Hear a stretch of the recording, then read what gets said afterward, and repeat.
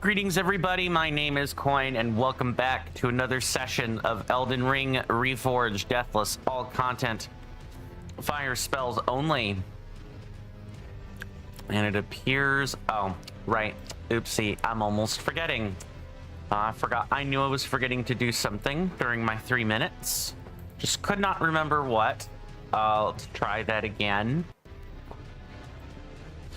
Greetings to you, Mr. Jason. Good to see you. Hopefully you're doing well in both body and mind, good sir. And I do hope you enjoy your stay. My apologies for being late and for my absence yesterday. There we go. Yeah, okay. Yep, definitely.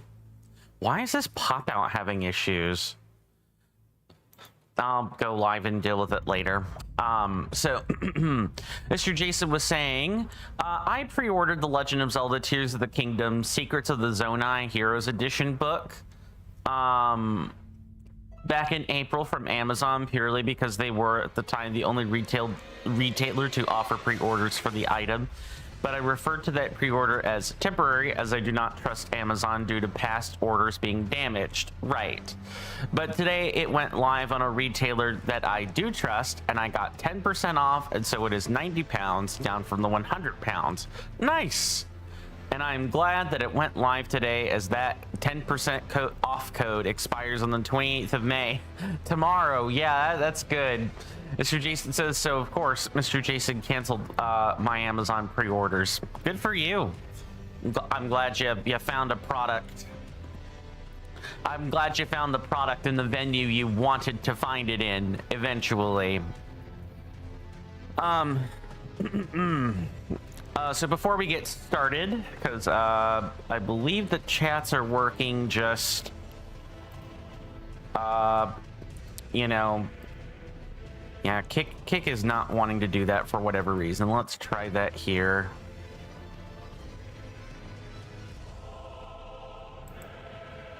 Yeah, that is not wanting to work for a crazy reason. Because it's like behind all... Yeah, don't switch the input. Don't do that. Okay, so it's like acting like a pop-up and is also not a pop-up at the same time. There we go. There we go. Okay, got it. I got access to this. Mr. Jason says, also good sir, I'm unable to say when as my troll creator powers do not extend far enough to allow me to be exact, but I can predict a raid to you at some point, good sir. Well, let's try to play the game before the raid comes in and sees, you know, dysfunction, shall we? So, before we get started,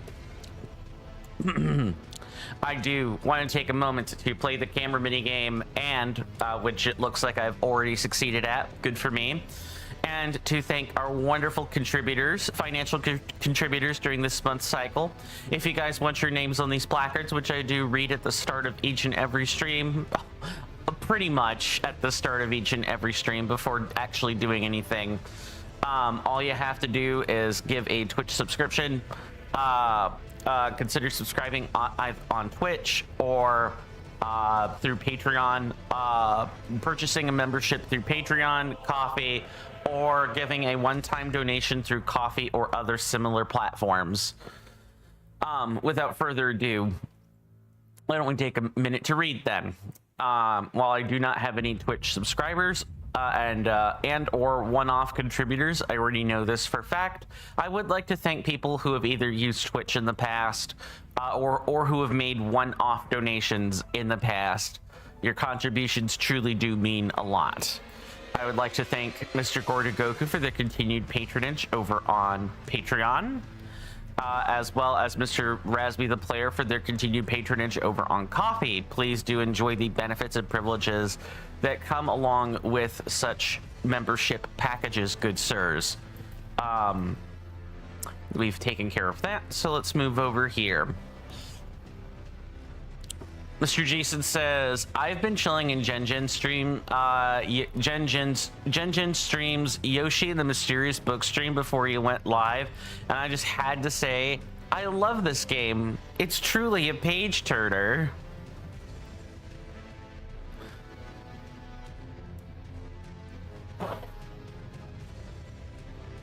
Oh, oopsie, silly me.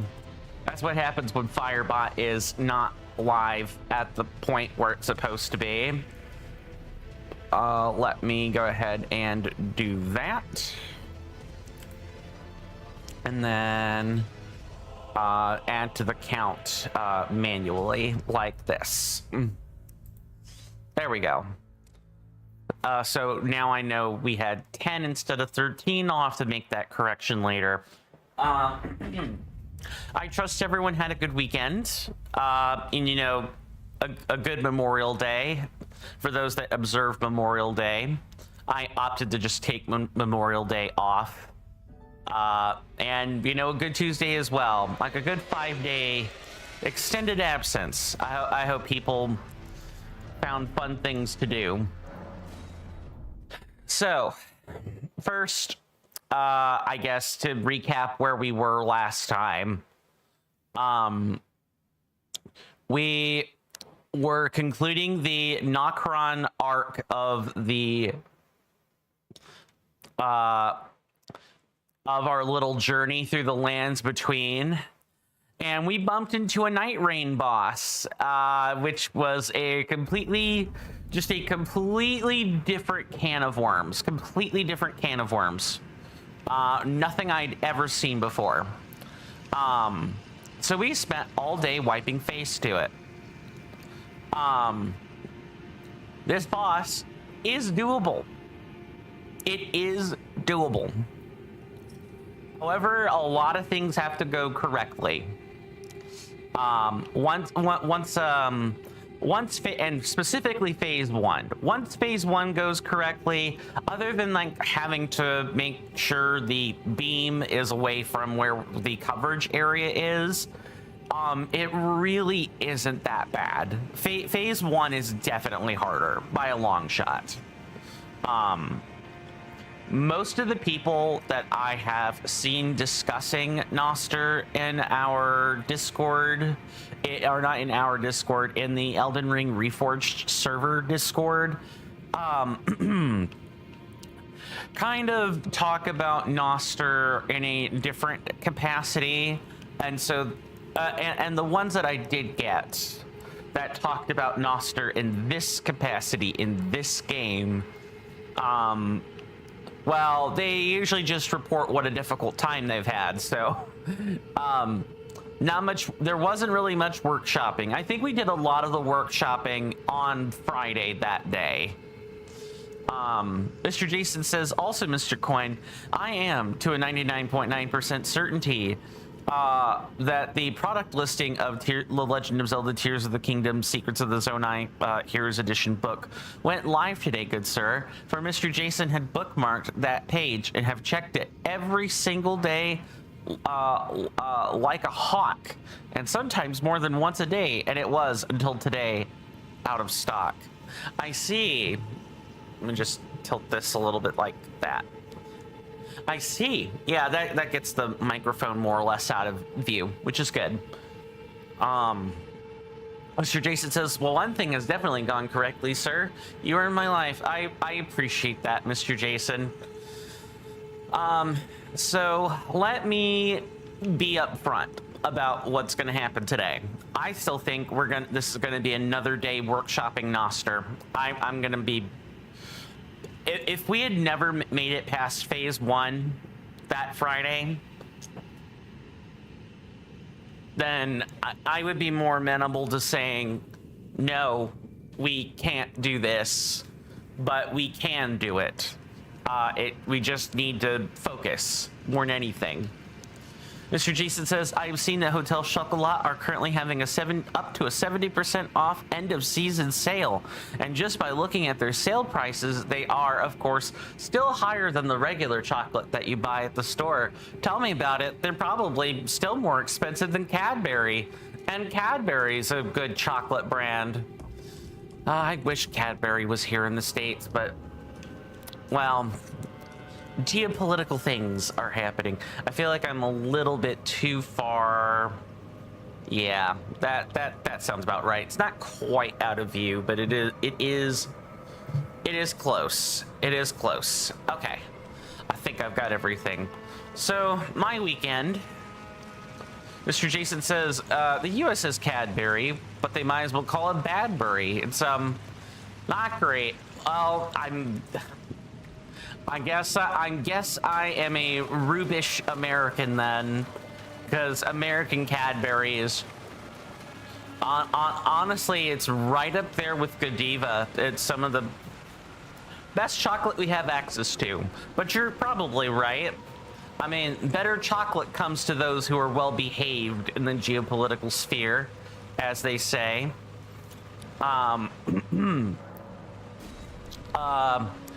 So my weekend mostly consisted of attempting to do research on Noster as it pertains to our server and finding absolutely nothing. I did also look at the original Night Rain port of the boss. I feel like I'm just slightly below where the camera is. There we go.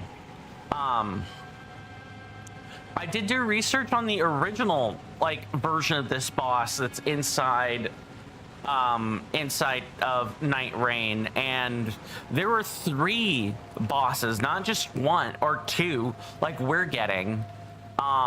It was wild. Mr. Jason says, attempt number 1,000,003. Sorry, I just had to pull out the SpongeBob reference a little bit there.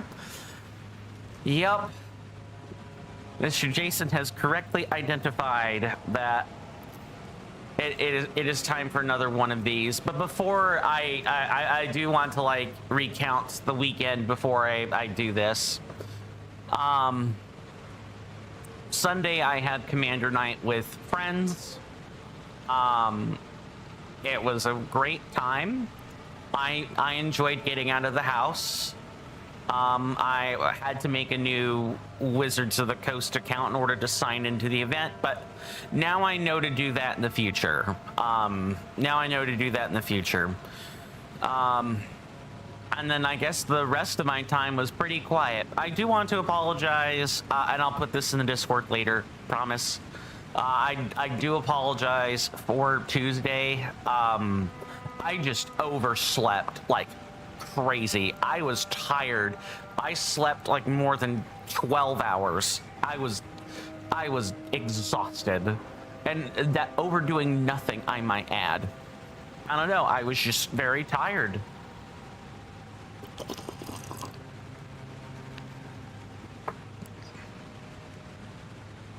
Mr. Jason says, by the way, good sir, I do wonder if I will open my physical 4K Blu-ray copies of the Super Mario Galaxy movie. I have had copies of the 4K Blu-ray of Sonic the Hedgehog 3 since the 14th of April 2025, and they are all still new and sealed. Maybe, maybe not. It's hard to say with you, good sir. It's definitely hard to say. I do not know. Most likely, I would expect you to keep it sealed. You just seem like the type to do that. But I mean, that's what the cap is there for, right? But whether you do or I'm sure you'll come to what you think the right decision will be regarding the any opening of copies of things that you possess, and we'll go from there. I do not know what is going on here, because it's not showing up in the combined chat. It's acting quite strange. Let me check out something before continuing.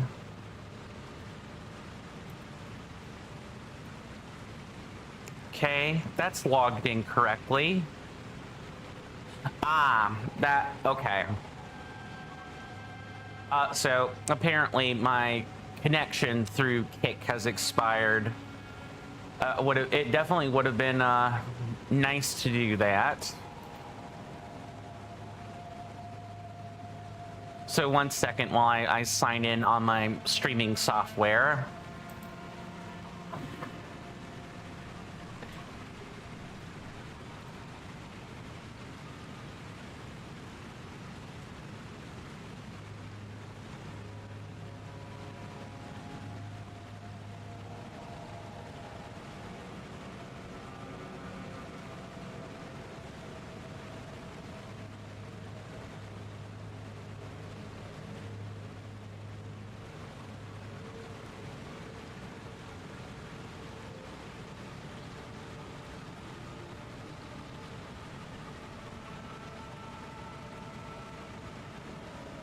Sorry about that. I am here now, but not for very long. Okay, so for those that are just kind of new to the streams in general or have not been here in a while, this is my lock-in / focus overlay. You guys can still see my face, but you can't really get like a fantastic read on my expressions or anything. This is meant to encourage people to talk with each other in the chat, number one, and number two, you know, I try not to acknowledge messages during boss fights. That is usually when this comes up, but it'll sometimes come up during a difficult navigation section as well, when I throw up this little overlay, while I will greet messages that say hi or first time chatters, or I'll try to like greet raiders and stuff. But otherwise, I try to remain locked in and focused on what I'm doing. It's not anything personal or anything of the sort, just it's the cost of doing business in challenge runs like this. I definitely won't have to worry about it come Friday, but I'll discuss that after we've made a nice, good, solid attempt or two at this boss. I will see everyone on the other side. Will I even remember how to do this properly is the question.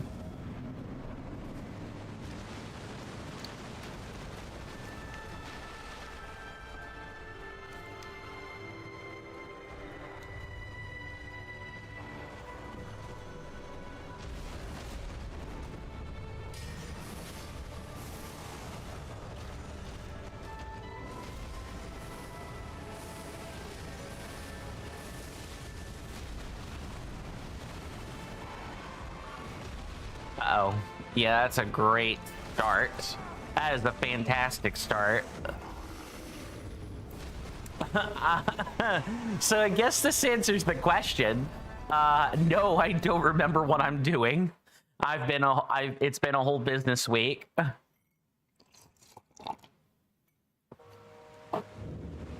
Don't worry. I'm sure I will hit my stride in like an attempt or two and be okay. Which of course can't be allowed. Like, I have to hit my stride faster during a real run, of course.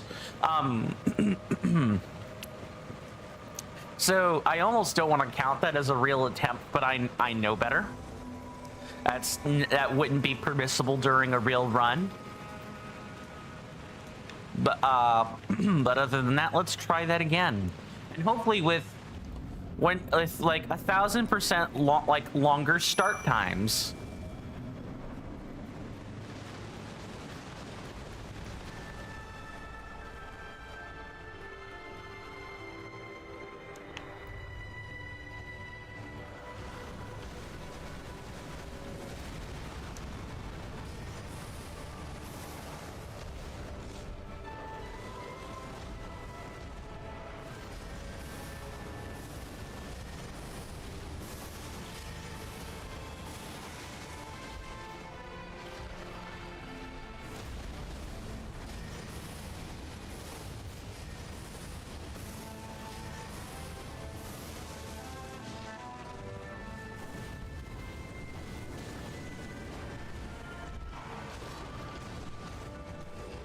Oh, that's too early. Oh, okay. That just barely got out of the way in time.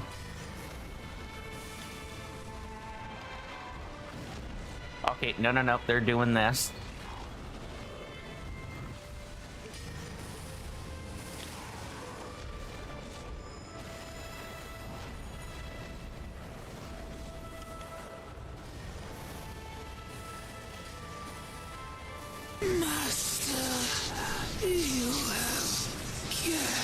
Welcome on in, Gen streams and wonderful raiders. You've kind of caught me a little bit flat-footed, but welcome on in to an Elden Ring Reforged stream, and more specifically, welcome into a challenge run. I hope you guys are doing well in body and mind. My name is Coinstamp. I would love to be a little bit more chatty than I am right now, but that is not going to be happening that much. I do hope you guys enjoy your stay. That is awful timing. So welcome to Duo Boss Chaos is probably about as much as I'm gonna say right at the moment.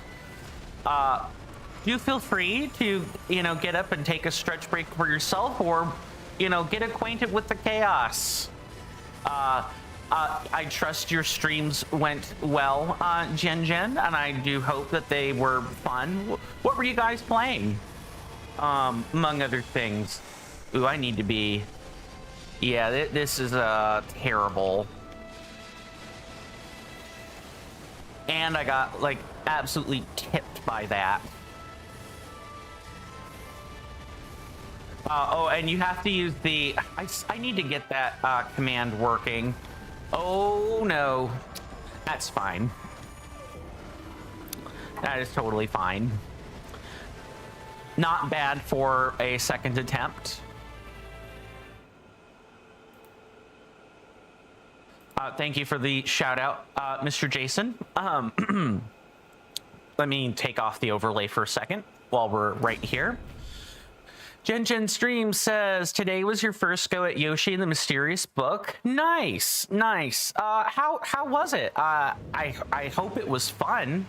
I've heard some mixed messaging about that game from Mr. Jason and a few other people over the past couple of months when it was being discussed. So I'm kind of curious what what first impressions of the game are like. And of course, don't feel pressured to answer that either. I totally get if you need to cut and run and do something, as is the case with lots of streams. Mr. Jason says it seems like a real page turner. Yeah, recycled jokes, huh?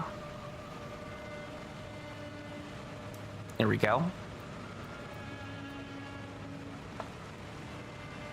Gen Stream says, after the first play, you don't love it and don't hate it.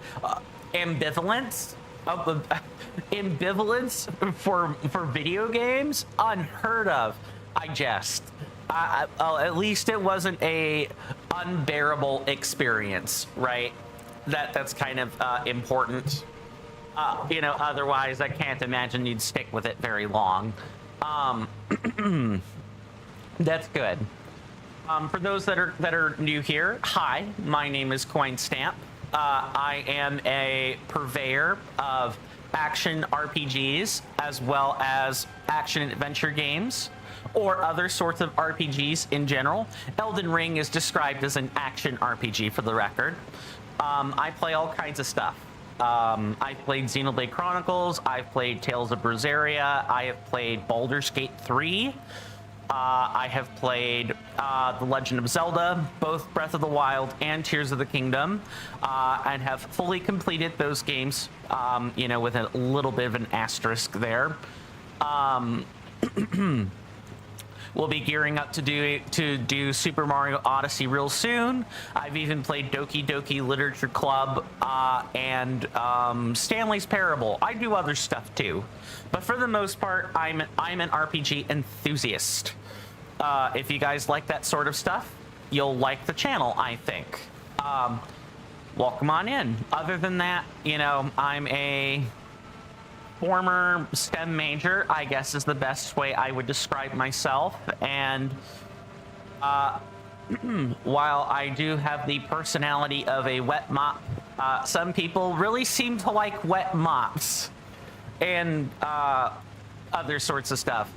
But we also are a community of dad joke and pun appreciators, so if you like that sort of thing, You'll find a home here. Mr. Jason, if you would please dispense with the Discord link, I would be much appreciative of that, good sir. Mr. Jason says, a friend of mine is obsessed with a game where you use glue to stick things together to solve puzzles, Mr. Coin. He just can't put it down. Oh. Too true. Mr. Jason says wet mops provide good, clean fun, Mr. Coin. They do. They do. Nah.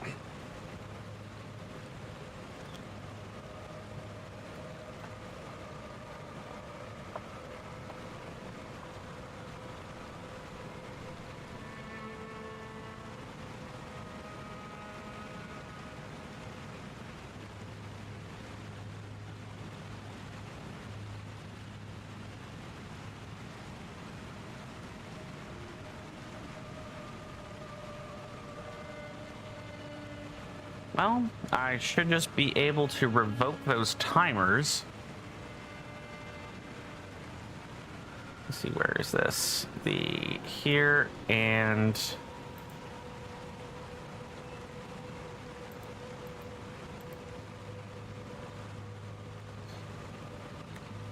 Well, apparently it only half worked. People can still hear me, right? I'm not like hallucinating or something crazy.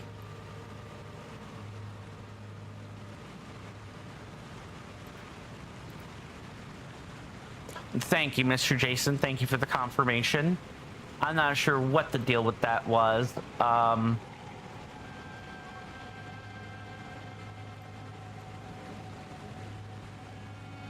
What is this? Oh, that's what it is. Okay. Yep, got it. Figured it out. Figured it out. Mr. Jason says, time really flies. In about 9 days, it will be the first anniversary in the Nintendo Switch 2, and so I'm going to celebrate the anniversary in the only way that I know how. Ordering an expensive Chinese takeaway. Yeah, I can imagine that. Hopefully the Chinese will be delicious. Jen, if you don't mind my asking, did the rest of your audience seem to enjoy it? Yoshi and Yoshi's Mysterious... what was this again? Sorry.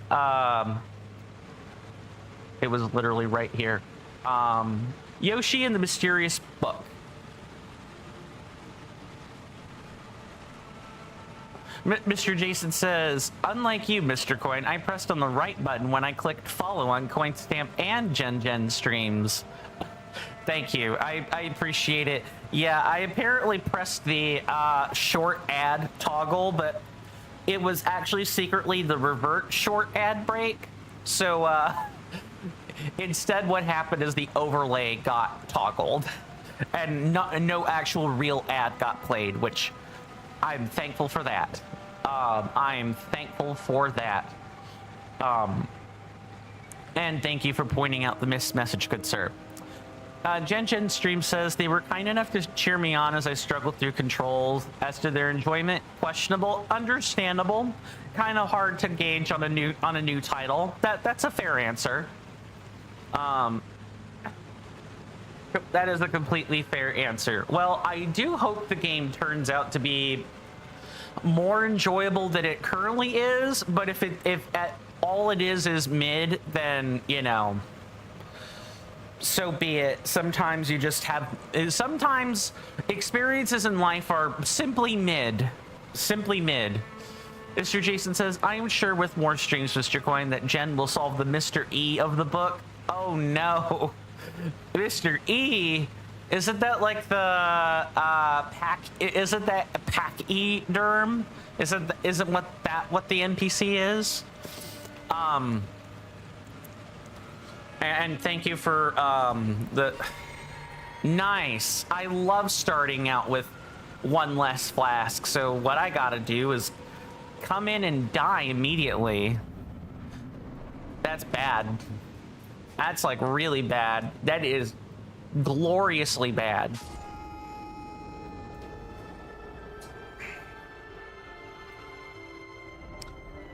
Mr. Jason says, you were just having a blast there, good sir. I mean, I would like to have a blast where I have all my flasks. Yes.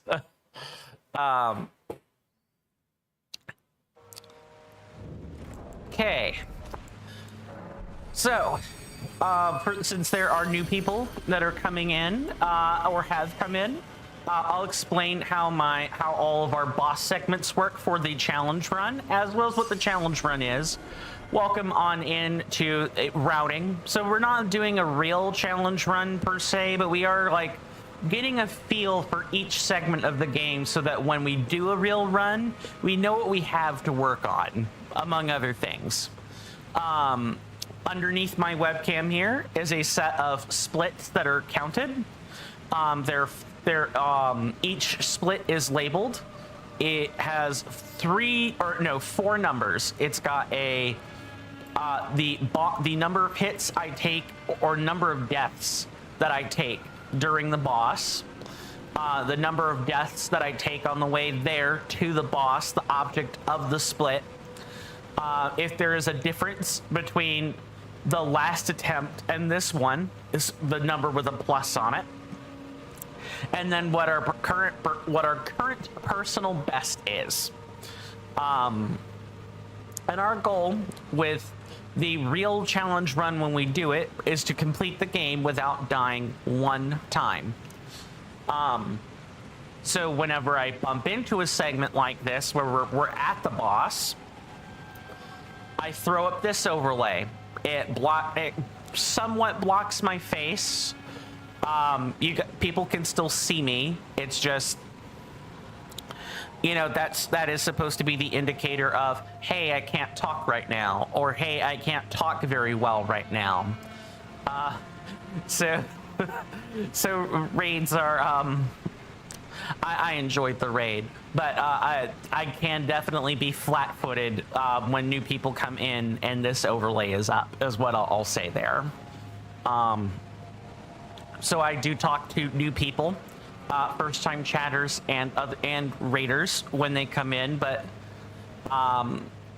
when I'm focused on not dying and dodging very complicated attack patterns, well, it's a bad mix for streaming, is what I guess I will say there. Mr. Jason says, "Oh, Mr. Coin, I'm waiting on the delivery of my coconut macaroon cold drinking chocolate from the certain British chocolatier, the Hotel Chocolat." And it says, "We normally expect to deliver to your address between 4:20 and 7:30 p.m. And then there's a live tracking page as well. So I clicked that and it said, your parcel's estimated to arrive today. And I was like, wow, tell me something I didn't know. It's for people that want to live track their packages. It makes some people feel better, among other things. While I am here, because I know that we've got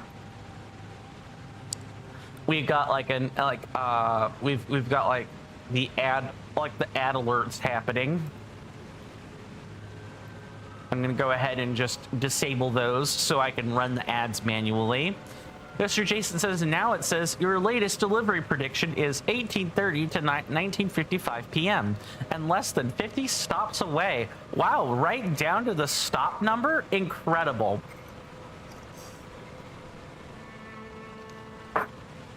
Well, let me give you guys a more proper showing right from the beginning of this boss.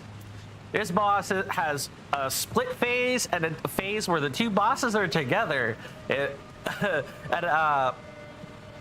you guys like duo boss imports, please check out Elden Ring Reforged by typing in !ERR or !ERWiki for more information, that kind of thing. Without further ado, let's get right into this. See you guys on the other side. There is going to be a advertising alert that pops up in the next 2 minutes. Please feel free to ignore that.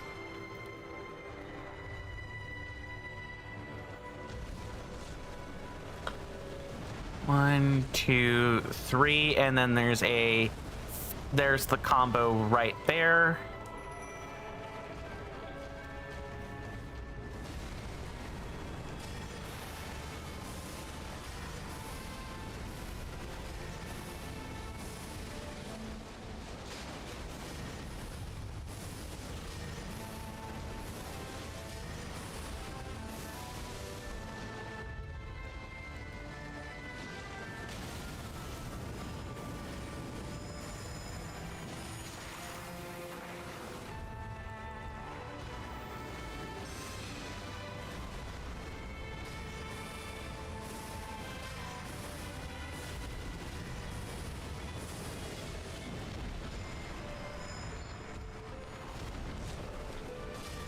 I will I will look at all those messages when I can. Promise. Oh boy.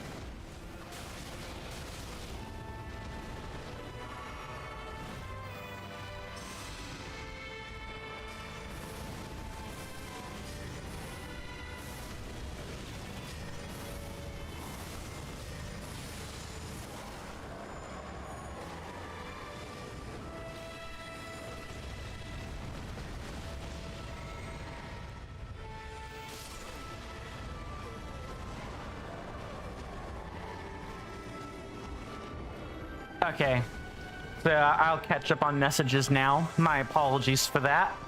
And I might as well, I might as well run the little advertising segment while I do. So let me do, hold on, let me make sure I've got this correct. Right here. You hear that off in the distance, my senators and inductees? That is an ad storm. In about 5 minutes, it'll blow over us, and then we can get right back to the gaming. Thanks. Okay, and I guess I'll wait for the adverts before I attempt to do anything else.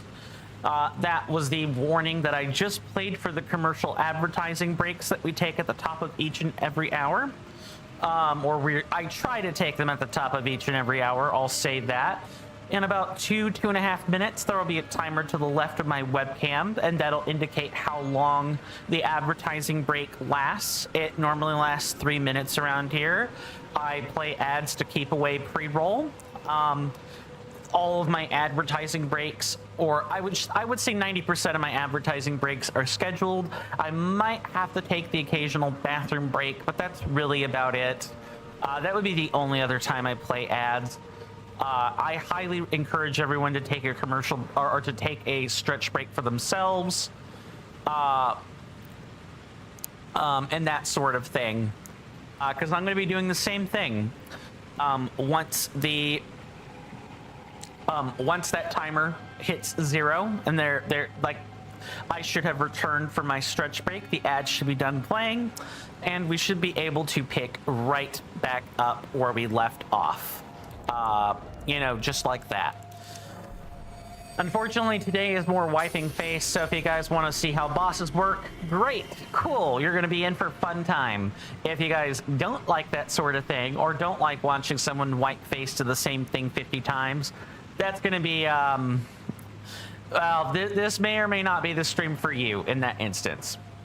Mr. Jason says, and Mr. Coin, this coconut macaroon cold drinking chocolate is Mr. Jason's 25th box of drinking chocolate. Yum. And Mr. Jason says, I have a fun little fact for you, good sir. Based on the £14 and 95 pence base price of the drinking chocolate without any variations in price, such as some of them being £15 and 95 pence and some of them being £12 and 95 pence or £11 and 95 pence due to your VIP.me membership. I just need 2 more boxes of drinking chocolate to have spent the cost of a Nintendo Switch 2 on drinking chocolate. Nice. Jen Stream says, I mostly play cozy games, so I don't have many high focus moments during a stream. I'll have to read the rest of that when I come back. So sorry. Oof. See everyone after the break.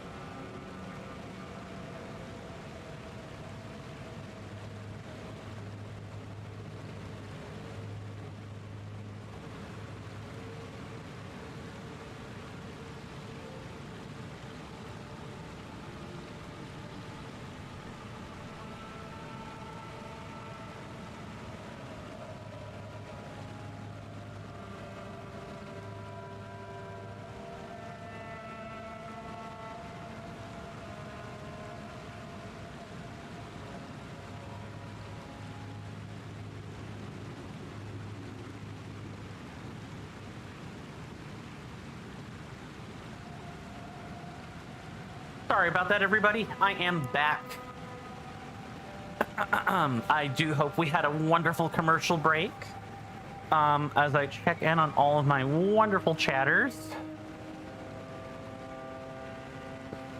I'm only seeing the Twitch ones on my combined chat doc. I don't know what to make of that. Might need to restart the computer after today's stream. I'll try to keep a lookout for our other platforms that we stream on. Thank you, Mr. Jason. Thank you very much. Let me finish reading let me finish reading Jen's statement here, and I'll continue. Jen says, I mostly play cozy games, so I don't have many high focus moments during a stream. I think it's brilliant how you work your stream to get through boss battles and other times where you need to focus. I appreciate that, Gen streams, truly. The focus overlay that I've made is really helpful for when I need to delineate parts of the stream where I have to focus. And for the record, this is one of the only games that just demands a high part of my focus, my attention. The stuff I have to do in this game is extremely complicated. Oh, also, I guess while I'm thinking about it, I want to change that out for, I want to change out Blessing's Boon for, for Bestial Vitality, I think is the spell. Let me just do that while we're here. And go from there. That is Bestial Vitality. Yeah, I had it correct. Let me do that. Yeah, I try to, you know, there are parts where I gotta focus, and then there are other parts where we can talk, and I try to make the parts that we can talk worthwhile. Mr. Jason says, based on the £11 and 95 pence price, comma, which is the cheapest price that I would get with my VIP.me membership, I would need 34 boxes of drinking chocolate to have spent the cost of a Nintendo Switch 2. And that is only 9 more boxes, good sir. That's impressive. I think even when I'm like spending on Swiss Miss chocolate, like hot chocolate, I don't even think that approaches anywhere near like not a tenth, but like an eighth or a seventh of that price, which is just incredible. The important thing is that you enjoy it, no matter how much or how little it costs. And I would say this about anything, you know. There was a mod in Skyrim, I'm going to use a mod that I bumped into as an example here, where one of the characters says, I drink my wine like a common rube. And wine is typically something you're supposed to sniff and sip and savor, but you don't have to. You can drink wine, you can chug wine like you can chug anything. So all of that is to say, you know, the important thing is that, you know, enjoyment is derived from it, and it doesn't matter what it looks like or how it appears. There are people that really like Spam. I am not one of them.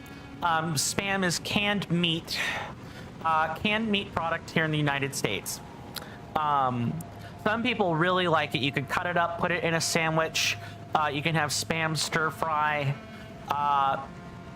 There are even like non-ham versions of Spam. It's kind of becoming a niche, low-end culinary product, and not just a meat people eat out of the tin for survival, which you can eat Spam cold, by the way. It's all cooked meat. All cooked meat slurry. There's some people that really like that. Cool. Fantastic. I like the cup noodles in a can. Let me pull up a picture here so that I can kind of show you guys what I mean.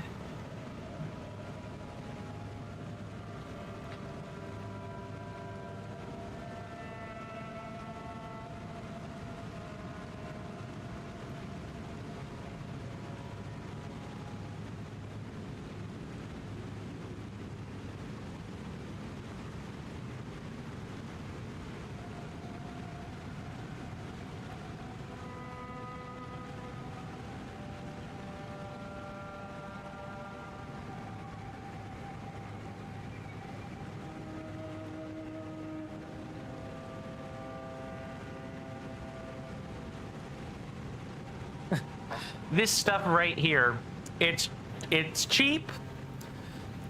There are other brands of this too, but the important part is it's cheap. You could buy you could buy it at a gas station. You could buy it at a grocer.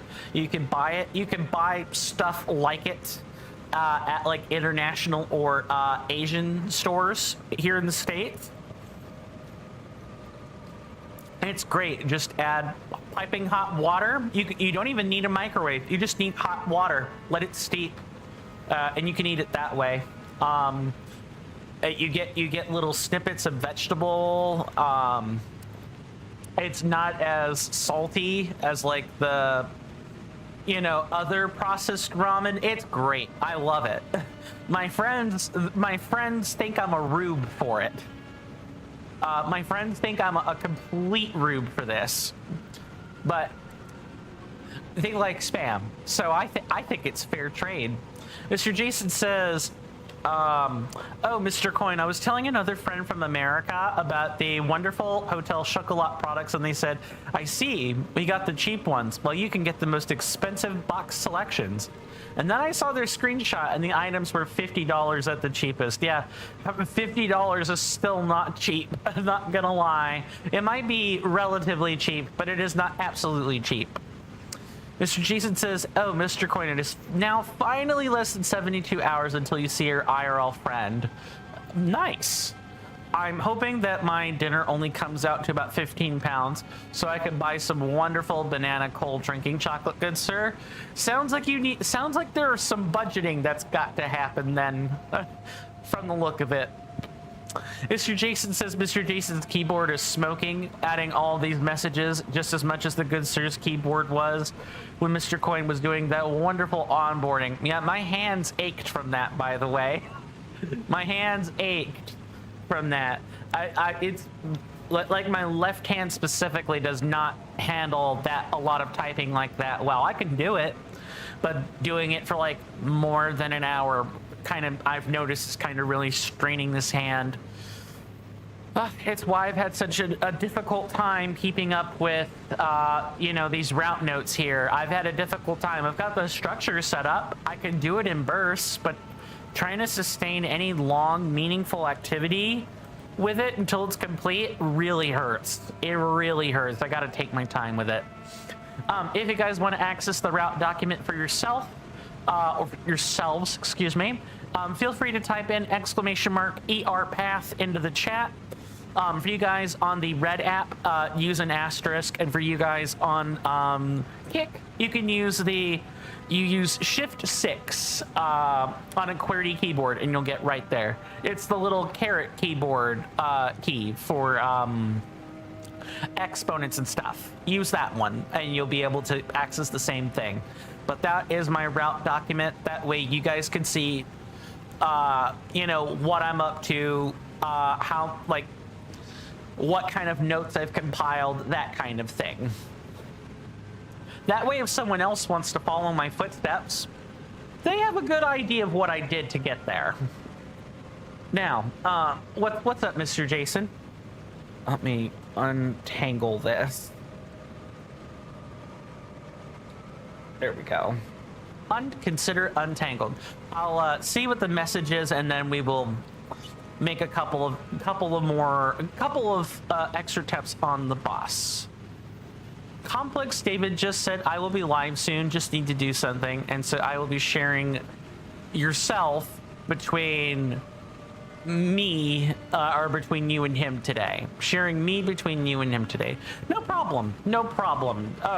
Do whatever you have to do, boss man. Do exactly whatever it is you need to do, Mr. Executive Chair. I will just be here slaving away over the stove trying to put Noster behind bars forever. I need to do that. Speaking of, see everyone after, the next couple of attempts, probably.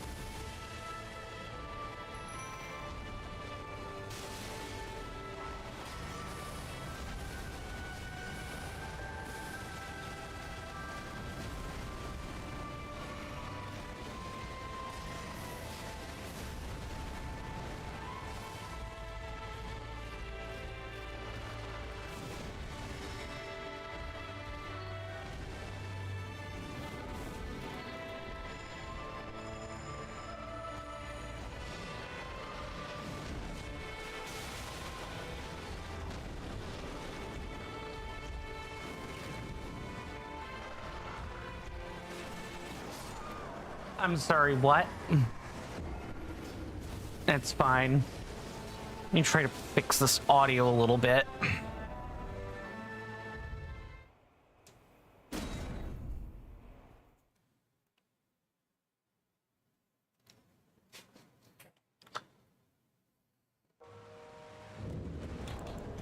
Not much to do but try again. Welcome to the the grinding experience of challenge runs. Oh, I guess I should say a few things about the challenge run. So, other than the goal of not dying once, I've also restricted myself to only using utility or fire spells. So I've locked into a damage type as well as other stuff. I also have to do all the content. Elden Ring Reforged, Deathless, all content, fire spells only.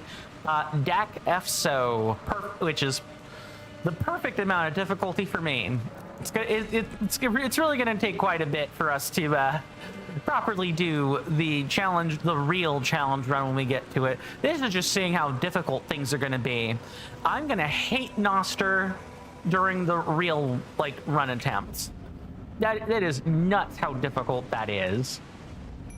I almost think I have to just leave Battle Mage Hughes a kind of unenraged for the time being. All right, there's the 3-hit combo or 4-hit combo. 4-hit combo.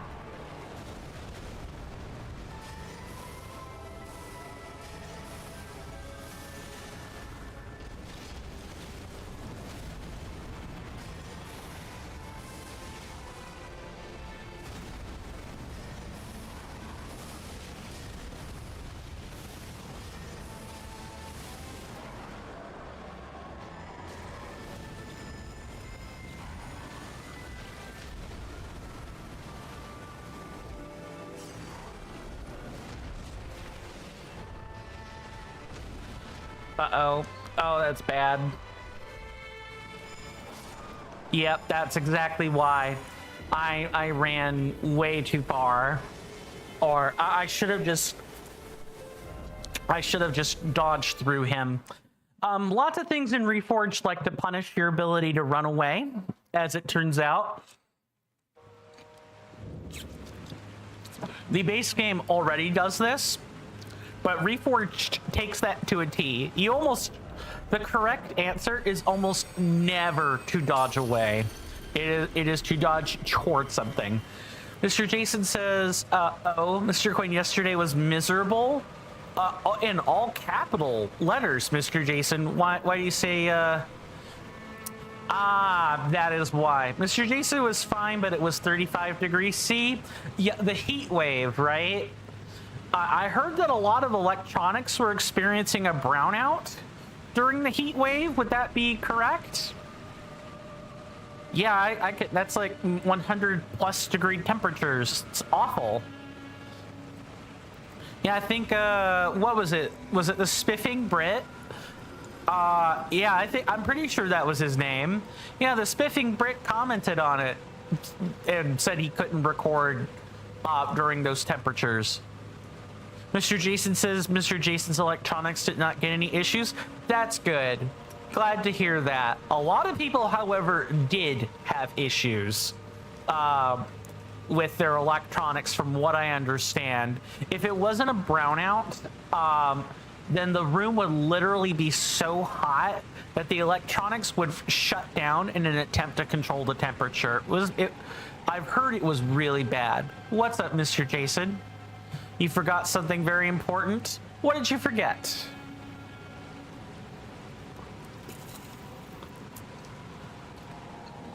The 100 stream watch streak. Nice, nice. Congrats on being here for 100 actual streams, good sir. And the nice thing about that watch streak is it doesn't matter if I've missed my own stream schedule. It only matters whether or not you're here when I'm here. That's it. That's the nice thing about stream streaks. So for those that are worried about that, don't be. We, you know, provided that provided my schedule is as inconsistent as it is. Mr. Jason says, indeed, that brings back my concern, good sir. I mean, hey, it keeps the 3rd of July, the one single day that I can't make it. Yeah, I don't know if I'm gonna be... Oh, it's the 3rd of July? Yeah, I might be live during that. I don't know 100% yet. I probably will be live that day. I will try to get figure out if we're doing something for the 4th of July. When are we doing it? That kind of thing. American things.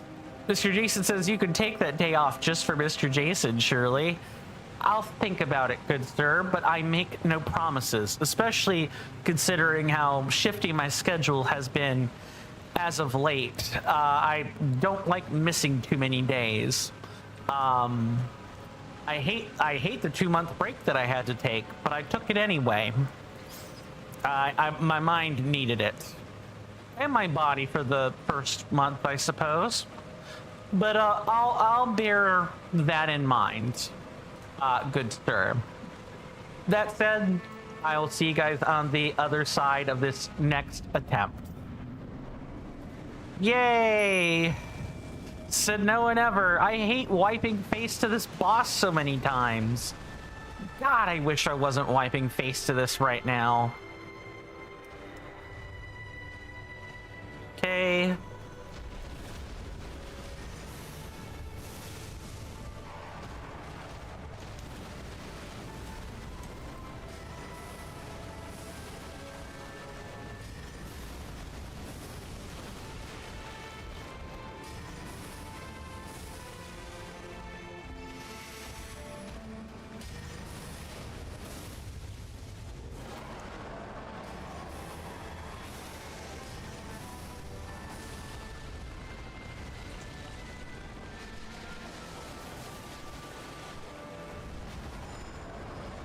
That was really close.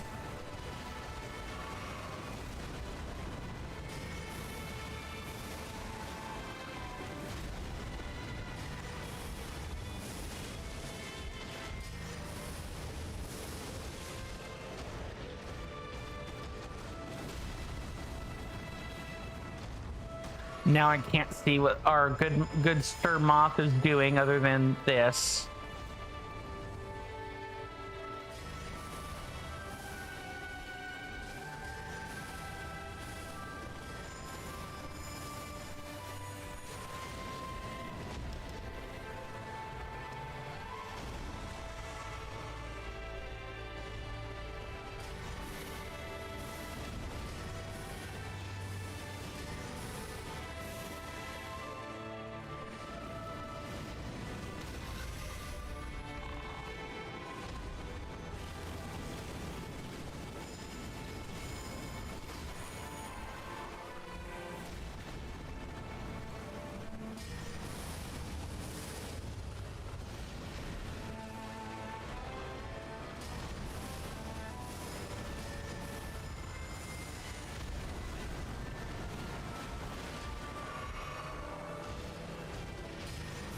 Uh-oh, yep, those are coming right this way.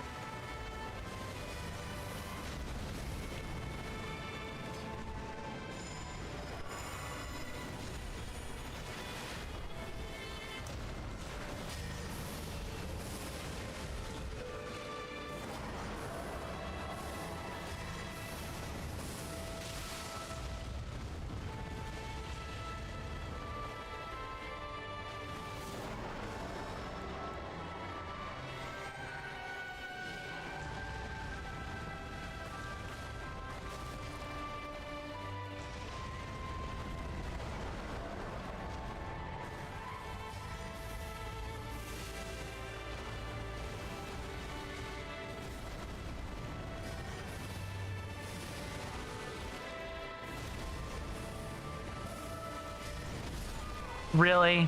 He snap pivoted right there. I almost had him. Mr. Jason says, Mr. Jason says, sorry, whoops. After all, good sir, I've been a really good friend and I've stood in your corner, and I barely, if ever, make requests, especially ones like that. 99% of the time, I'm here. Mr. Jason says at the end of the day, I can make back the 100 stream streak, but it would be the principle to try to see if I can get the 200 with you, good sir. That is all I'm gonna be honest. That is gonna come down to, you know, what I'm doing around the 4th of July. That is also gonna come down to, you know, how many days that I'm missing. If I miss a whole bunch, that I'm very incentivized to try to stream that day. Whereas if I'm a good little boy and I make my schedule, I might be inclined to take that day off. Or if I'm asked to take that day off. What I'm trying to say is there's too many variables. I'll try to keep your request in mind, but I make no promises on that. And it would be bad for me to make a promise that I can't keep. I already do that enough as is, but I will bear that in mind, good sir. That is the best I can give you. All right, let's try this again with 100% less screwing up.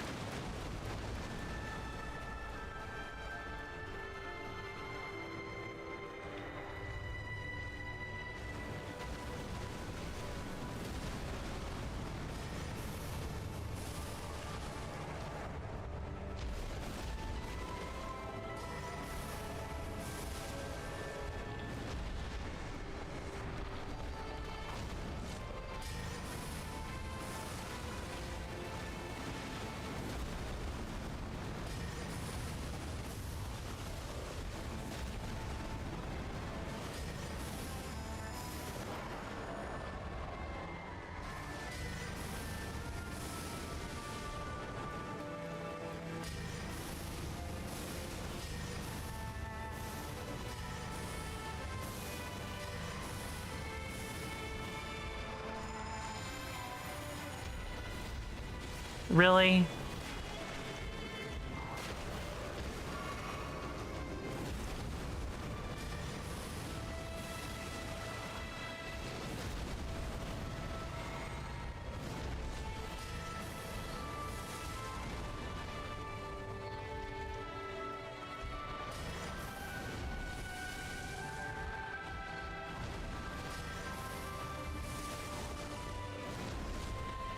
Wow, that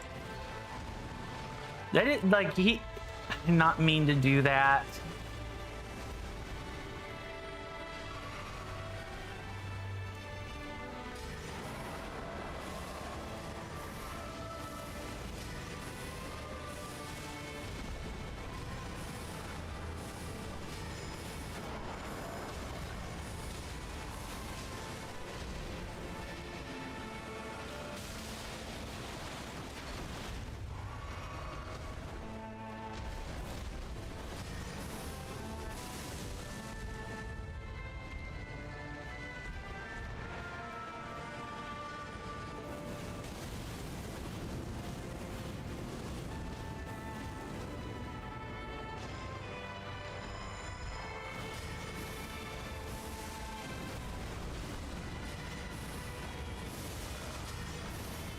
Yep.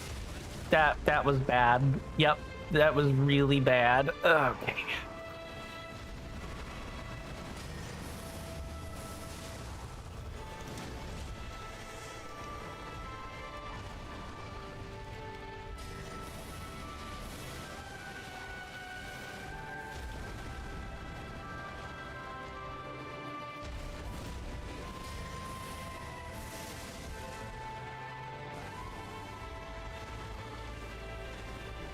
Okay.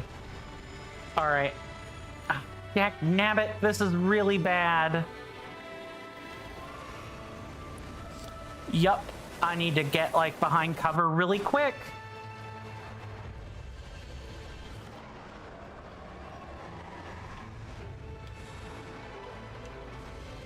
Okay.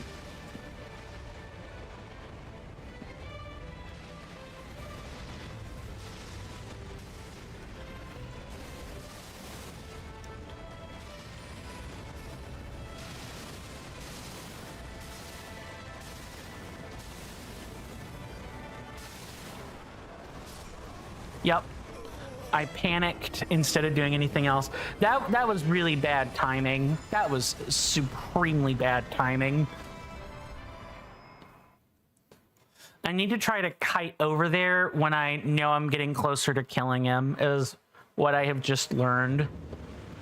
Mr. Jason says, anyway, changing the subject. So, Mr. Coin, in my accounting, I have in October a budget item named for 80 pounds. And for the life of me, I cannot remember what I put in, what I put that in the plans for. Oh, that kind of stinks. That's a budgeting item. Forgetting a budgeting item is the worst. Mr. Jason says, and oddly enough, there's another budget item of exactly the same amount in February 2027 as well, good sir.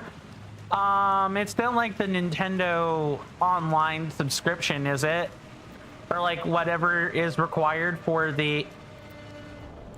Do I have to be Runark for this? I do. That's incredible. You used to not have to have Runarks for that. Mr. Jason says, no, good sir, I don't need to think about that until 2029. Good. Okay, so it's something else. I'm trying to think of like the things that would make sense to me for an interval like that, or like a let's see. It is like a 6-month subscription to something. That'd be about the only thing I could think of that would make sense. Like a World of Warcraft subscription is about that price. It's like $77. So obviously it's not that. I've never known you to be an MMO player, but that is about what I'm thinking of in terms of what that could be.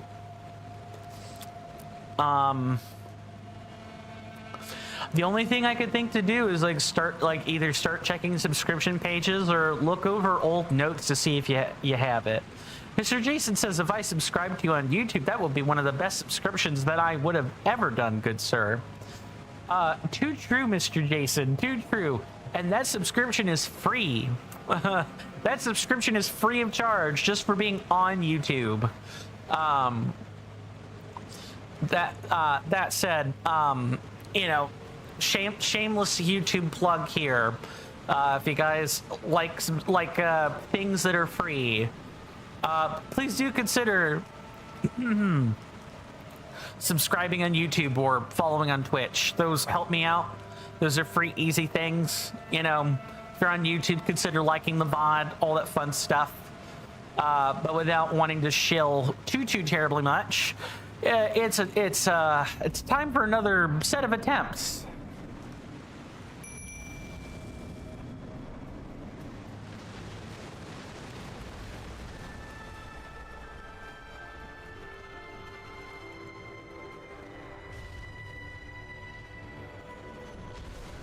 Okay, here's the 4 hit.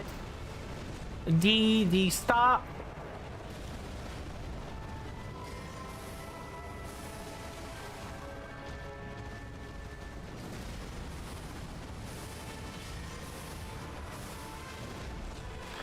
All right, get ready.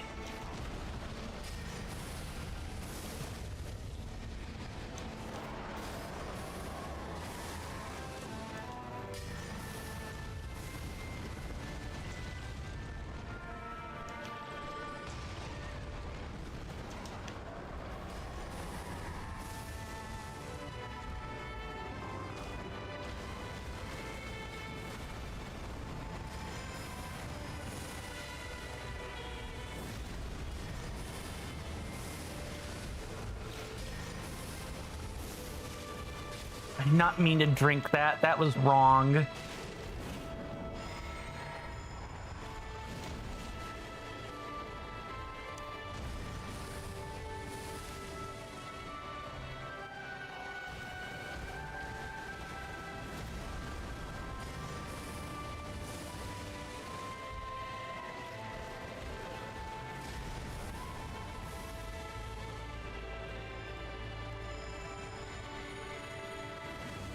Nope, I just kind of have to get away.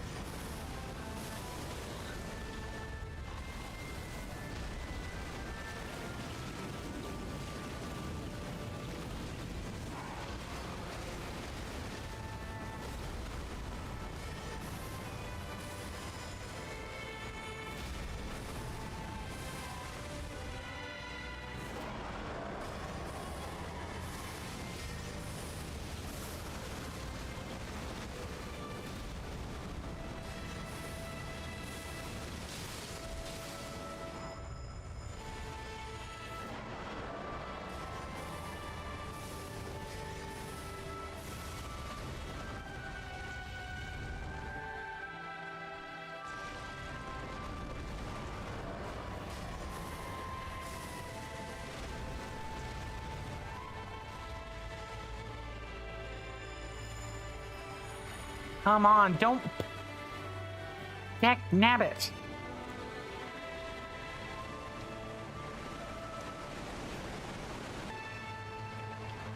Okay, stand far, far, far away.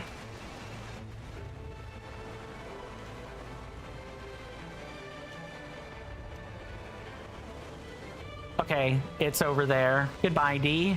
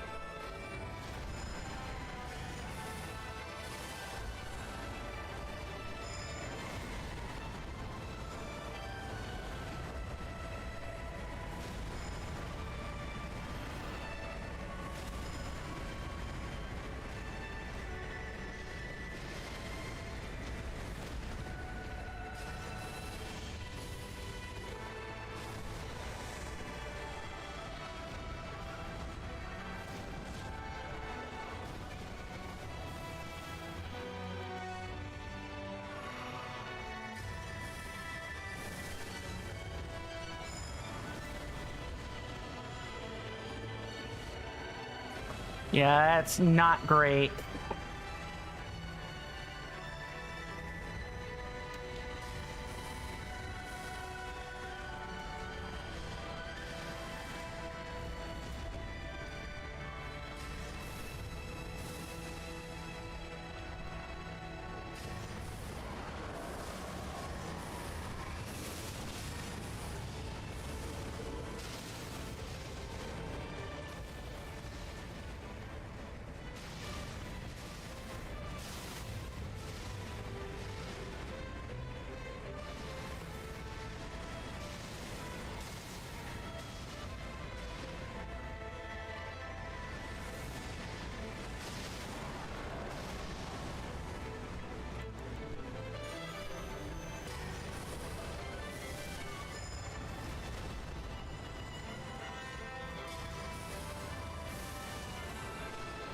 Come on, come on, come on.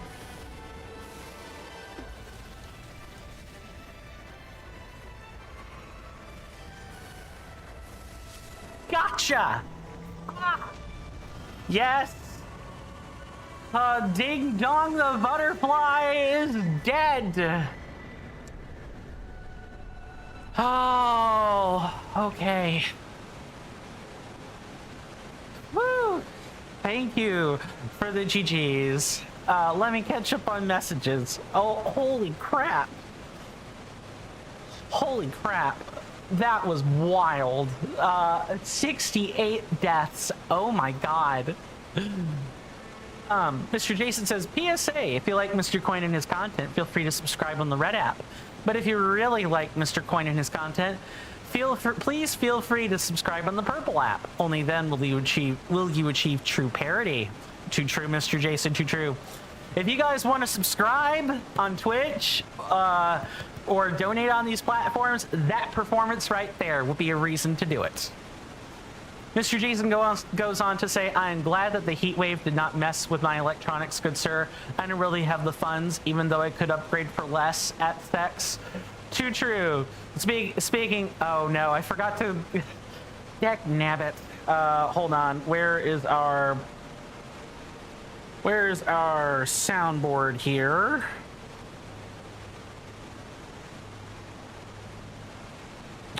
Let me reset that and go from there. That ought to be. I have to type this in. 1 second.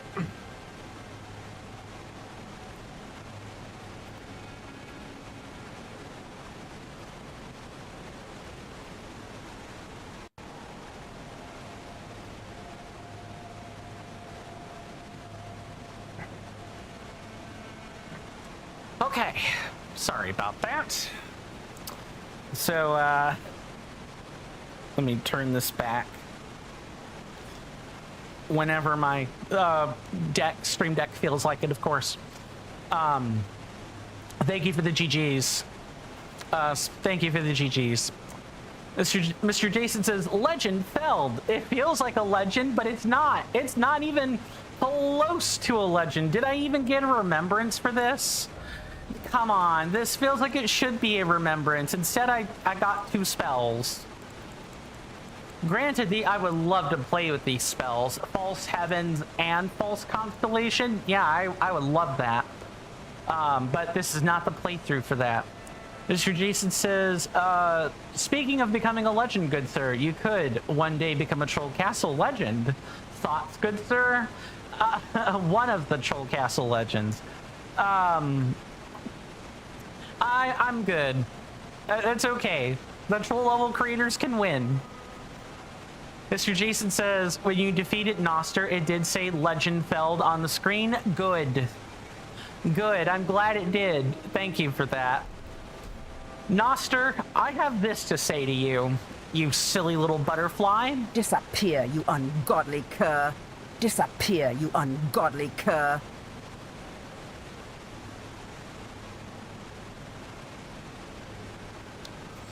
Whenever the Stream Deck wants to. Not any more than that. Disappear, you ungodly cur.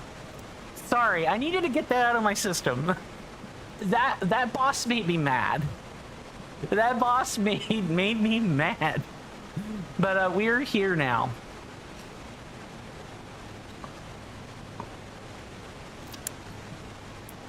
Okay. Mr. Jason says, just randomly, good sir. Mr. Jason has 96 saves backed up on his Nintendo Switch too. Nice. Nice. I mean, I wish I could have saves like that backed up. We gotta switch this. My God. I hope I never have to pull off something like that again. I mean, I'm going to have to, but I'm hoping it's not, you know, anytime soon. What was this thing even weak to? I need to know this codex entry, and I need to know it, like, I need to know a lot of that. I want more details. I'm not sure I'm gonna get it. Might be a... what entry even is this? I know where I could look it up, but... Noster the False Guide's here. Mr. Jason says, also good sir, I am now just 300 channel points away from 200,000. Nice! Thank you for being such an avid follower and wonderful companion on the journey, Mr. Jason. Truly. Starry great moth of legend, the guiding light of the eternal cities. It is said that the false stars of the underground rain from Noster's wings, much like sparkling dust. Beneath such splendor, bowed heads of silver once rose proudly, bathed in the glow of a surrogate cosmos. Mr. Jason said, oh, nice. Yeah, almost 12 months, says Mr. Jason. Too true. It feels longer than a year. It does feel longer than a year, though I do know you have not been here quite a year yet, Mr. Jason. 9,000 health. So this thing is weak to fire, you know, as the limited version told me. This thing is immune to poison and sleep, as expected, and yeah, blood loss. If we had tried Madness, we were going to have a more difficult time, so I am glad we ended up with Blood Boon for the journey. Incredible. Well, now that we're done with that, we can actually now, like, replenish our spells and not just run off of, like, fumes. And I can show you guys this cool little, this cool entrance into the deep root depths. We're not going to be doing much in the deep root depths, but I do want us to know that we can go there right from here. My goodness. Okay, so what do we even have? We had this, we had this. Do I even remember the spells I normally did? Then we had this one, that one. Yeah, okay, I'm sort of remembering. I still feel like this sound is a bit screwy here. There we go. Mr. Jason says, by the way, good sir, in The Legend of Zelda Tears of the Kingdom Nintendo Switch 2 edition, you have 14 5-shot, 32 damage Savage Lionel bows. Nice. Congratulations. I'm willing to bet that took quite a bit of work to get fully done or accomplished. Mr. Jason says, Mr. Jason is very interested in these Nintendo Switch 2 edition games, good sir. For I wonder which game will have the longest title. Yeah, that would be, that certainly would be interesting to know. It's kind of like what Magic the Gathering or Yu-Gi-Oh card has like the longest string of characters in it. I know in Yu-Gi-Oh there's like there's a card with 187 characters on it, which is, and of course it's a pendulum card. Makes sense. It's a way to cram the text into the card, but I'm happy to be free of Noster. Beautiful boss, great boss, but 68 deaths is, wow, that is a lot of deaths, and a lot of things had to go right. But imagine if that had been Friday, that would have actually been 4 deaths. 4 is not bad for Noster, but 68 is abominable. Mr. Jason says, currently good sir, the winner so far is Kirby and the Forgotten Land Nintendo Switch 2 edition plus Star-Crossed World. I'm not surprised. Mr. Jason says, I'm surprised that they fit that under the game box spine. They probably scrunched the text to make that fit. I'm, you know, pegging a guess right here. Mr. Jason says, you should have died once more for the internet funny number. Ah, yes, 69. Hey, nice. All right, let's show you guys the cutscene.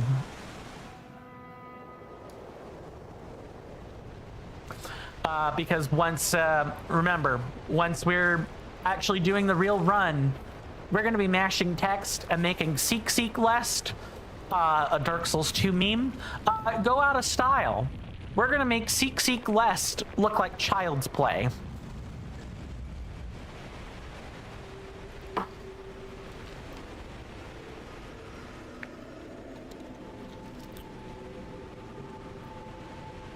Yay for traveling up waterfalls via text. It's magic.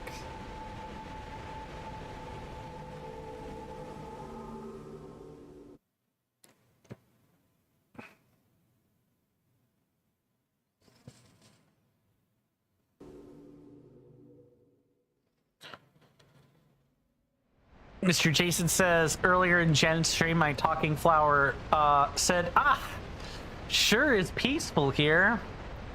Sighs. Yeah, it was peaceful until it started talking. Oh, and yeah, the coffin broke. As is to be expected.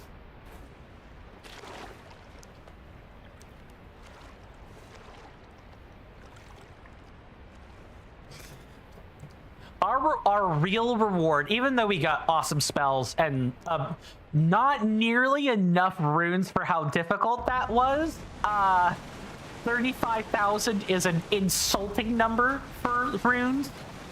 The real reward was what I get to show you guys here.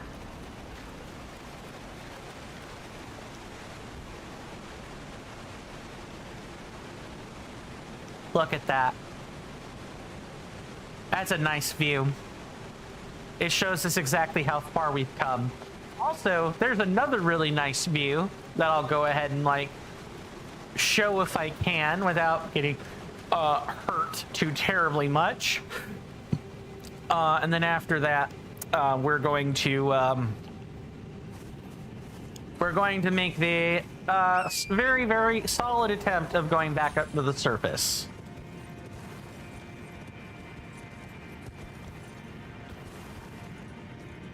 I think this is a cool view, if nothing else. It isn't the most picturesque view. If we go up forward just a little more, we could probably get one of the best views in the entire game, in my personal opinion. But I like it. Look at the golden color. Welcome to the deep root depths, ladies, gentlemen, and non-binary people. Mr. Jason says, but yes, good sir, that HDR is looking mighty fine in the Legend of Zelda Tears of the Kingdom Nintendo Switch 2 edition. I'll bet. Yeah, I'm willing to bet that the Switch 2 uses the HDR really well. Okay. Now that that's done, we can actually go up here. But first, I want us to get the stealth. I'd like us to be able to see what we're doing. I really got to try to get those notes updated, and because I got so much I want to type about Noster, it's not funny. That felt like pulling teeth. Mr. Jason, you were here for the entire journey, basically, mostly. What did you think of Noster, the false sky, and the journey from dying, dying midway through the first phase to like the multiple deaths we had along the way to dealing with phase 2. I'm kind of curious what people's thoughts on that were. It was a journey. There are going to be some bosses that are like that are just like that. One of those will probably end up being the fire giant. He's going to be that hard, not because he's actually that hard, but because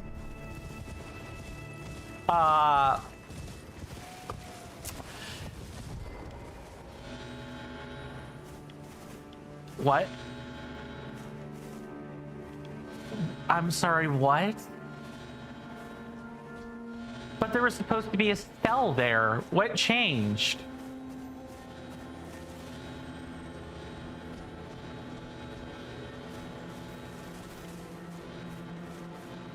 I'm being led somewhere and I don't know if I like it.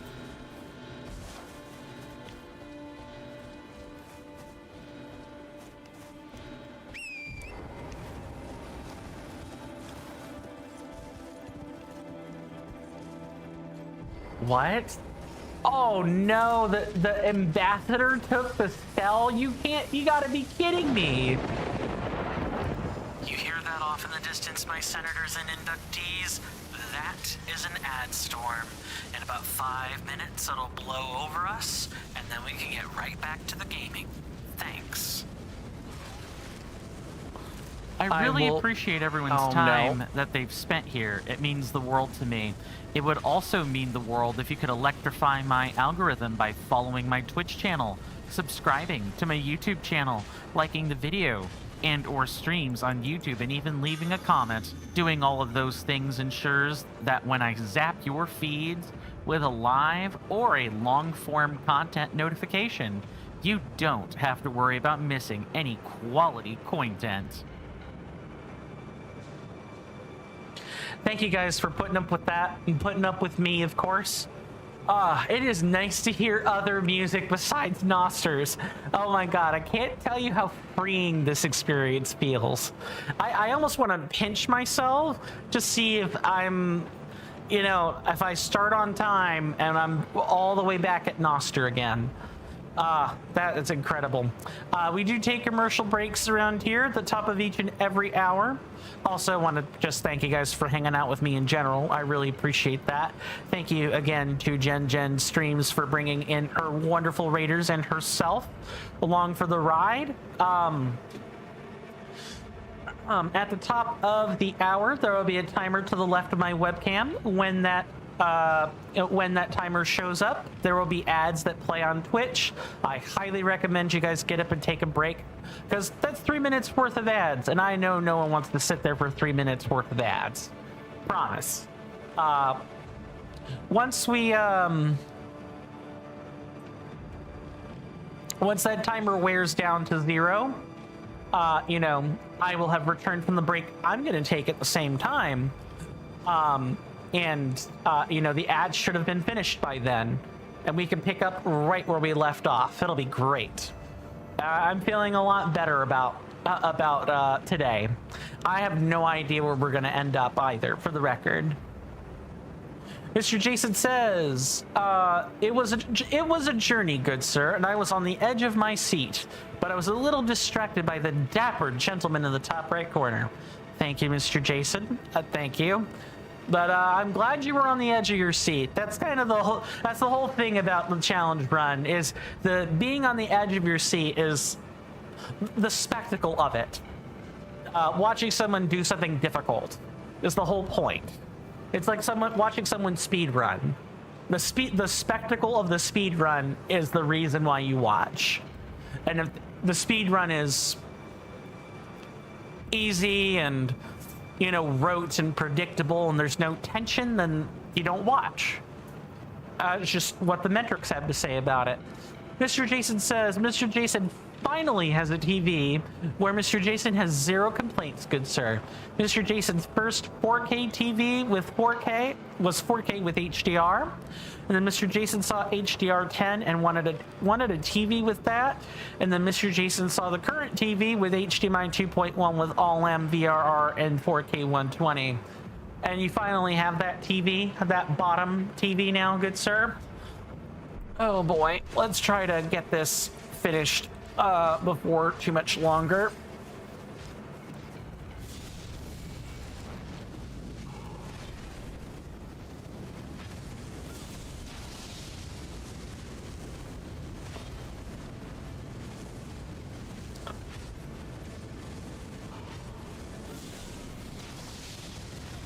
Yep, I thought that would probably happen, but he's poisoned now.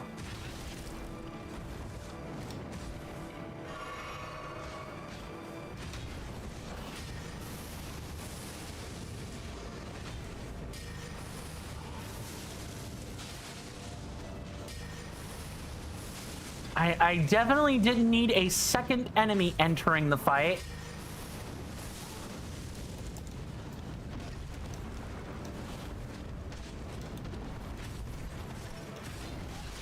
Nice. I hate this so incredibly much. Very well, Mr. Jason. Enjoy your lurk. I hope Complex David is doing some fun things on the screen.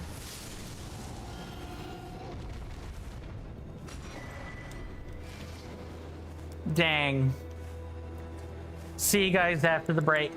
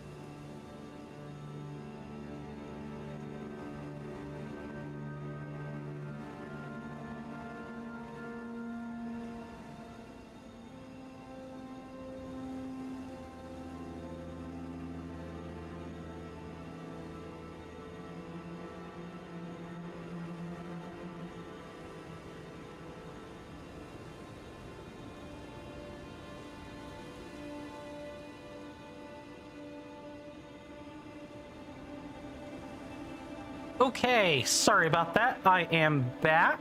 Let me just check in on messages. Alrighty.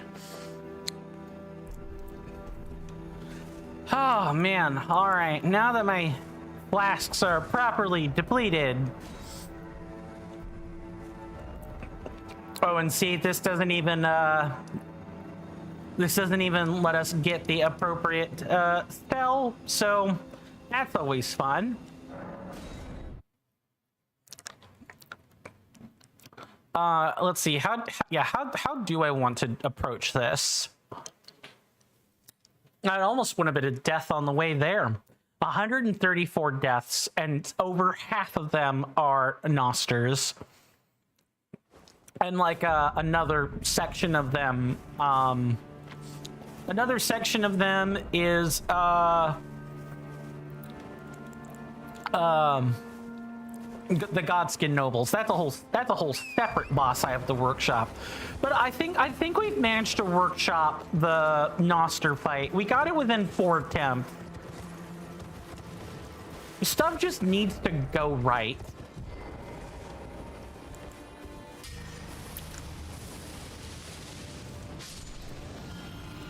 Ah, right. Let us see about that. Perfect.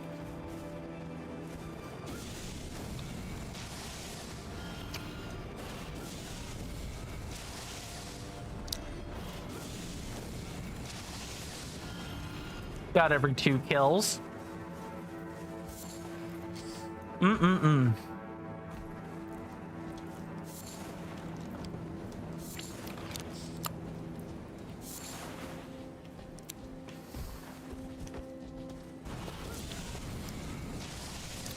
Altus Plateau is like the first real start of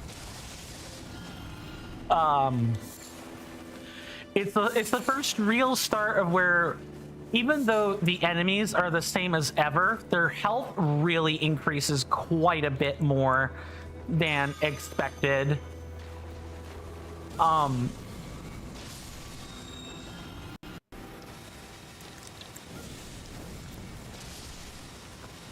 Just gonna deal with these accordingly.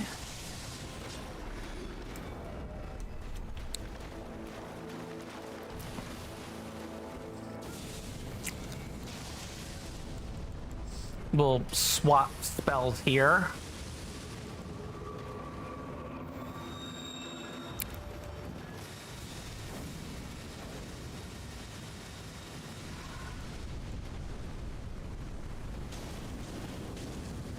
Okay, we'll back off.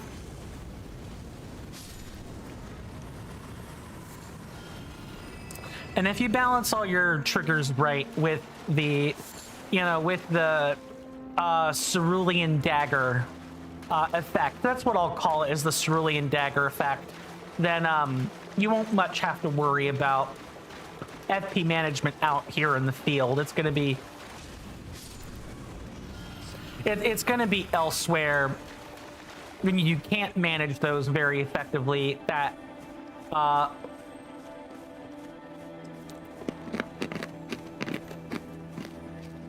my apologies. I was sucking on some suck candy earlier.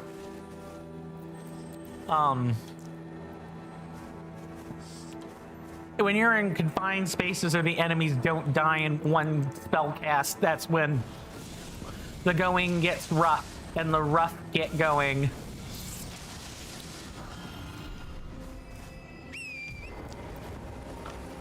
Also, I do think the Miranda sprouts embedded in the ground also make their return, if I'm remembering correctly. This definitely feels like a rune piece. Like a rune piece is here somewhere vibe, and I just need to find it. We'll find it. We'll find the rune piece.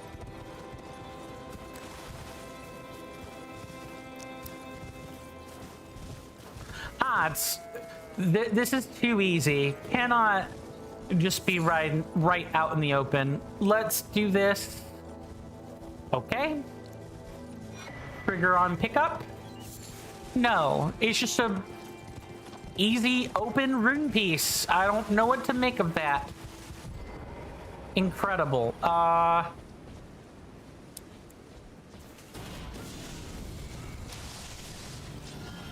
And luckily these plants are vulnerable to fire, so all we really have to do is just, you know, mind the other enemies that may or may not be here.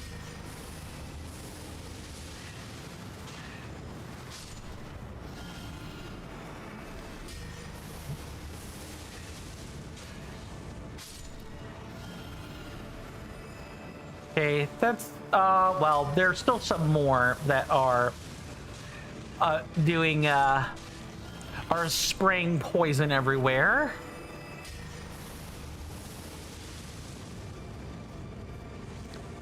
And I think we still need to identify the perfumer enemy. Yeah, that's right. How about that? Guess not. We'll also start seeing Mikola's Lily pick up a little bit more here in Altus Plateau. There are going to be a lot of things with, not shimmering substance. What is it? It is blessed substance. We're gonna see a lot of holy stuff pick up here. So I guess if you wanted to, you know, if you wanted to like split the region so far, you've got your starting area here.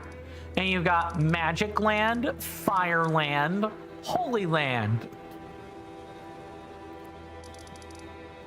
Yeah, Magic, Fire, or Magic, Fire, Holy.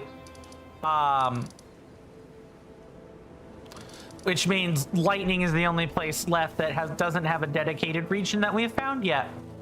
Don't worry, I believe that is the Crumbling Lands of Farum Azula, or a couple of other things. Let's grab this while we're here. If people are wondering why I'm not just going on the straight and narrow, the rune pieces are why. Collecting the easy ones wherever we can is just a good idea. More than anything.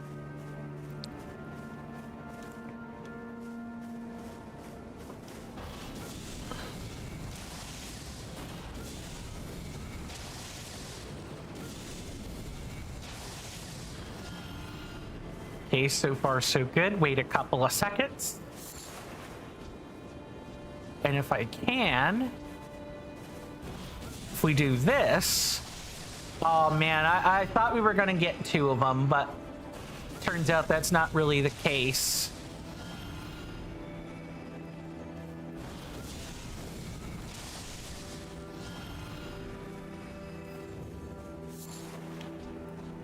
So far so good.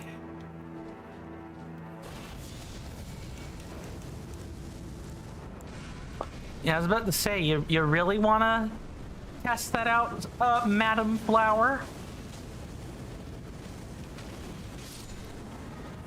Didn't think so.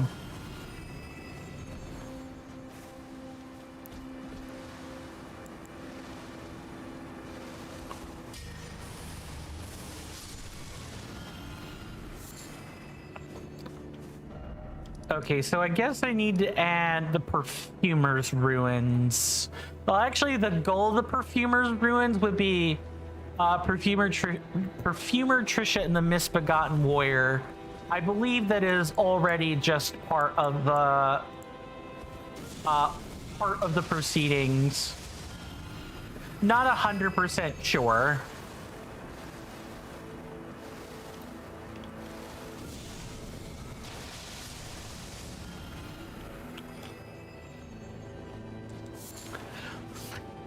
Altus Plateau is very pretty. It's one of my favorite regions in the whole game. It's not my favorite region ever, but it is one of my favorites.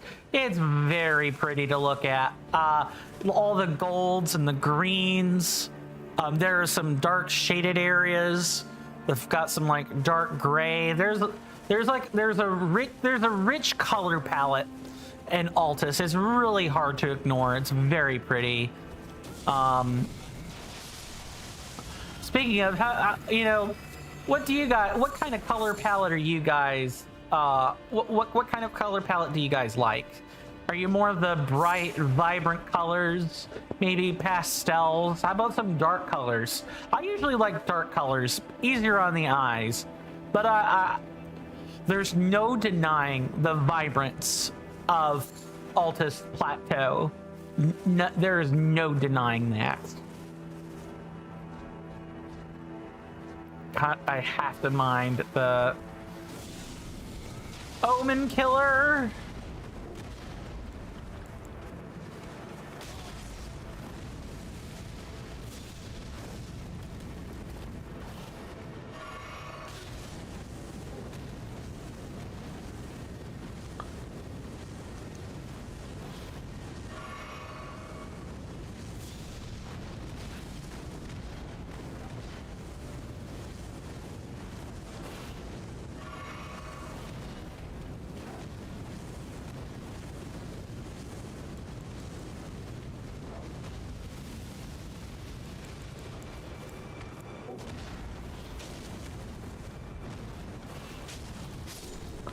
Yeah, these guys can also just be regular enemies too. Great. Big lumbering brutes that have enhanced themselves with their own perfumes. I highly recommend watching the Vatividya video on the perfumers, by the way. There are probably some others that have talked about it in much the same capacity. Their videos also work if you don't like Vatividya or perhaps his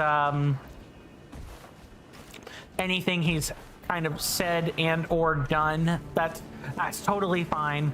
He's not a character for everyone. I'll say that. You either have to be willing to look past it or ignore it. Also, not necessarily a great thing to do. But I don't remember enough about what Vatividya has or hasn't done, so I will refrain from commenting on that. I'll only say I have heard people talk about him before in less than favorable light for at least a couple of videos now.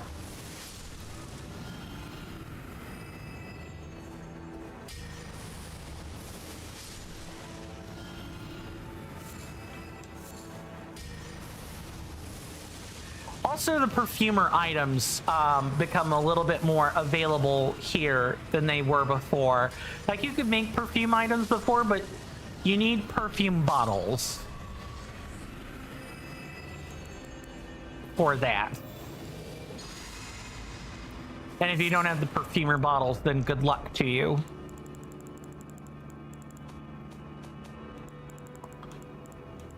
Yeah, see, there are 3 perfume bottles. They're for making perfume items. They're like a very specific subset of consumable. Speaking of, there are 3 more of them right there.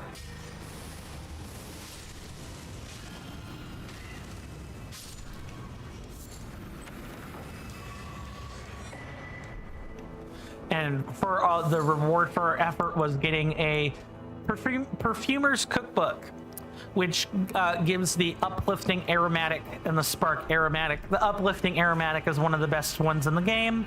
It's a little bit more balanced here in Reforged. Like if I look at our crafting menu and look, uses FP to grant a protective barrier that boosts attack power.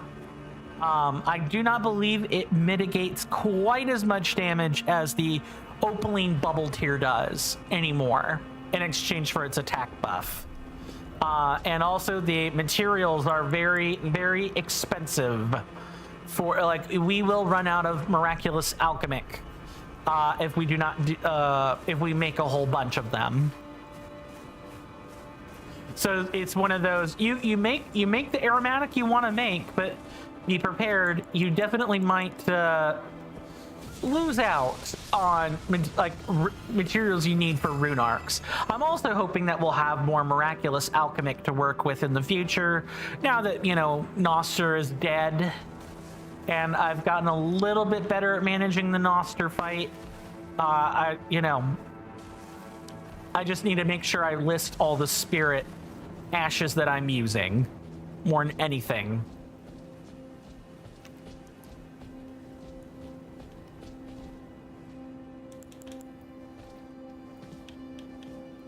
Okay, let's get rid of the big one.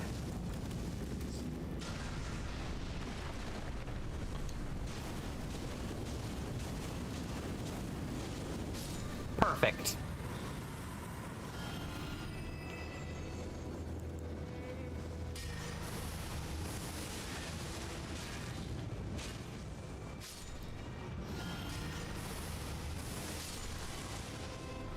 And Blood Moon is also really cheap. And with this particular item, it's really with Vare's Bouquet is really good.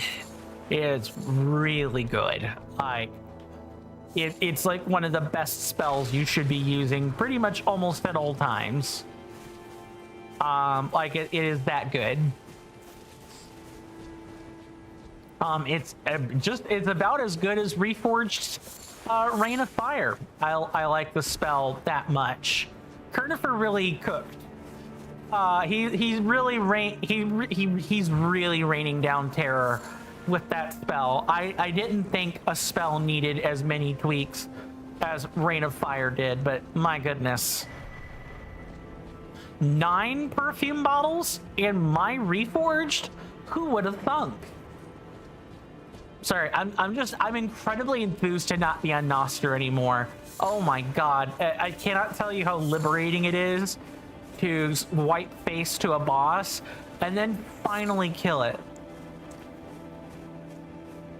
And then the existential dread sets in of, oh yeah, wait, no, you've gotta do it all again the next time, and the time after, and the time after that.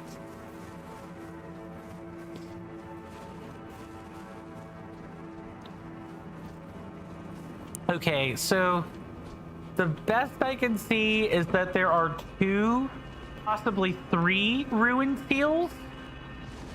It would make the most sense if there were 3, given how big the place is. Just need to find them.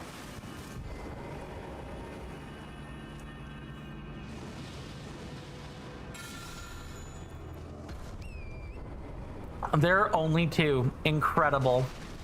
Now, where was this?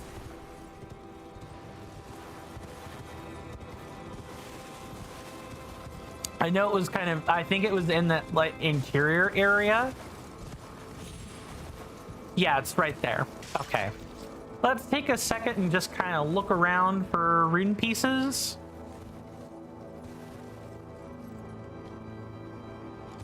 Maybe there's one kind of up here.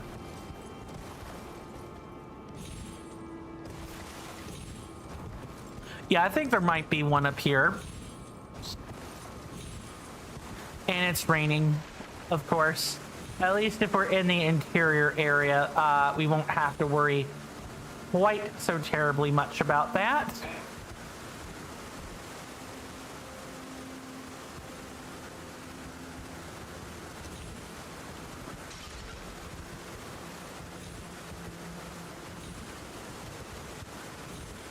Okay,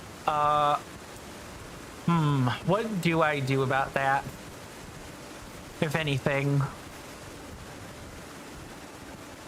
How many of you guys like Elden Ring or Souls-like action RPGs like this? You know, you can type 1 in the chat or raise your hands. I like it. I generally like games like this, even though I'm not the best at them. I do think I'm a hair better than a lot of you know, normie gamers out there. I don't like tooting my own horn or bragging that much, but I do like to think I genuinely know what I'm doing. I don't think I'm not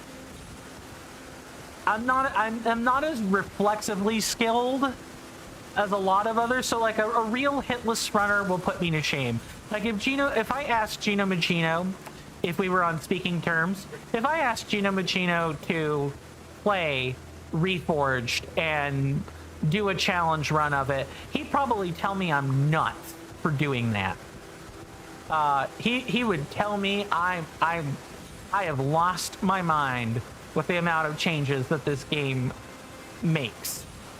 I mean, that hasn't stopped him from attempting more impossible things before, but you know, Gino Machino would take one look at my skill and say, why aren't you doing any percent or something? Because Elden, I like Elden, playing Elden Ring. I like this just so much more, so much better.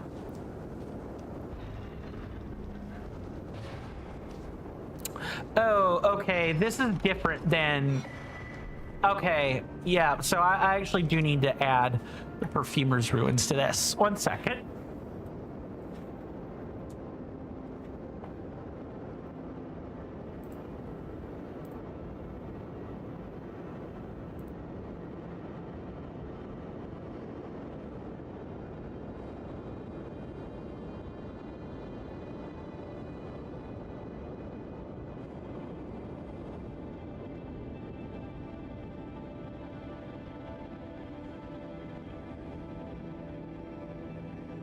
Okay, so that's done. Let's try to find Trisha and the warrior, shall we? Which I think might be in the nearby cave. Because there is a cave near to where these ruins are.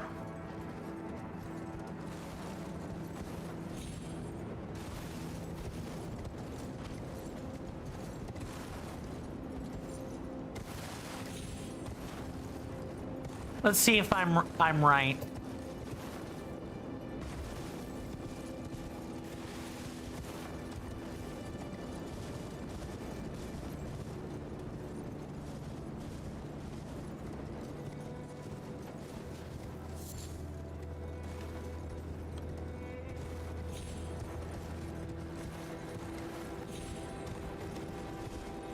This is it right here.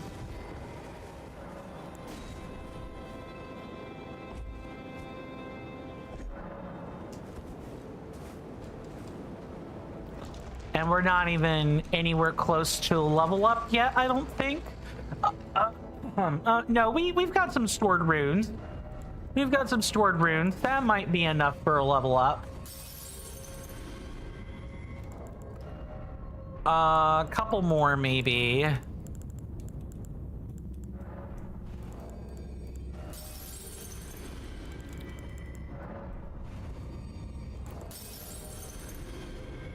Yeah, okay. We've got enough for a level up here. Good.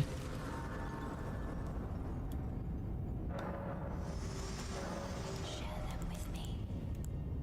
Your thoughts, your ambitions. Oh, I'm like 100 off? Never mind. We need this other thing right here. What's up, Mr. Jason? How goes Complex David's stream?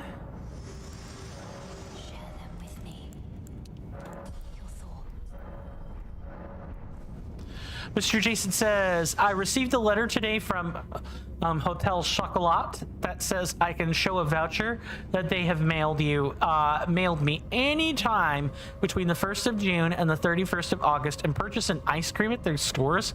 Oh, so they do more. Cool. And get a £5 gift card. Nice. Mr. Jason says it is going well. He is streaming Pokemon XD Gale of Darkness just as a regular playthrough or like a speed run or challenge run or something. Just curious. I've seen a lot of people that play XD these days do speed run type things. Potency of arts employing perfume. First time playthrough. Okay, cool.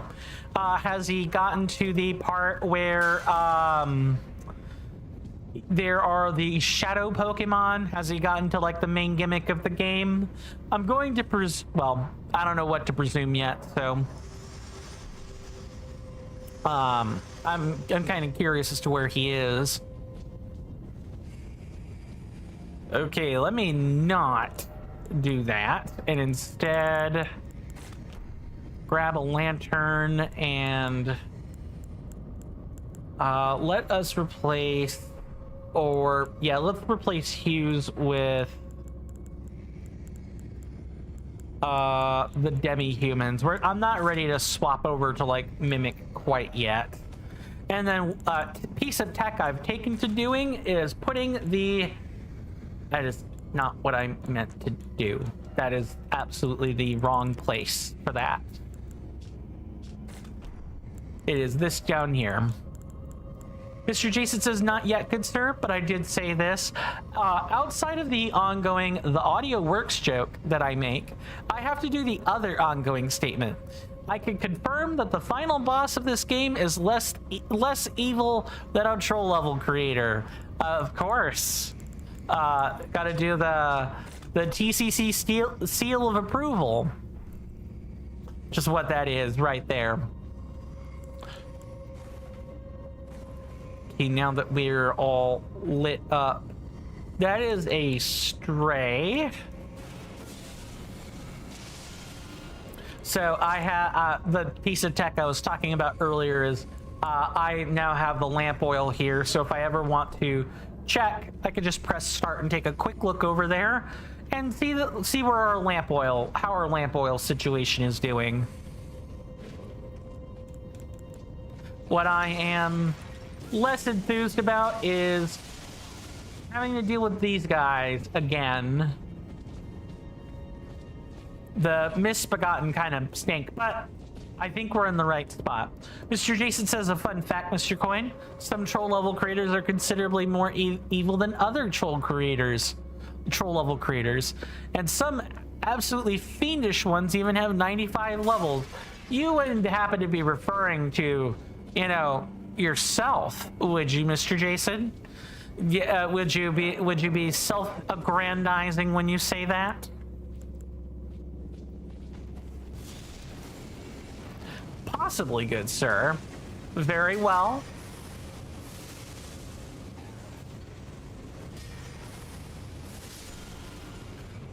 Now, take some hot blood spatter to the face.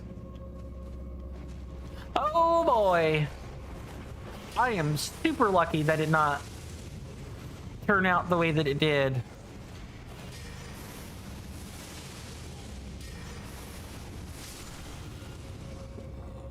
Yeah, scaly misbegotten in these tight spaces are way worse than normal. Normally you can just kind of blitz them down before they even have a chance to touch you. And it's not like you can't dodge the attacks or anything. It's just, it's a lot scarier when you can't see around corners. Mr. Jason goes on to say, and some troll level creators are so evil that they make a certain level that can hardlock your Nintendo Switch, good sir. Yeah, the Wiggler Cafe, right? Nobody forgets Carl Sagan 42's The Wiggler Cafe. Water physics, Shelmets, and Wigglers. Oh, they fell down is what happened, I believe. Cool, great, fantastic.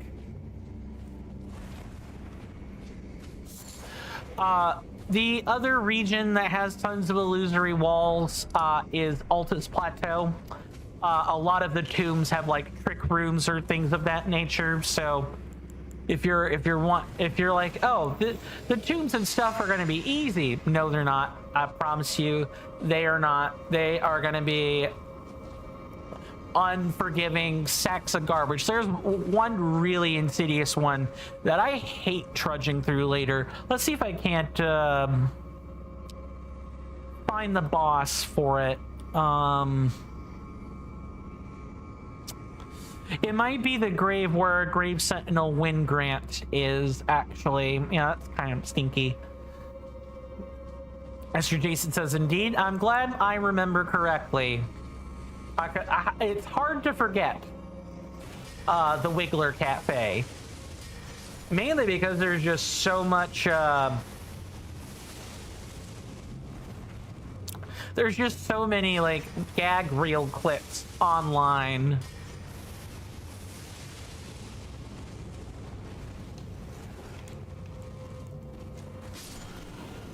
Let's get them out of here.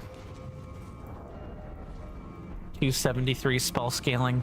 Yeah, we've hit the cap on spell scaling, and it won't be until we can upgrade our weapon again that we're a little bit more powerful. Oh yeah, right, this area.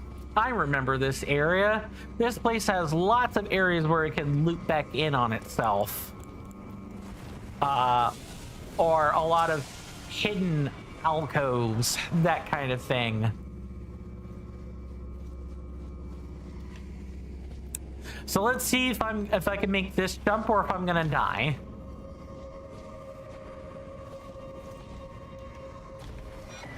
Good, got it. Did not get this jump, however.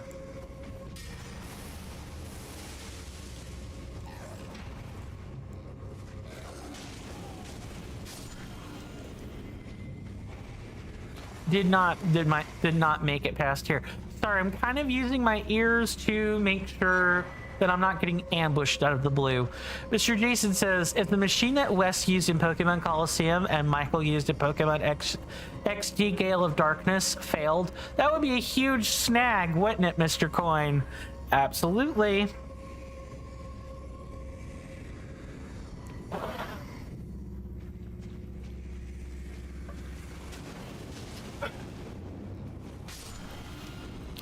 Okay. Yeah, let me back up and actually kill this properly.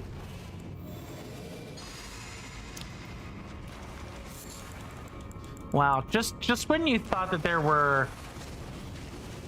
Just when you thought you had seen everything in the room and that you thought that a lot of these were dead corpses, it turns out no, they actually weren't dead corpses. They were just sleeping among their own dead. Metal. That would be metal as hell if it weren't also disturbing. Yeah, Pokemon XD Gale of Darkness is like... I wonder if it's I don't know or don't remember if it's remembered more fondly than the original. I've heard people say some mixed things about it. I've played Pokemon XD Gale of Darkness. I've not beaten it, but I played good chunks of it back when I rented games, and it was a fun time. It was a fun time. Frick.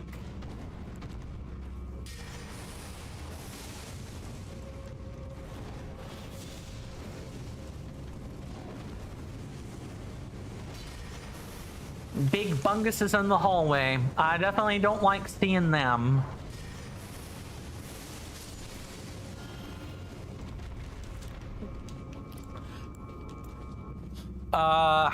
I'm trying to remember. Oh, I'm trying to remember the song for Captain Hook and the crocodile, and I'm forgetting what it is. Which is fine. You don't have to remember things, but it's usually more helpful when you can remember something. Usually. You're not gonna let me get out of this without dropping down there, are you, game? Probably not. Let's see. Was there anything else during like the Memorial Day weekend that I could talk about? I guess happy belated Memorial Day for those that observed that. You know, even if you didn't observe Memorial Day, I usually encourage people to take Memorial Day and use it to observe their own fallen friends, right? Like maybe the English have their own version of that, a day where they're supposed to remember, you know, their fallen comrades.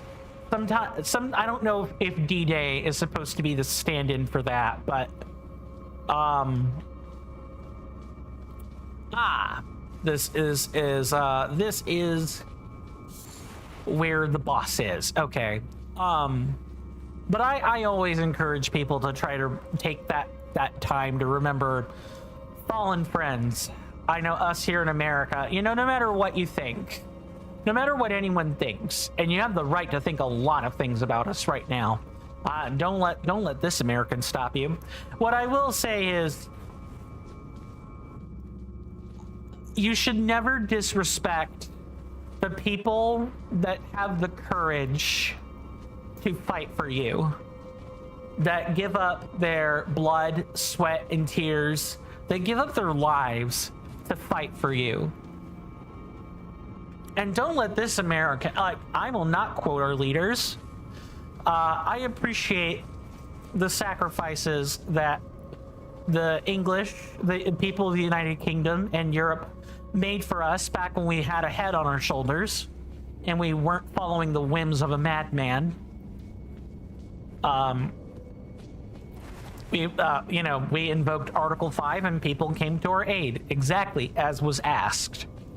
I just wish we weren't spitting on it collectively as a government right now. I kind of hate that, but please take the time to, remember your fallen comrades that aren't going to come back to you. That they made the ultimate sacrifice for your freedom. Mr. Jason says, just 100 channel points now until 200k, good sir. And then I'm only 395.8k away from being at the same amount as Sir Amu's channel. Nice, nice. Also, good sir, Mr. Jason's coconut macaroon cold drinking chocolate has just arrived. I hope you enjoy it, good sir. I hope you enjoy it. It sounds good. I'm hoping it tastes good. More than anything. It took way too long, good sir. I hear you. Yeah, it always sucks waiting on the things that you want. I am not 100% sure. I'm not 100% sure we actually got everything in here. I'm gonna have to pour over the pages and make sure of that. Mr. Jason says, but I can understand as today was quite hot too. Yeah, I'm sorry you guys are dealing with triple degree heat. It's really stinky. Not as hot, but it was still hot today. Yeah, exactly. Well, guys, hopefully this focus overlay will be up for a lot less time than, a certain white-winged butterfly. But it does have to come up. I hope we will be on. I'll see you guys on the other side of this. This should be a fight that takes much less time. And with that, wish me luck.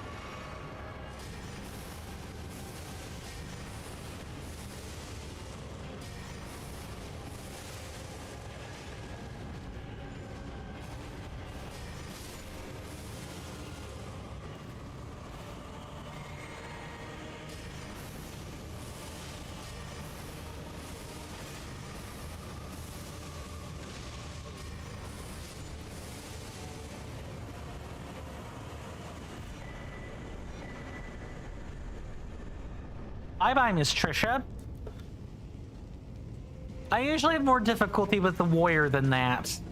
So I'm glad that I, of course, didn't have that difficulty. We're going to replace that with Mr. Hugh. Mr. Hugh again. Where is he? He is Battle Mage Hughes. Perfect. Mr. Jason says, anyway, good sir, with Noster, my personal thought is that you could have beaten it any time, but you were just winging it. Thank you for that.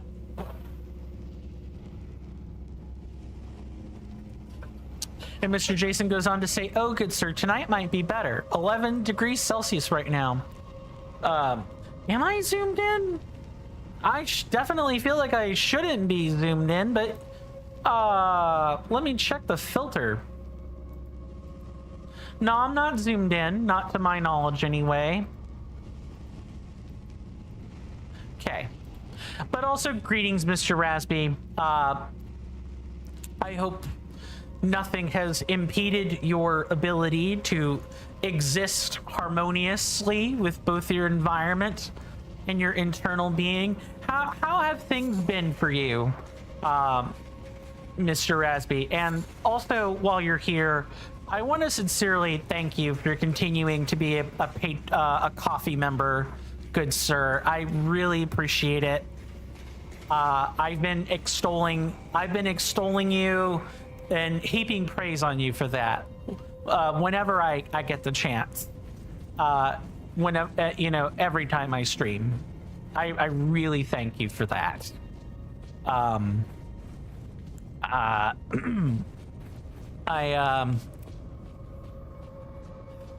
It feels nice being able to at least keep the accounts open, and not have like the checking account close or do anything like that. If you need to not do that, Mr. Rasby, feel free to cut back or stop. I'll figure out a way to make things work so that I don't want you to feel like you have to do that. Mr. Rasby says, that's nice. I hope it serves you well. It does burn my wallet a bit, but it's definitely worth it. Thank you. I mean it. Mr. Jason says, Mr. Rasby is truly wonderful. Always keeping Mr. Coin grounded with coffee. A compliment and a pun. Too true.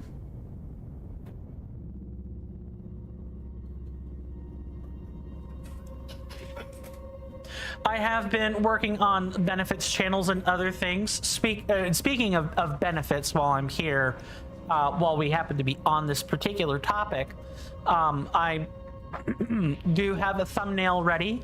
I will post it tomorrow, because tomorrow is Thursday. And I aim to try to be better about making sure that all of our wonderful senators get the benefits they're supposed to receive. And one of those is early access thumbnails. And the gallery is pretty much the same as it has been. I do need to tweak a couple things with the thumbnail, but I've got a good one in mind for the backlog Fridays that we all kind of collectively voted on. Speaking of, I want to thank people for voting on the short-term item again. There were 4 yes votes. Oh no, yeah, I get what you're saying. I've kind of like shifted perspective from that more over to, while I'm thinking about coffee and Patreon and those sorts of things, I'm taking the opportunity to say a few things now more than anything else. But no, I totally get where the donation, you explained way earlier on where the donation was coming from, or where the membership payments were in terms of your frame of mind.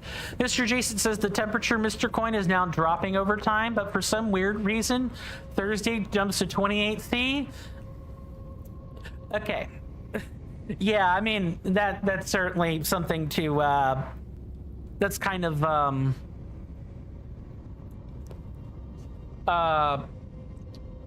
you know, that's always sucky to have jumps in temperature.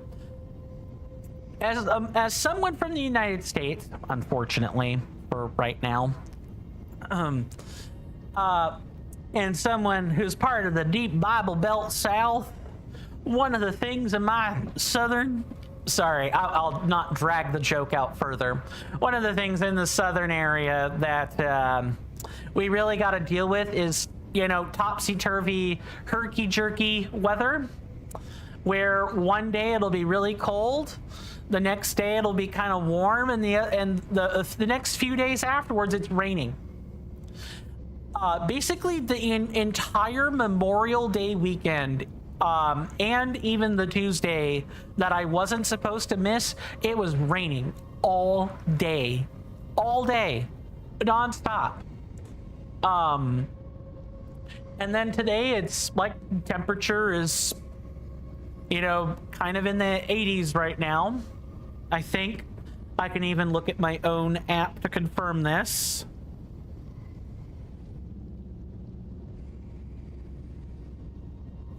Yeah, it's already back up at 85 degrees Fahrenheit. Mr. Resby says, but yeah, nice locked in V2 I saw at that boss fight. Thank you. I tried to keep the overlay on theme while also finding that middle ground between what it is supposed to do and what people want with an overlay like that, and what people on streams generally want to be doing with an overlay like that. Mr. Rasby goes on to say, today was 28 degrees Celsius until very recently, because it was going to be a storm, or is like the edge of the storm here, and then it's going to be 15 to 18 degrees C. Yeah, exactly. Welcome to the southern United States, everybody. If you wanted a taste of what it's like, without ever having to visit, yeah, the weather is like this all the time. All the time. Well, it'll be hot, and then a couple of days the temperature will spike back down, and then a few days after that it'll rain, and maybe there will be a tornado or two along the way, or several, and then we get like a very short winter, or relatively short winter. Here in the Deep South, we have summer and winter, with the spring and fall being very, very short. And sometimes fall happens while summer is also happening. Also, we did that split without getting hit, so. Yeah, it nuts crazy weather. Mr. Jason says it rained for me yesterday evening, Mr. Coin, and I really wanted to sit out in it and cool down, but I didn't want to catch a cold. I mean, I have a porch, and I typically like go collect a few droplets in my palms if I want to like cool down. Of course, I don't recommend taking in too much rainwater, because acid rain, but like the chemicals in the rain now are not that great for you, but a few droplets probably won't kill you. Mr. Jason goes on to say, in the UK, spring equals rain, summer equals rain, autumn and winter also rain. Too true, good sir. Mr. Rasby says, I think the camera overlay from Tears of the Kingdom, I assume that's what that meant, was really good. When I got glasses, something I learned is that if I have a round face, or if you have a round face, square glasses look good. Round glasses, if you have a square face, round glasses look good. I think a triangle looked really good because you have a more round face. Something I don't like my round face because it's fat. I have a fat face, but I get what you mean, and I'm honored that you would say that. Yeah, it's one of those. I tried to keep everything on theme. Some things work better than others, and the camera frame is probably one of those things that doesn't work all that well. Mr. Jason says, be careful with them porches, good sir. There do be pirates sometimes, right? Yeah, it's... You never know who might come into your abode looking for something.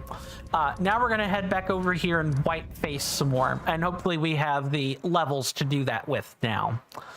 I know we may even have to move this boss again, but I feel a little bit better about it now. And maybe the correct answer might even be to do a different, try something different. Mr. Rasby says, yeah, I mean, Squareface people also don't feel great about it. Yeah, I'll say. That's fair. I just know my face would probably be more chiseled, angular, if I weren't fat. Mr. Resby says, but yeah, a more edged overlay would be nice, but I would struggle to find something fitting because that theme was more technological. Yeah, this was more, oh, hey, yeah, I want to make everything red and fiery. And so what the camera overlay actually is a fireball that is used as a mask. And I put some toggled on some filters around the edge. You hear that off in the distance, my senators and inductees? That is an ad storm. In about 5 minutes, it'll blow over us, and then we can get right back to the gaming. Thanks. That, my fine friends, my senators and inductees, my Valkyries and so many others, was the 5-minute warning for the commercial break, which I will re-record eventually. I've only, you know, life is a struggle, is what I'm going to say, and move on with that. We do take commercial breaks here at the top of each and every hour. When that time comes, there will be a timer just to the left of my webcam there. It'll read for 3 minutes. That's how long the ad break is and how many minutes of ads you got to sit through. All of my ad breaks are scheduled so that we're not having random ads during the middle of gameplay. I highly encourage, while you can and before Twitch implements something really ghastly, get up and take a stretch break for yourselves. That way you're not looking at ads. No one likes ads. I don't like ads. I'm very annoyed and very tired of them. So I can definitely imagine you guys are too. But please, spend the time however you wish. Once the timer has wound down to 0, the ads should have stopped. I will have returned to my seat because I'm going to be doing the same thing, getting up and stretching. You know, we'll pick right back up where we left off. I am going to wait to engage this next boss until after we take our ad break, because it's definitely going to take more than 4 minutes, guaranteed. This was the hard one we tried way earlier and really struggled with. But struggling against this is definitely better than struggling against Noster. Oh my god. Noster was hell. Real hell. Mr. Rasby says, well, it does fit the theme, so it goes well. Appreciate that. Mr. Jason says, similar to me, good sir. You could do something about your weight and really want to, but you have a lot on your plate right now. Too true, good sir. Too true.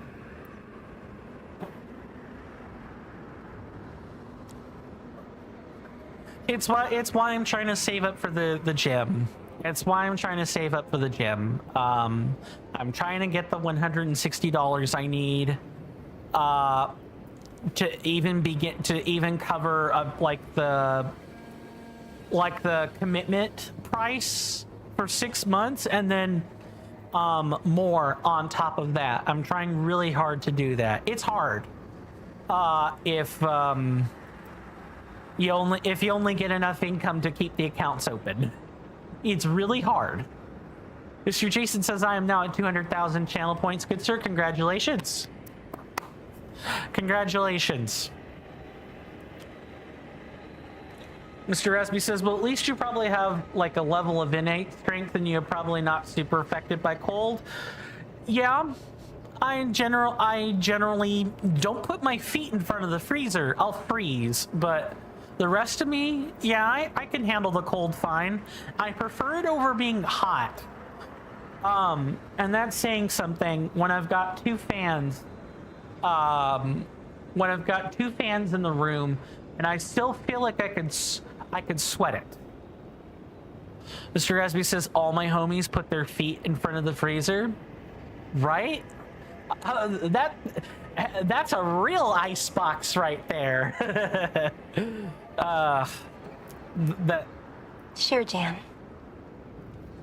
Yeah, Mr. Rasby says, complimenting as old. Yes, he does do that. I like when he does this. Mr. Rasby says, my freezer is on the top side, so you'd have to handstand to reach it. Because not even a lot of ladies have the legs spread to put their feet up there. Mine's a vertical freezer, so I could put my feet in pretty easily, but you know, I don't want to put my my feet into the ice box. Mr. Jason says that the freezer could crush it. It'd be an icebreaker. Too true, too true. Well, I'll see you guys after the commercial break. Thanks.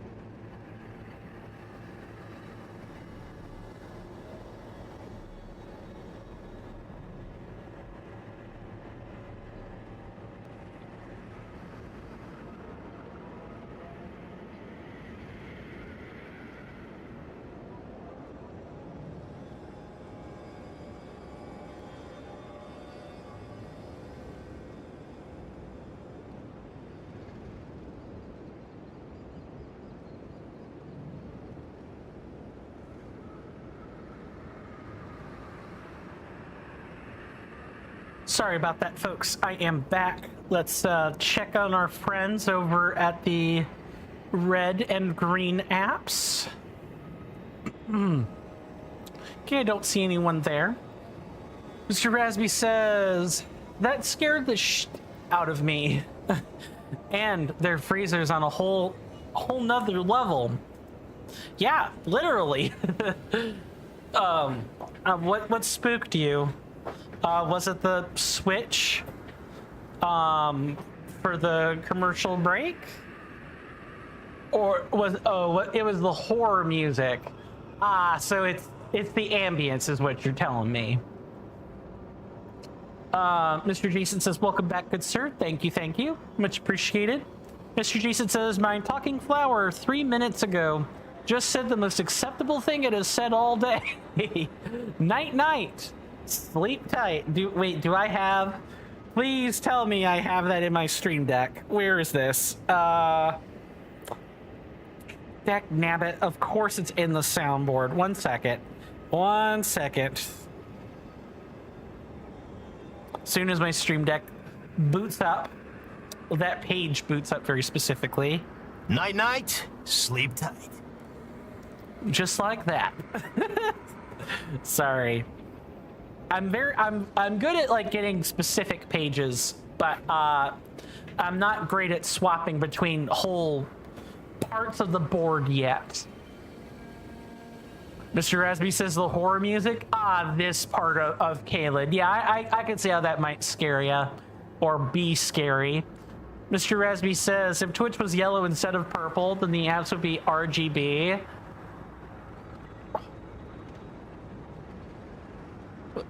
Wouldn't that be RGY? Oh, I see what you... Brain broken. Yes, I was about to say it would be RGY. But Twitch would need to be blue in that scenario. Yeah, we came to the same conclusion. We came to the same conclusion. Good. Jurassic says, yes, the Minecraft cave sounds. Yeah, that's Caelid for you. Makes sense. Yeah, Mr. Jason can tell you more about the talking flower at his discretion. It's certainly something. You could not pay me to buy such a thing. Well, the last time I remember anything that talked like that was a Furby, and there have been enough memes of them online that I do not want such a thing in my house. Mr. Rasby says, I haven't read an alphabet book in a while. My bad. No, sarcastically. No worries. No worries. We're forgetting our alphabet, one generation at a time. You guys should see Gen Alpha over here. We be sliding book pages like they're on a tablet. And when the page don't slide, children get upset. Mr. Rasby says the last time was in first grade. Too true. Well, I'm sure that's part of the gag. So, I mean, when was the last time you cracked open a book of letters for the alphabet? I can't imagine that it was at any point recently. Mr. Jason says I've mastered sliding into DMs. Too true. Mr. Resby says all my homies read alphabet books. They're called encyclopedias. Sure, Jan. A real letters book right there, or alphabet soup if it's talking. Martha, we have a soup with that. It's called SpaghettiOs. They come in. They have like it's processed food. Don't think about it too hard. They have the little cutout letters in them. Mr. Jason says with the talking flower, Mr. Coin, it wasn't even redeemable when you first set it up. When you pressed a button to set the time, it said beep, beep, beep. Yes, it sure did. Yes, I saw the video. It's stinky. Mr. SB says restarting the browser because I got to disable GPU acceleration. No worries. Take your time. We're just about to settle in for some more boss attempts at the Blackblade Kindred.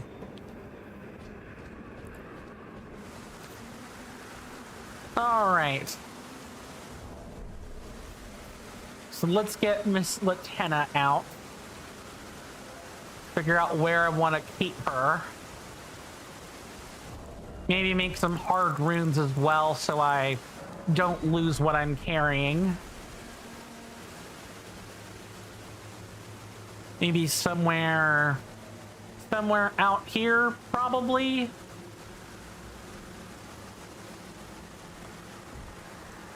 If I can try to like put her up here and then just not kite over there. Yeah, that works. Nice. Nice. Glad you got it working. Yeah, I didn't think that would happen. I did not think that she would sit up there. Okay. It is boss time. And you guys know what that means. I will see you guys on the other side of this boss attempt. Wish me luck.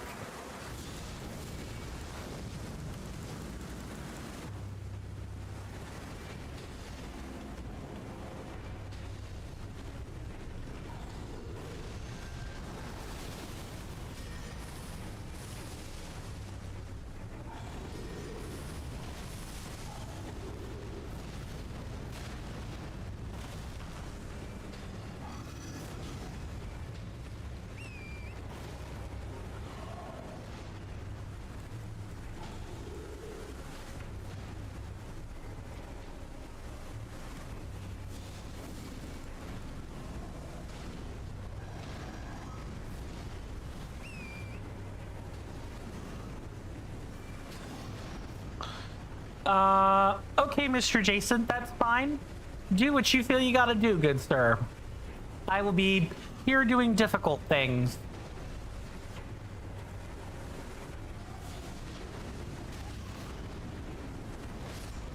Yeah, I thought that would probably happen.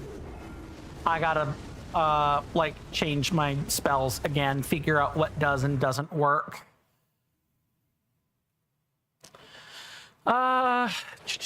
Them dishes do be building up. Too true. Too true, yeah. Stuff's gotta get clean. Mr. Jason says, or I'm sorry, Mr. Rasby says, essentially I found out that if I upscale with lossless scaling and I have any animation on the other screen, it gives me frame stutters badly on the upscaled game, unless if it's a browser. If I disable my GPU acceleration, then only my CPU does the work. Yeah, I can imagine. I had to do something. There was actually a similar setting for Elden Ring that I had to turn on as part of the new settings for this. That they came out with a change settings executable that was new as of like version 2.2.8. And one of the things was apparently Reforged does not use the GPU all that well. So I forget which setting it was. I'd have to go back and look at the patch, but it's amazing what toggling that single setting does for the frame rate of the game. It's really smooth now. Mr. Rasby says, but yeah, if I didn't watch some videos on how GPUs work and have my own experience, I would have never thought of it. Basically, GPUs are very fast, except only some aspects of them are fast. Right. Trying to think if there are any aspects of them that are slow. Or, like, not quite as quick. Mr. Rasby says stuff like raw crunching power of triangles, polys, like poly rendering or processing is like actually not super different from a long time ago, and some steps can have bottlenecks. This is making me think of Ocarina of Time ROM hacking again, where Blender, like everything was talked about in terms of triangles. Okay, not really. I pick up the generic basics of what's going on, but I can definitely imagine some steps having bottlenecks, especially if the technology hasn't changed that much or the The process hasn't changed that much.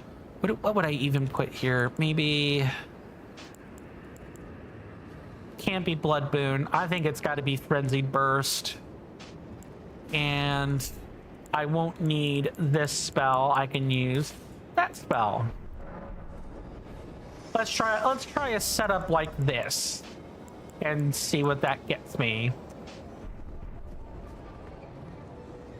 Hopefully I won't have to do something stupid like power boost again. Mr. Resby says the stutters were because of allocation and deallocation of work from the browser. It's super technical and specific. Yeah, I can imagine. Stuff that would fly over my head. These bottlenecks are features. They're the consequences of how the architecture was built and the assumptions that were made. Gotcha. That does make some sense. It's like how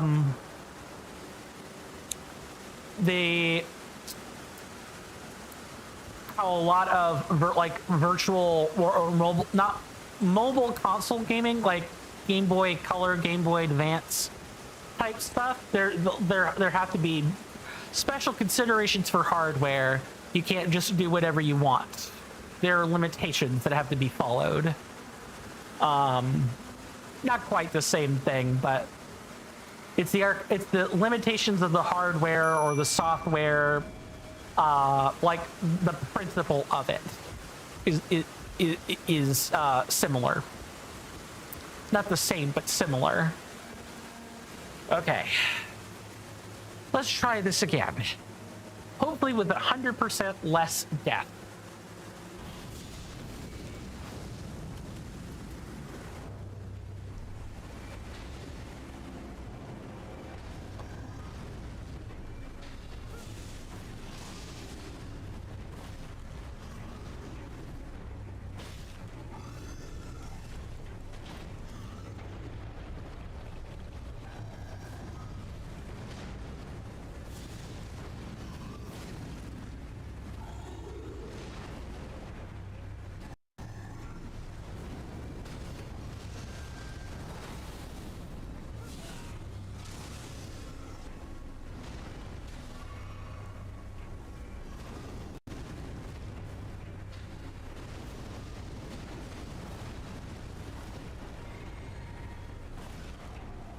I will be able to reply to all of that, you know, as soon as I reasonably can. Oh boy. Oh, I forgot I used horse for this.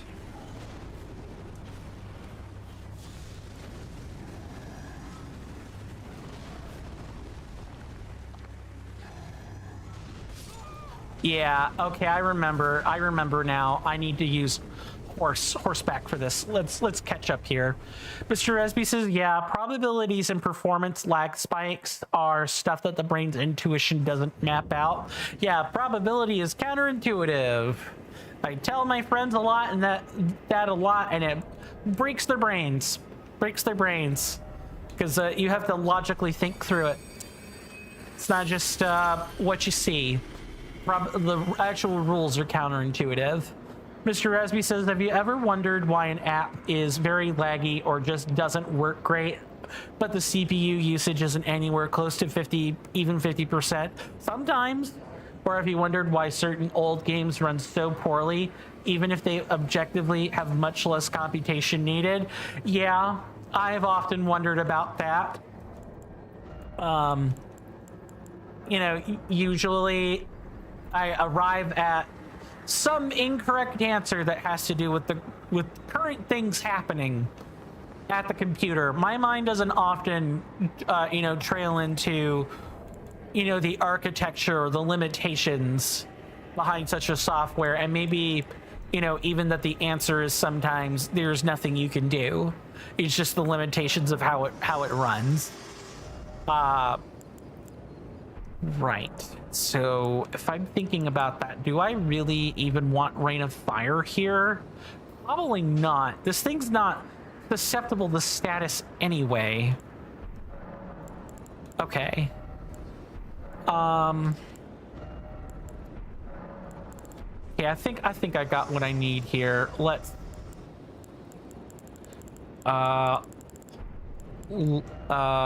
Whoops. Equipment. It's equipment. It's equipment. It's this. Let us put on the Lance Talisman. Mr. Jason says, don't some, not all, developers just purposely make the game app progressively worse? Planned obsolescence? Yeah, that's true. Yeah, no, you're absolutely right. That there's planned obsolescence where the models are kept to a certain range of lifespan, and if they're not, once they step outside of the range, the features get worse. This isn't only for games or apps. Wholesale electronics are like this too. The Apple iPhone is an example of that, where you're given about 5 or 6 years, if my memory serves me correctly, based on the last time this cropped up. And then the maximum battery will actually shorten. Some of it is just due to the battery technology, but some of it is actually, the plan is for the battery's life expectancy to shorten around that time frame to make you buy a new one. Also, if you own your battery for even if you change the battery, it won't matter, because there could be operating system code injections that may detect if the phone is too old, and thus, it'll start shortening the battery. Not only is there planned obsolescence, but there's also enshittification, which works to make the active thing you're using worse. Through implementation of clunky features and so on. I'm trying to think if there's any recent examples, but I need to catch up on chat here. Mr. Rasby says, in short, it's usually because old games are single core. A faster CPU will work faster, but marginally if it's single core. Usually the CPU usage not being high, it's because the program has to be programmed specifically to be concurrent on multiple cores. And in some cases like games, sometimes there just isn't enough stuff that is parallelizable in a way that makes sense. So games tend to use only like 2 to 6 cores, and consumer CPUs tend to have 6 cores instead of more. Makes sense. And server CPUs with a lot of cores are actually much slower for gaming.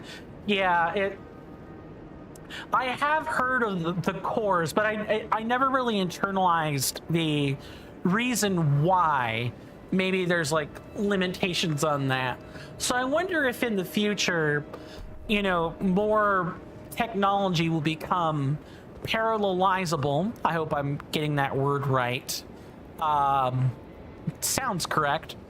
And thus things could run concurrently on more cores, or maybe there's a trade-off I'm not thinking of there. So there have to be limitations on how parallelizable some things are. Mr. Jason says, Apple devices, Mr. Coin, are full of viruses. Experts warn that it takes a couple of bites out of your Apple. Too true. Too true.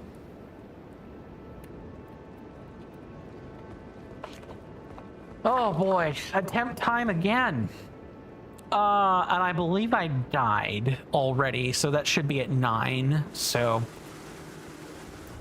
let's try this again. Let me figure out where I can plot her. That will make a ton of sense. Probably. Maybe actually if I plop her right here, she'll be able to hit him a good chunk of the time. Mr. Rasby says, and also to make a program parallelizable, it needs to be really programmed for that. Like Oxygen not included, it would really benefit from being ran on more cores, but they'd have to rewrite the whole game because of some assumptions in implementation. I didn't know that was a single core game. I now know that it's a single core game. I've learned something new every day. Mr. Jason says, Mr. Jason still fondly remembers when you returned and we got to 21 jokes. That was a wonderful return. I know. I practically was MIA yesterday, and today already we've gotten 10 of them. Absolutely incredible stuff. Let's mount up and get ready to do this again. Mr. Rasby says, well, everything is parallelizable except things that depend in a sequential manner. You can't compete with something you don't have yet. Right. But the limit is not the hardware. It's almost always that it's very hard to write such a game from bottom up. It's mind-bending at times. Yeah, lots of stuff you gotta account for. And even, like, remembering to, like, take notes on that sort of thing is not... You can have a detailed process all you want, but it's tough to keep all that straight. It's tough. There's a reason there's good shoot-through rate on programming and computer science technicians. It really takes a certain kind of brain to keep up with that. All right, time to try again. See you guys on the other side, though I will read that last statement before doing this. Mr. Rasby says, old games like Metin 2, GTA San Andreas, and a lot more are single core. I think a big reason for that's the default. Unless you tell other cores to do some work, then only the main one will. I see. So not only do you have to are some things limited to a single core for inherent architectural reasons, but another assumption is that only one core at a time will be the one responsible for work. Interesting. This is the part of computer science I never learned about, because I never got to complete my degree. Yay for recalling old things I didn't want to recall.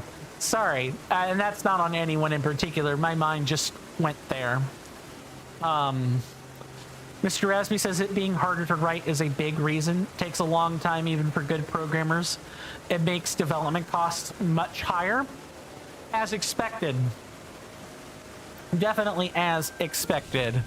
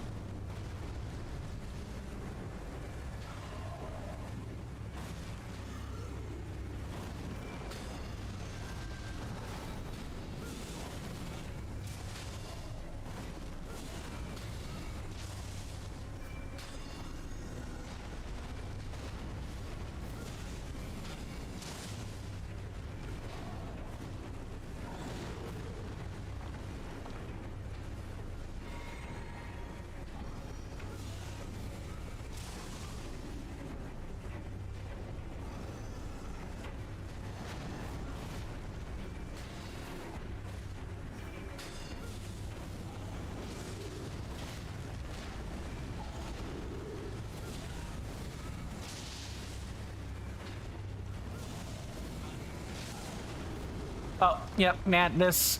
Not great.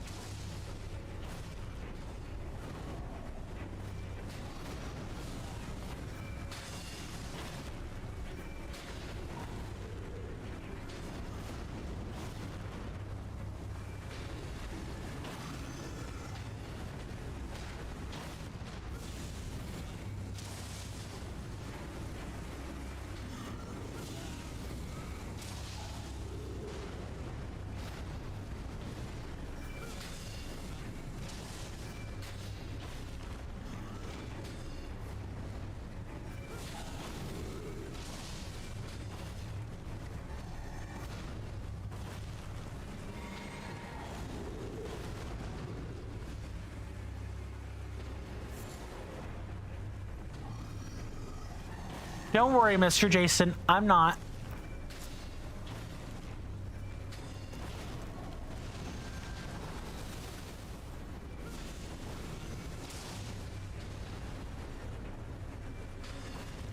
Outside of doing that just now.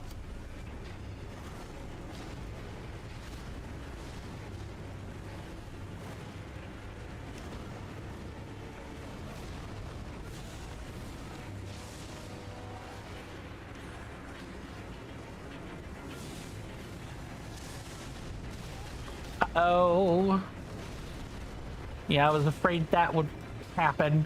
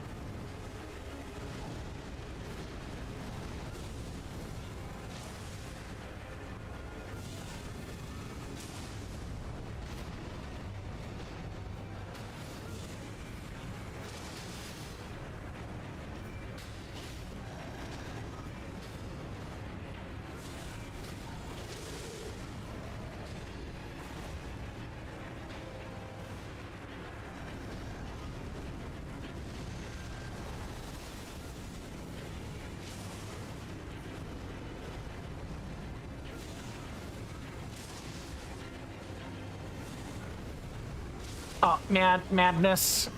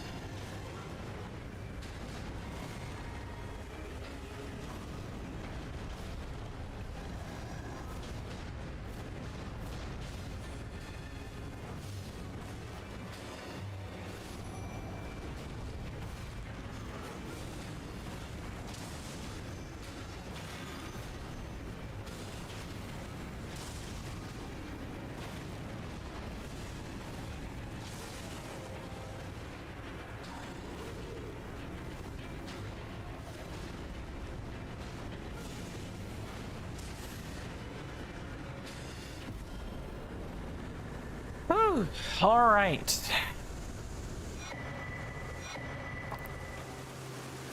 Thank you for the GGs. Thank you for the GGs. Well, it certainly wasn't. It certainly went better. So, okay, I feel pretty good about the Black Knife Kindred's placement in all this. Even if I think I could probably still do with some more power, I'll take what I can get. Let me go back and catch up now that we're done here.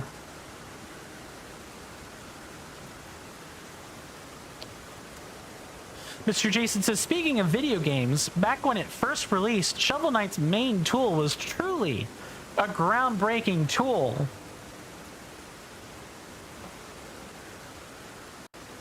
Too true. It was definitely one of earth-shattering proportions by the end of the game. Sure, Jan. Mr. Jason says, Mr. Coin, don't read the chat while in a boss fight. Yeah, I replied to that. Mr. Rasby says, yeah, Coin didn't read that. He predicted someone would say that and responded just in case. Yes, an ear-shattering joke. Too true.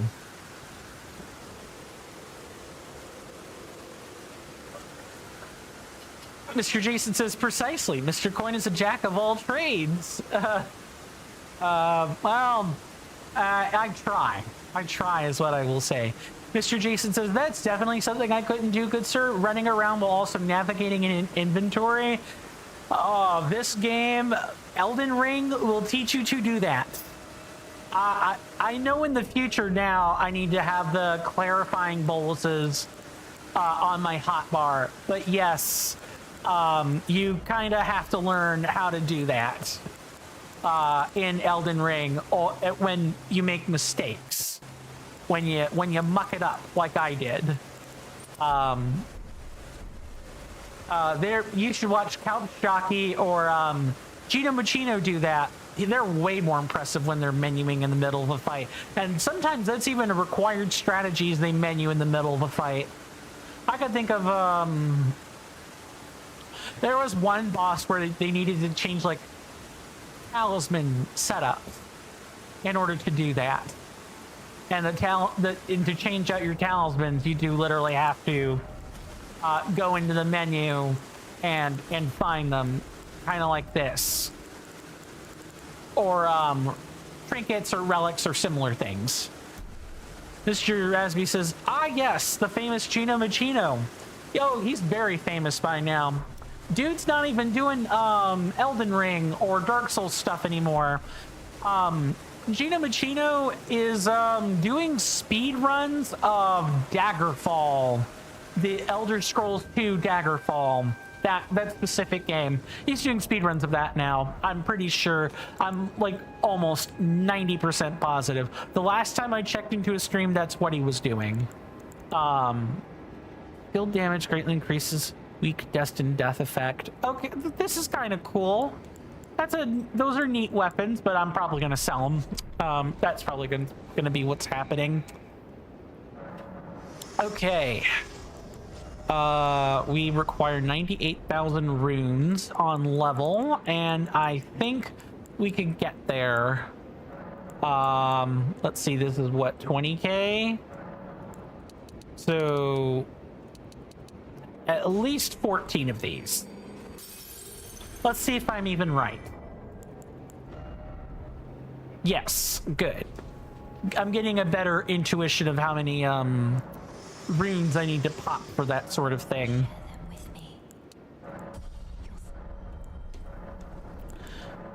And we will get 2 more. I thought we were getting 2 more of these. I guess I didn't have 20 rune pieces on me yet. Okay. Cool. Let's go back over to Altus Plateau and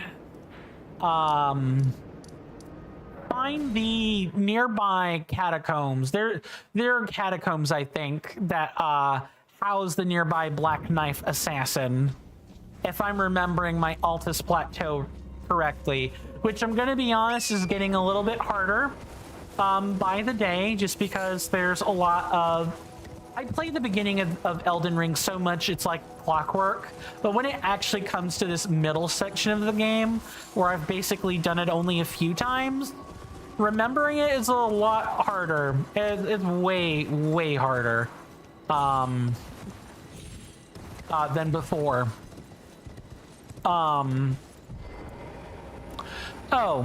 I guess I can show this since the last time you were here, Mr. Rasby. I just need to find our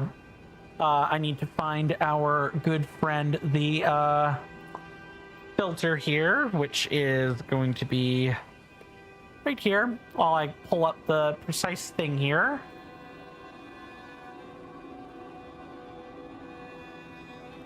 Let me get that off of here.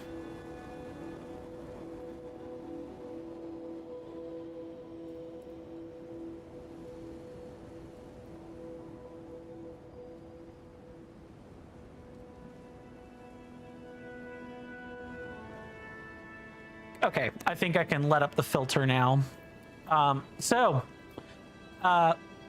I've made a couple. Is the blurring algorithm irreversible? No, I have it on filter.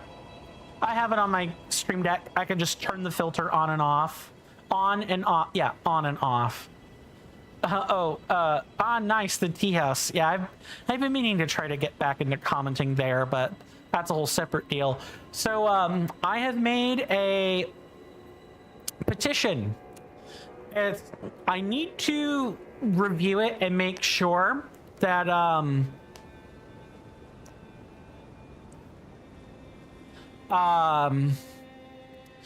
need to get someone else to review the particular survey here, or the petition here. But yeah, I made one. The petition's going to be to get the U.S. Senate and House to try to author national recall elections.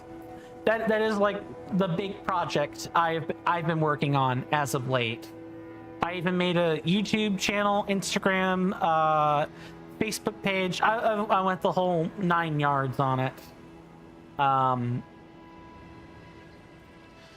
That's like one of the major developments since the last time you and I talked. I've been meaning to tell more people about it. Mr. Bransby says, is the blurring algorithm irreversible? I don't know. Maybe. Mr. Rasby says, if you didn't check, it may be reversible, as in, since the rise of AI, someone has found ways to unblur images. That sounds like a cool tool, until it is used to blur out or to uncensor obviously censored things for good reasons. Yeah, that would be a problem under some circumstances. I'll look into revert like that. Thank you for telling me. I didn't know that blurring technology was reversible like that. I guess it mathematically makes sense, because all you're really doing is you're telling the pixels to gradiate the numerical color shade more effectively. But that's still crazy. That's nuts. Mr. Rasby says, I see. Albert Camus would be proud. Who's that? Sounds like I should know who this is, and I don't.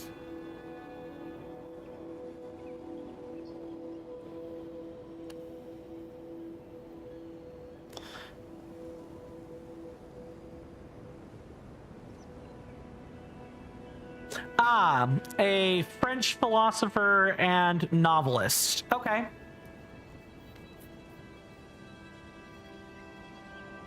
Interesting. I'll have to look at that later. That's cool. He created absurdism. Yeah, I definitely feel like I should know what this is, and I do not. Mr. Rasby says, yeah, most people don't know. It's not perfectly reversible, but at times the algorithm digging allows a much more reversible version. Interesting. What you did with the petition matches pretty well with the man of the absurd. I would need to read his philosophy to know more. I get the words you're saying. I know what the words mean, but not the contextual connection between them. Mr. Rasby says, "Oh, it's not common knowledge." Maybe Albert Camus is. I don't think so. At least not here in the States, anyway. Maybe it is definitely more of a common bit of knowledge in other places. Yeah, so it definitely sounds like I would have needed to read about that. I mean, in fairness, I mean, I suppose I could call the petition absurd. I mean, what I'm attempting to do doesn't really have a petitioning process. So, I apologize for the subject matter turning this way, but when it comes to U.S. civics, people talk about the First Amendment a lot for like freedom of speech and expression. That's like a really common thing here in the States. But what people often don't talk about is that final part of the First Amendment, where it talks about the right to redress your grievances, the right to be able to petition your government to redress your grievances. That's a lot of what the petitions in the United States are for. There are all kinds. There's petitions to recall governors or state seats, like operations within the state. There are petitions for bills, or all kinds of other stuff. During the previous administration, the White House, so that is to say we could petition the executive, that was shut down when the administration changed hands. I did not mean to do that. That's probably this right here. Yeah, that's looking a little bit better. Can't do that. So I don't have a way to suggest the most powerful branch of government in the country to do something. That is gone. That has been deprived from us. So I have to settle for the next best thing, which is to petition the state, and the state upon which I live, to be very specific. Mr. Rasby says, without context, it doesn't really make sense what absurd means, but to oversimplify, it's the act of doing something and to put a bunch of effort into it on a zoomed in scale while fully acknowledging on a grand scale it may not likely do much of anything. Then yes. Then that I would class this as absurd, because here's the thing about petitions, especially the type of petition I'm looking to do. A sitting senator can just take the petition and can it. They don't have to look at it or review it. They're not legally mandated to even look at it. It depends on the senator being honorable and saying, okay, I'll actually really take a look at this. And unfortunately for my state, the state upon which I live, both my senators are Republican. So I have to choose the Republican I think is going to actually take my petition seriously with the correct number of verifiable signatures. That's something else that you have to make sure you're doing with petitions is you need to provide a street address for them. Otherwise, you'll get laughed out of the room before you can even run up to the government office to turn the petition in. Stinky. Petitions are kind of considered, by and large, performance shows. They're meant to send a message. But if that's really what I'm doing, is to send a message, then damn it, I'm gonna send the best message and put on the best performance that I can, and say that I've tried, and that I can make amends for. I'll have made a good deal of amends for not having voted in my previous election. The only thing that was missing from me doing that day was not obtaining transportation for it. That was the only thing that was missing. But yeah, that's been one of the huge updates. Mr. Resby says, but yeah, great that you did it. It sounds like pretty in line with my values. Yeah, I'm not. I want to be at the. I can talk about the petition, but I don't feel like I should put a link out to the petition yet until I get the text on it reviewed and make sure that I am not doing something illegal. Because in order for a petition to be taken seriously, you have to ask for people's PII, personally identifiable information. You have to ask for that because the signatures on the petition have to be verifiable by government officials. That's just how basic petitions work. If you're petitioning your government at any level, that's what you need. You need to verify that you're getting real U.S. citizens to sign the petition and not just trolls across the ocean or bots that are nationless. You don't want them signing petitions like that. But asking for people's PII in an era where AI is scraping it anyway, without our consent, is a really tall ask. It is a supremely tall ask. And one that I completely understand folks not wanting to subject themselves to. They already have their location doxed without their permission. They're very likely not to consent to it being basically doxed with permission. Mr. Rasby says you already give personal info to big companies. Why not this time too?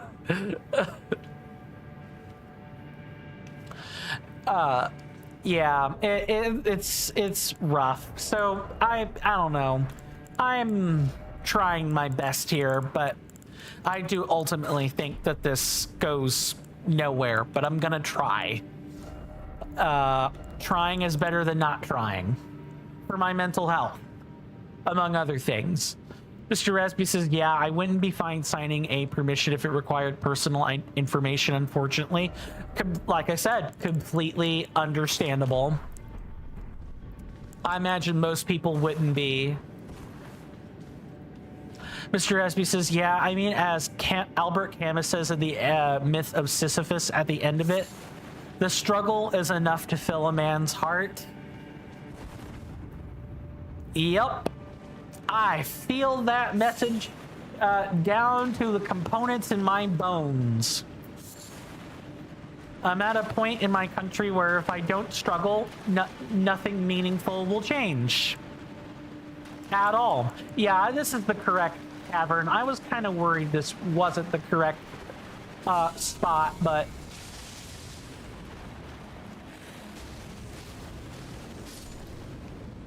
yeah, because I know Necromancer Garrus is here. What's up, Mr. Jason? Let me make sure I've not missed something of yours.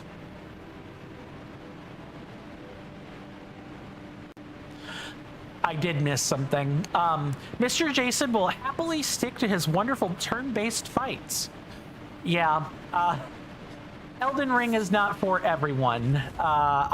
Unfortunately, I wish it was, but that would be ignoring literally what the developers had to say about it. Mr. Jason says, The Legend of Zelda Tears of the Kingdom Secrets of the Zonai Heroes Edition includes the Secrets of the Zonai art book with an exclusive cover, a map of the depths printed on cloth, nice, an art print of Link and the Sages, and a beautiful replica of the Secret Stone of Time. Oh, so they really made sure you got merchandise. Is it a wearable replica, or just like, does it come with like a clasp or some place to thread string through, or is it just is it just meant to be on a shelf? Just curious.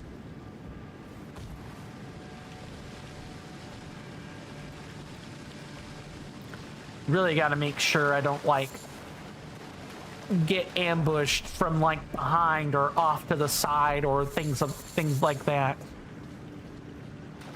Wait, is that a universal setting? Mr. Jason says the only thing is, good sir, an art printed link in the sages is good and all, but unlike the picture of the champions, it's really not canonical. Oh, is it printing something? Is it trying to go against canon? The picture of the champion shows in the actual game from the DLC, after all, good sir. Ah, so there was definitely some artistic liberty taken, is what you're telling me. Mr. Resby says, fun fact, a guy from a partnered company from who I work with, he's super into work. Hello. Tons of you are out here. Absolutely not. He's super into Warcraft 3 and he has like a fucking Frostmourne. You hear that off in the distance, my senators and inductees? That is an ad storm. In about 5 minutes, it'll blow over us, and then we can get right back to the gaming. Thanks. I know I've already chatted away about you guys supporting me for free. You all being here is enough for me, but if you want to support my work further and more directly, I have a couple of easy options for you. Available to everyone through either Twitch or YouTube. You can check right under the Twitch video player in the About Me section or the bottom of the YouTube description. Once on the link tree, Patreon will have a P-shaped logo, Coffee has a panel, Kick, Twitch, and YouTube have icons next to each other. My Instagram, Blue Sky page, and Discord server take up the remaining icons.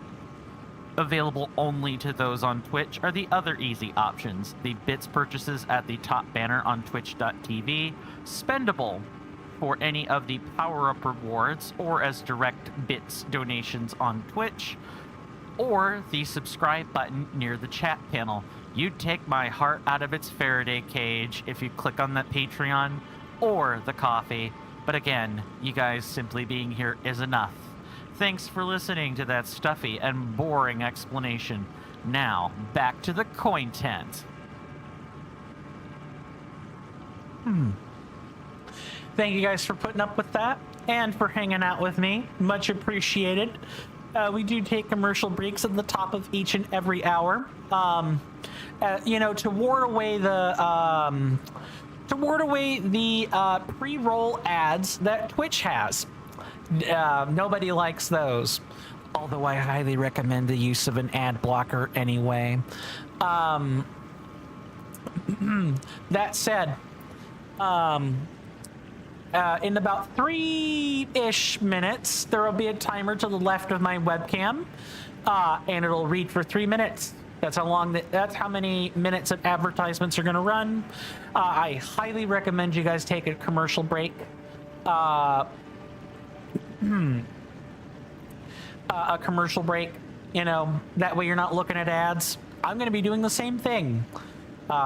Take my stretch break, answer nature's calls, that kind of thing.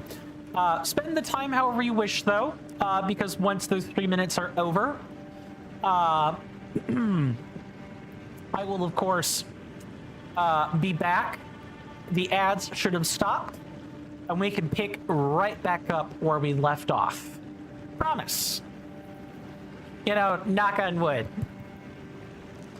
Mr. Jason says, Mr. Jason wasn't aware of the photo of the sages being taken. You see, good sir, wasn't that like an ending segment in Tears of the Kingdom? Well, didn't Pora pull out a pad and take a photo? I don't remember. I'd have to look at the credit sequence again. Or maybe even the secret part of the sequence for getting the good ending. I'm pretty sure that she does that. Mr. Raspy says, I may have escaped the storm, but not the ad storm. Yeah, it's impending. It's coming in 2 minutes. Back to the coin tent, Mr. Raspy says. Yeah, I do need to re-record this. because I need to include Kick in the discussion. I didn't have Kick before. Now I do. So Kick is not being advertised as well as it could be. But I digress. Mr. Resby says the super boring showcase is very well contrasted by the joke at the end. I appreciate it. I'm gonna need to do something similar with streaming to 3 platforms now. There's just no way around it.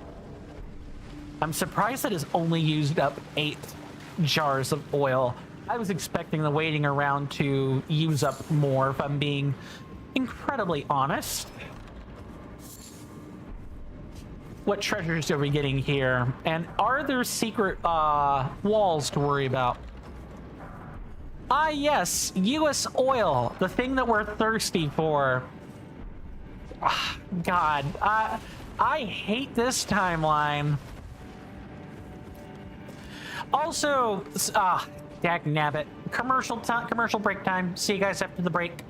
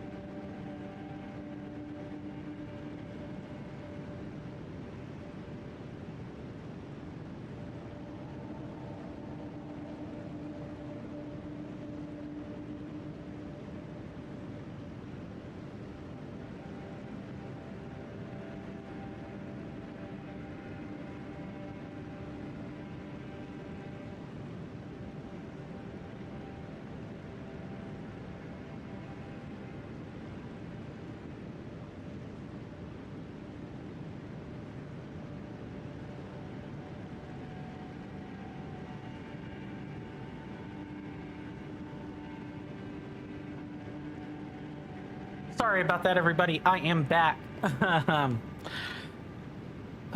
In the midst of one of nature's calls, I have learned that I'm balding a bit more. Yay! Don't we all just like middle-aged balding? God, I hate it. Let's check out our other wonderful chat rooms here. I do not see anything, so let us return to the world of Elden Ring. Yeah, I wish the petrodollar was gone. U.S. oil. But if we're not stealing it, we sure are charging an arm and a leg. I didn't think America becoming Russia was on my bingo card, but maybe it always was. And I'm only now fully waking up to that fact. I woke up months ago, but I mean, I'm waking up to it more every day. Stinky. Super stinky. Political stuff. Let's not dwell on that too much. Mr. Rasby says, I woke up today. Actually woke up. That's good. Oh boy. Oh, yeah, get that out of here. Gotta mind the guy shooting crossbow bolts at me. Yeah, I woke up too. I woke up at like 9:55 in the morning. Had a shower, was late to stream, and streamed. I didn't even have breakfast. I had breakfast at like 1 o'clock this morning. It is remarkable. I need to get back to more consistently doing it, especially because, you know, I plan on growing some Napa cabbages this fall, and they need to be watered at explicit times. For those who are not in the know, Napa, or like white cabbages, are used to make kimchi, and they've got like a creaminess to them that's hard to mistake for anything else compared to other cabbages. It makes it great for pickling. I'm wanting to grow some more. I'm wanting to grow some fiber, so that, you know, when the U.S. economy inevitably does crater and splinter, we can be more food sufficient, and we're not relying on the supermarket for every little thing under the sun, especially since my folks are on fixed income and I hardly make any income to speak of. Saving money really matters a lot. Mr. Rasby says, ah, yes, innuendo. Oh, no innuendo. No, I'm being genuine here. I'm not pulling a Lenny face here. I'm being authentic. At least I'd like to think I'm being authentic. Okay, I caught that sneeze just in time to mute the mic. Nice. Yeah, I forgot this place has, the Sage's Cave has lots of illusory walls. Mr. Rasby says, I thought you were trying to wink, but you were sneezing. Yeah, I would have preferred winking there. Because sneezing hurts my left shoulder a lot. It really activates my left shoulder. I feel like I've got bursitis in that shoulder, and it's quite sucky, but that's just me.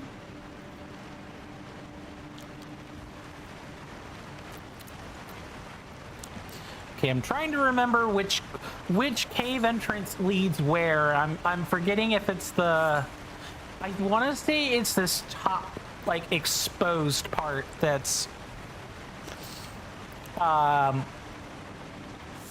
oh no, they're both kind of secluded and hidden. We'll figure out which boss goes where. No worries.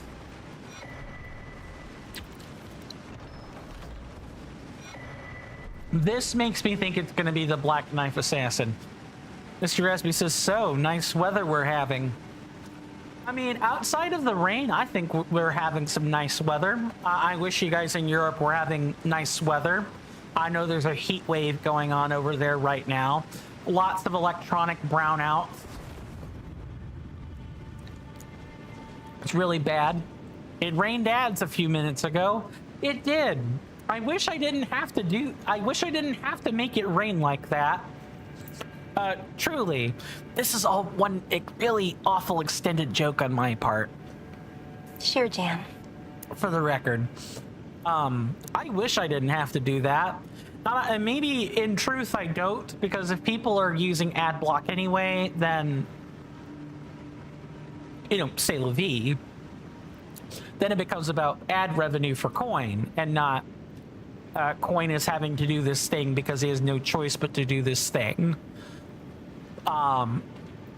It's an awful catch-22 is what I'll say. It's a really awful catch-22. I do not like having to subject people to this.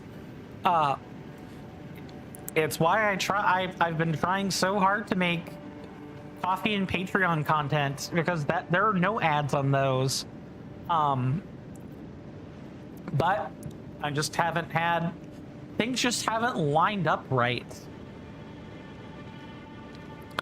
Imagine that there's 21 other catches, Mr. Rasby says. Yeah, I know. If catch 22 is damned if you do and damned if you don't, what's catch 21? What about catch number 5? What the heck is that supposed to be all about? Mr. Jason says, but yes, good sir. The one thing about Mr. Jason is that I will be in a stream for the longest time, and then I will lurk for a while, and then I will return occasionally with the most random of things. Oh, how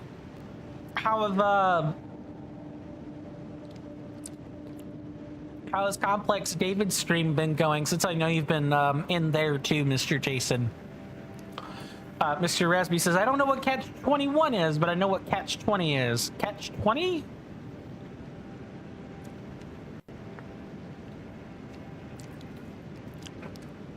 Catch 22 is catch 20. Ah.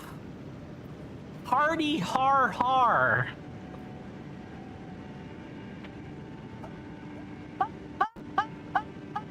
That was funny. It's stretchy as a joke, but the setup was really good. That was good. It's just getting a Titus laugh. That's all. Mr. Jason says, for example, Mr. Coin, yesterday, as I said earlier, was miserable in the UK. Mr. Jason makes cup of tea.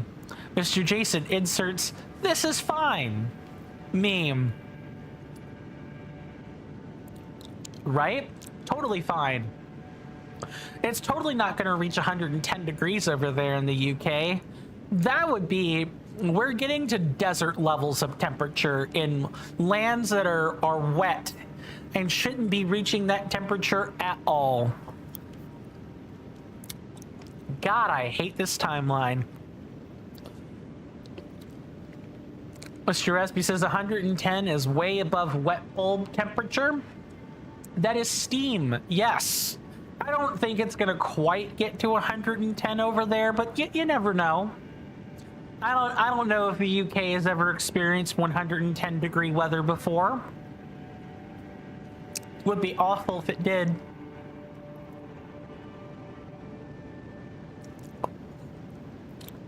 Mr. Jason says 35 degrees C was 95 degrees Fahrenheit, good sir. Yeah, so tack on, I'd say about 7 degrees more Celsius.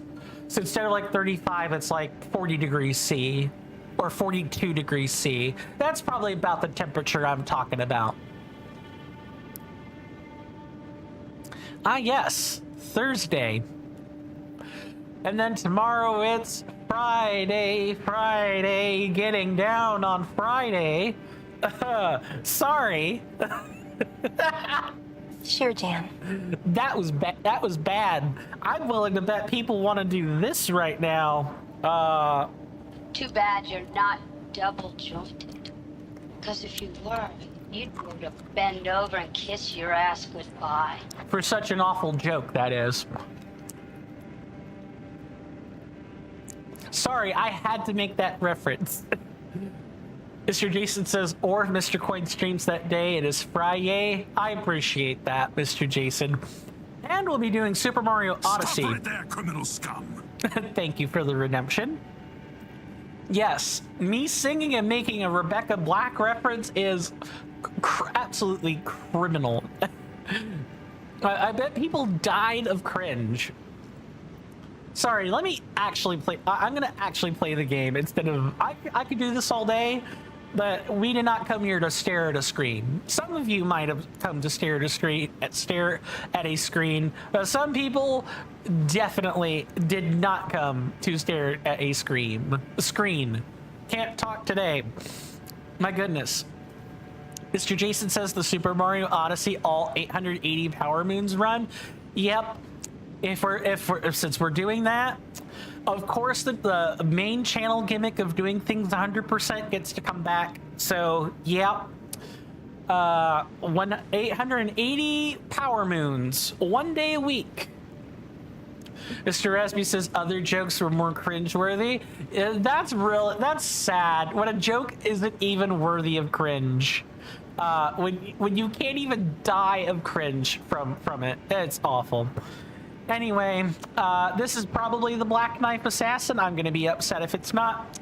But I will see folks on the other side of the attempt.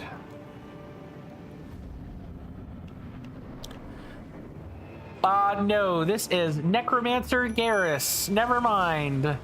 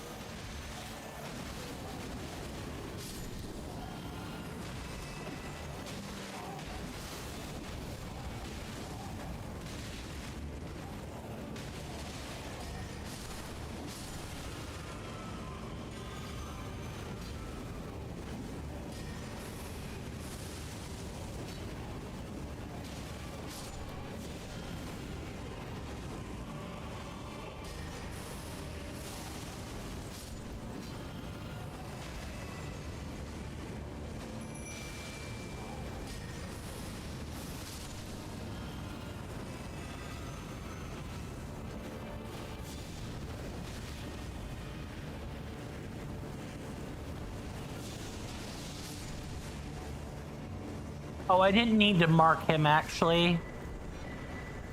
I needed to mark the snake snails.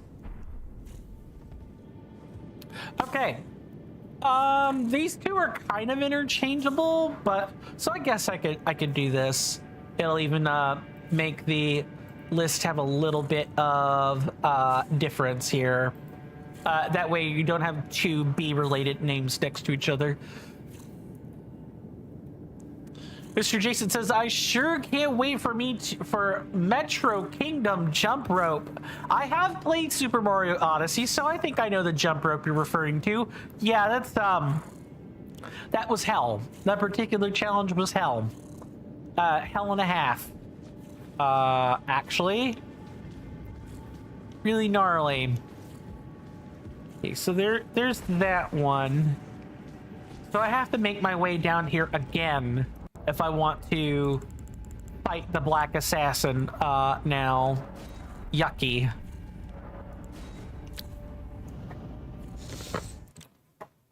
Mr. Raspy says, ah yes, my boy, Gary. Gary in this game sucks. Gary in this game is not cute. They often will spit venom or poison breath at you. They can spit magic crystals. They can breathe cones of ghost flame or acid or scarlet rot or other stuff. Lots of other stuff. This game has Gary.exe. Let me put it that way. This game has Gary.exe, like big time. Mr. Raspy says the only jumper I know are cable jumpers. Too true. Is it cable jumpers or jumper cables? Mr. Jason says, Mr. Coin, if that website took even one day extra to go live with pre-orders for The Legend of Zelda, Tears of the Kingdom, Secrets of the Zonai, Heroes Edition book, good sir, I wouldn't have been able to use the 10% off code. Yeah, you were telling me about that. You came to the realization in the last conversation we were having about that. Yeah, it would 100 pounds versus 90. Would the purchase still have been worth it, or would you have just kept? Would you have kept your other pre-order? Mr. Raspy says, referring to both Gary the Snail and Gary from StarCraft 2. I do not know who Gary from StarCraft 2 is. Let me look that up. Mr. Jason says, yes, good sir. Mr. Jason budgeted for 100 pounds. Twice. Okay, so yeah, kind of a non, not an issue at all either way. But, save where you can. Usually when I think of Gary from like a video game standpoint, I usually think of Gary from Vault 103. That's like a Fallout reference. I usually don't think of other Garys. Let's see.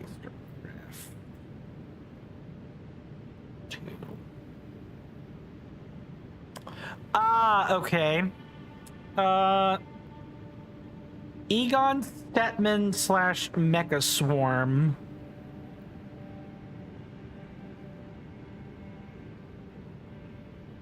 Interesting. Okay. Mr. Raspy says to each their Gary. Gary's mod. Clearly. Mr. Jason says Gary might have mods, but I'm Mr. Coin's mod. Too true, Mr. Jason. Too true. You can chuck bots out with the bathwater as well as any bot can. And you keep me company.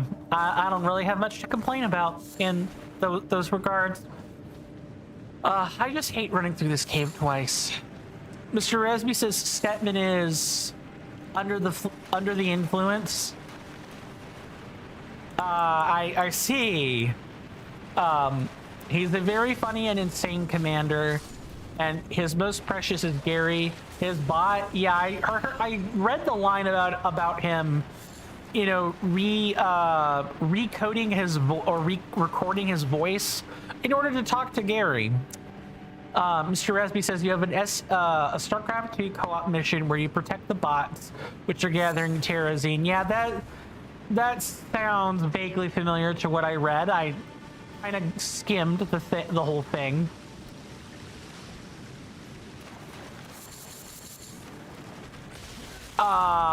Okay. 3 of them coming out of the woodwork.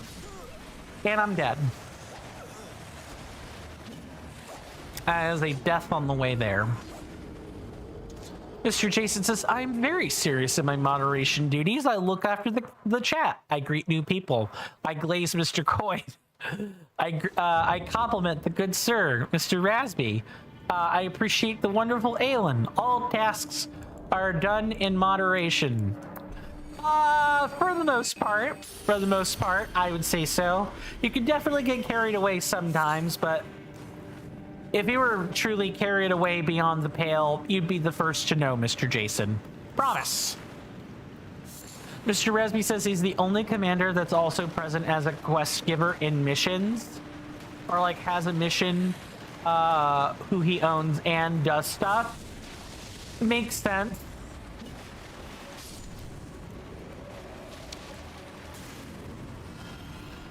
I'm gonna have to do that segment over and over until I get it right. Just gonna be down here. Yeah, because there's the hole right there.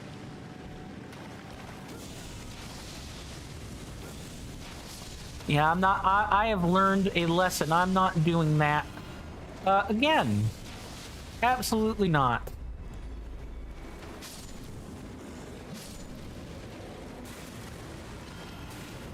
There, much better. I guess I could have run there, but to be honest, I was reassessing my bearings when the mob of Skeletors struck. Mr. Jason says, indeed, good sir. And I would want you to let me know, as I know that you would do it in a way that is just letting me know and not a telling off, as we have mutual respect and I am always willing to learn. Of course, absolutely, good sir. I try to be firm but gentle, which is a really hard thing to do, for the record. It's really quite difficult. Especially because in my personal life, I am quite bad at that.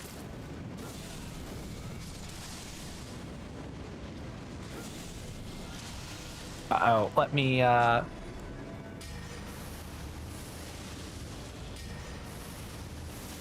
focus real quick.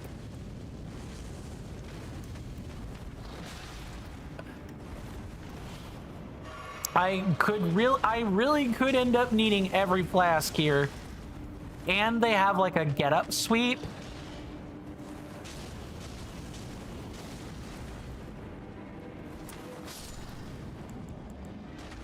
Okay, I'll remember that. It's not just strictly a DS3 port.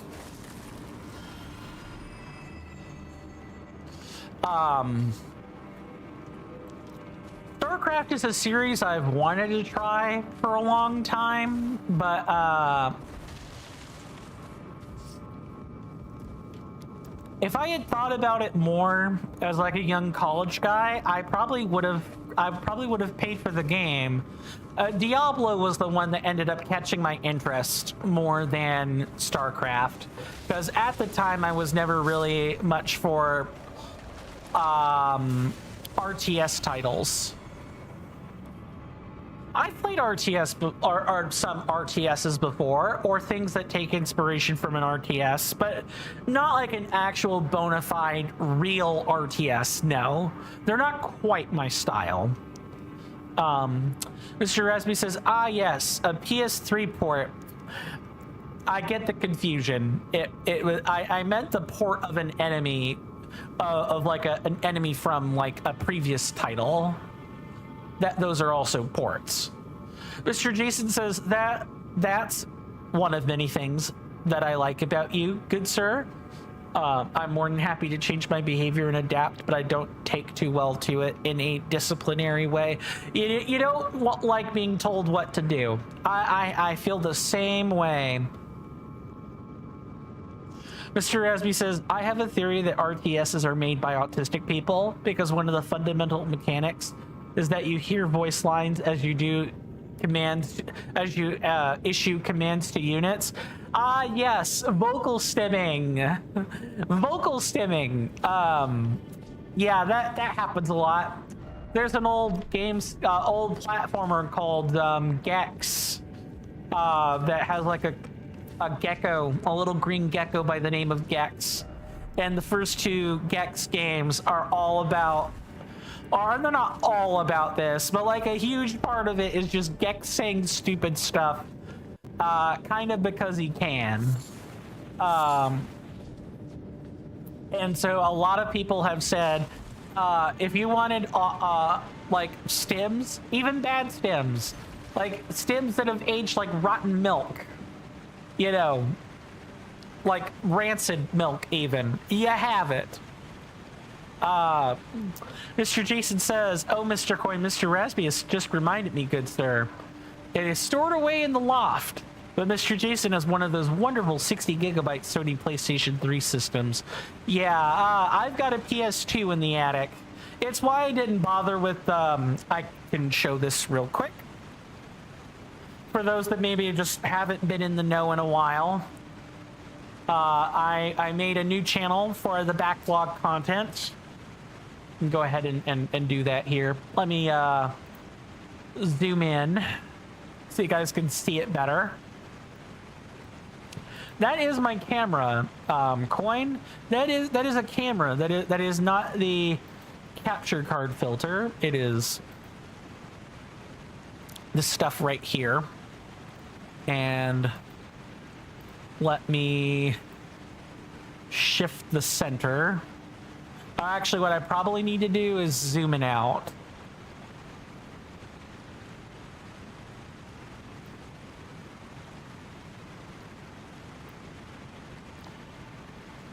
And then make the center over here again. As soon as I can get my mouse on it. Man, doing things left-handed is kind of crazy. Yeah, I'm doing this all with my non-dominant hand, for the record. There we go. I think I've gotten this centered more or less where I want it.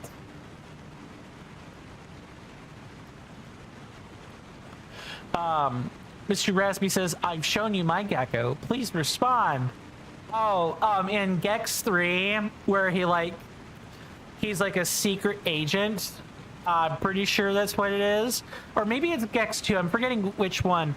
He has like this weird line where he's referring to the chick he's having to rescue as Nefertatas, and I just cringed really hard at that. That's what that statement makes me think of, for whatever crazy reason.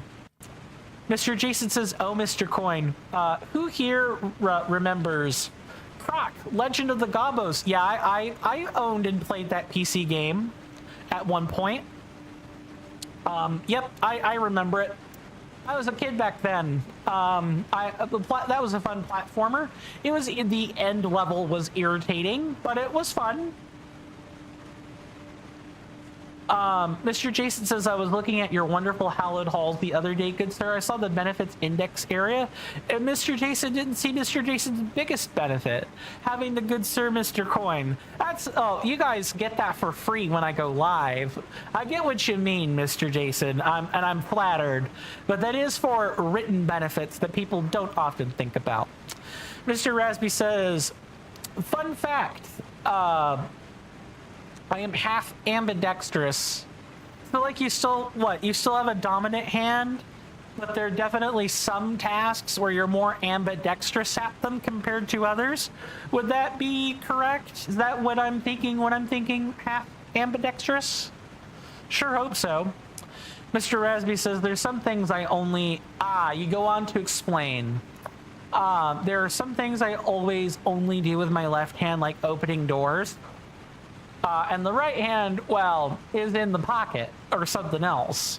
Makes sense. Mr. Jason says there's Gex, and then there's sex.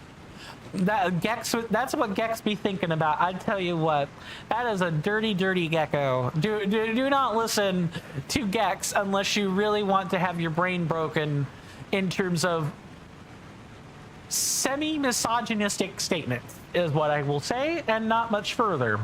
Or occasional racism. There's also that, too. Mr. Rasby says, I have a different dominant hand for other things. Makes sense. Makes sense. He goes on to say, I'm right-handed, but my left hand is much stronger, and I'm left-footed. My left leg is considerably stronger. I see. Yeah, I'm kind of the same way. I do most things with my right, but I can exert more force with my left. My left is what I would call my stabbing or combat hand, but I can also do things like click or, punch things on a keyboard, that kind of thing. Number pad punching. I can do that. And I'm definitely right-footed. I'm definitely right-footed now that I'm thinking on it. Mr. Jason says, I hope that they're paying their sex workers fairly. I'm sure that they are, Mr. Jason. I am sure that they are. Mr.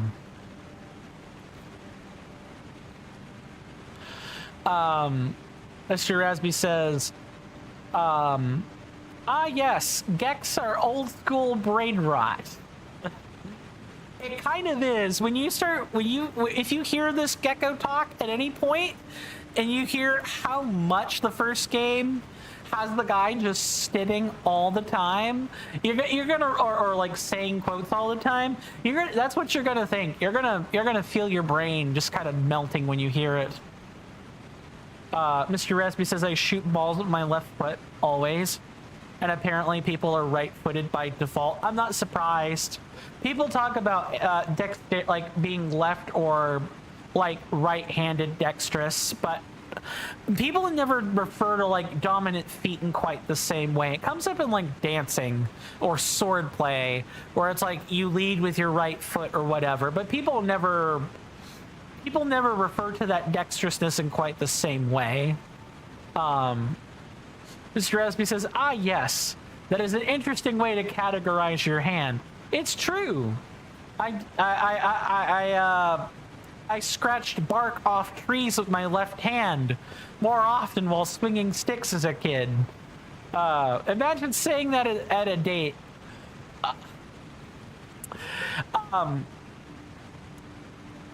You know, I would agree with you, but I would never be... I would never personally be in a situation where I would be dating someone. I would never have to worry about that. I am the lonely basement gamer. I am a lonely basement gamer. I do not foresee a relationship in my future. At least not one like that. That's kind of sad to say now that I'm thinking about it, but it's true. Mr. Jason says these conversations, someone brand new could come into the stream and you read out, I hope that they're paying their sex workers well, and they will think, what did I walk into? They walked into an 18 plus stream, Mr. Jason. That is exactly what they've walked into. I'm not like being explicit. Like this is still just general adult innuendo. But you're right. People that are used to me probably don't think I'm capable of speaking such things, but I can. Mr. Jason says I once took a brand new video game to a cinema and to a fancy restaurant. It was truly a date with destiny that day. Hardy har har.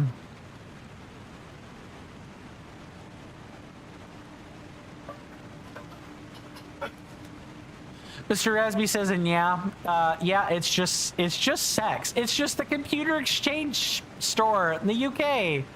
If people didn't know that. Mr. Rasby says, hardy har har rhymes with yar. I be a pirate. That is a really bad pirate voice for the record. Mr. Jason says, well, I remember, folks, remember, you could upgrade your tech for less at sex. Because the UK, doing UK things. Mr. Rasby says, coin stamp pirate. If people want a pirate hat, is that what I'm hearing? People want a pirate hat as like an emote or something? Because that's what that makes me think of, by the way. It's just, it looks like that could be a code for a little pirate hat. Stam pirates, exactly. While I have us zoomed in, we've spent entirely too long zoomed in at a screen. I miss this. I miss talking. I definitely miss the 2 month break was needed, but I missed this. So I took the liberty of compiling my library. One of the things that I did not include in here was the PlayStation 2 library. I do have like a handful of old games. I've got like Radiata Stories, Dr. Muto, I think Ants. I've got a couple. I even have like an old Medal of Honor game somewhere in there. But this is the backlog content. If you guys wanted to like look through my library, I've linked my Steam library. I've also compiled the other libraries that I have access to here. Let me toggle the overlay for a second so we can see it clearly. This took me like a couple of hours to compile together. So people are like, I don't know what you have to make a request on. You know, that's what this channel is for. Is this? That's exactly what it's for.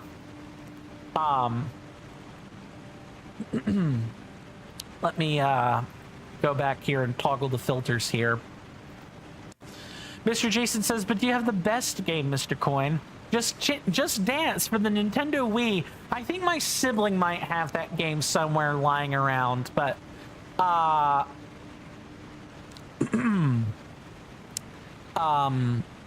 than that, I don't know about the dance pad. That might be in storage somewhere. Mr. Jason says a coin stamp with pirate hat emote would be cool. I'll think about it. I'll definitely think about it. I'll put it on the list. Mr. Raspy says it's code for quality coin tent. But that's what the coin tent word is for. But I get what you're saying there. Mr. Raspy says I miss the Soviet Union. Wait, wrong timeline. I sort of wonder what it would be like if the Soviet Union existed today, but then again, you know, I would kind of think things would be a lot worse for the people under that empire. I mean, would there still be two superpowers? I don't rightly know. It's certainly an alternative headcanon that would probably find its way onto r/alternate history. That is that's an actual subreddit. Mr. Rasby says, would there be superheroes? I don't know. I rightly don't know. Probably, just like there are American ones. There are Chinese ones. Don't know. Mr. Jason says, also, Mr. Coin, how would you stream the DS, 3DS games? I'd figure it out. Because I know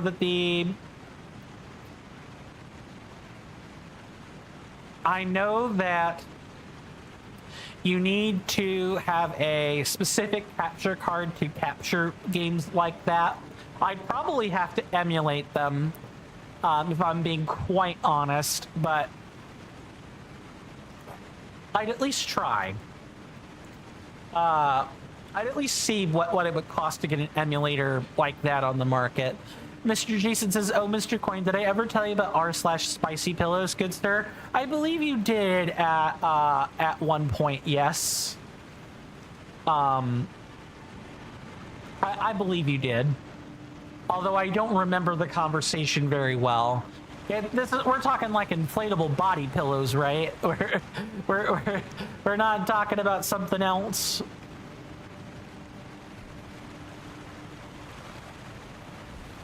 Okay, so this here would have been the Black Knife Assassin.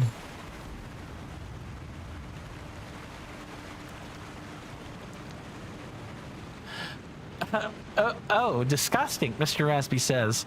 Where? No, it turns out that I was incorrect. I was very incorrect in what I remembered. I even misremembered, as a matter of fact. Mr. Jason says lithium batteries, good sir. Yes, those are apparently called spicy pillows.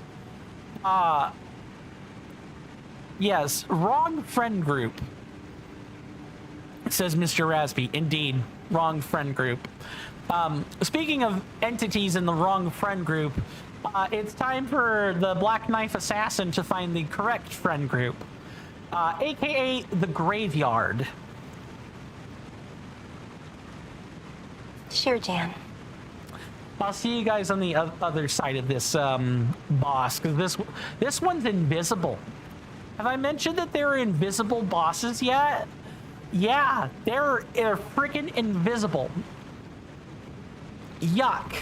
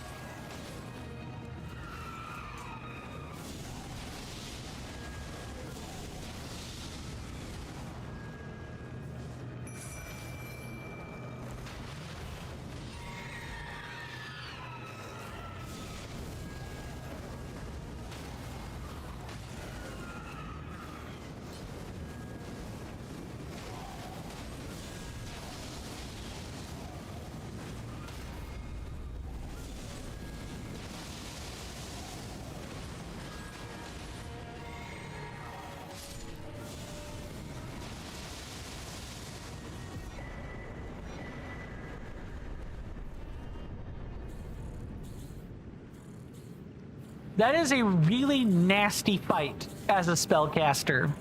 You can't even lock on to see what she's doing.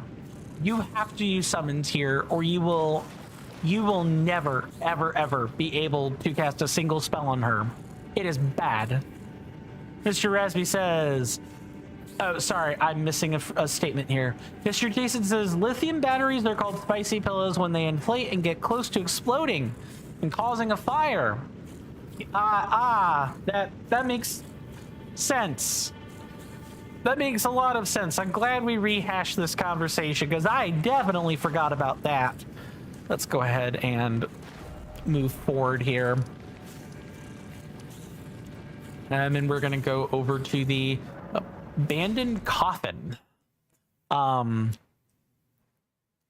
I think I'll have to add an encounter there. Mr. Rasby says, I fear no evil. I see no evil. I definitely don't want to be seeing evil after, like, this. It's just, ick. Ick. Mr. Rasby says, ah, yes, the body pillow for the thrills. Basically, yeah, definitely, keeping batteries that have inflated and are allowed to explode is really bad. I did not ever think such a thing was possible, but then again, I haven't studied chemistry all that much, just enough for schooling purposes. Mr. Rasby says, maybe they weren't allowed, but it happened anyway. Probably. Okay, how do I do this? Oh, I think I figured it out already. I thought it was gonna involve like oh, except this jump. Why, game? Why is this jump like this? Okay, I got it. That jump could have turned out really bad.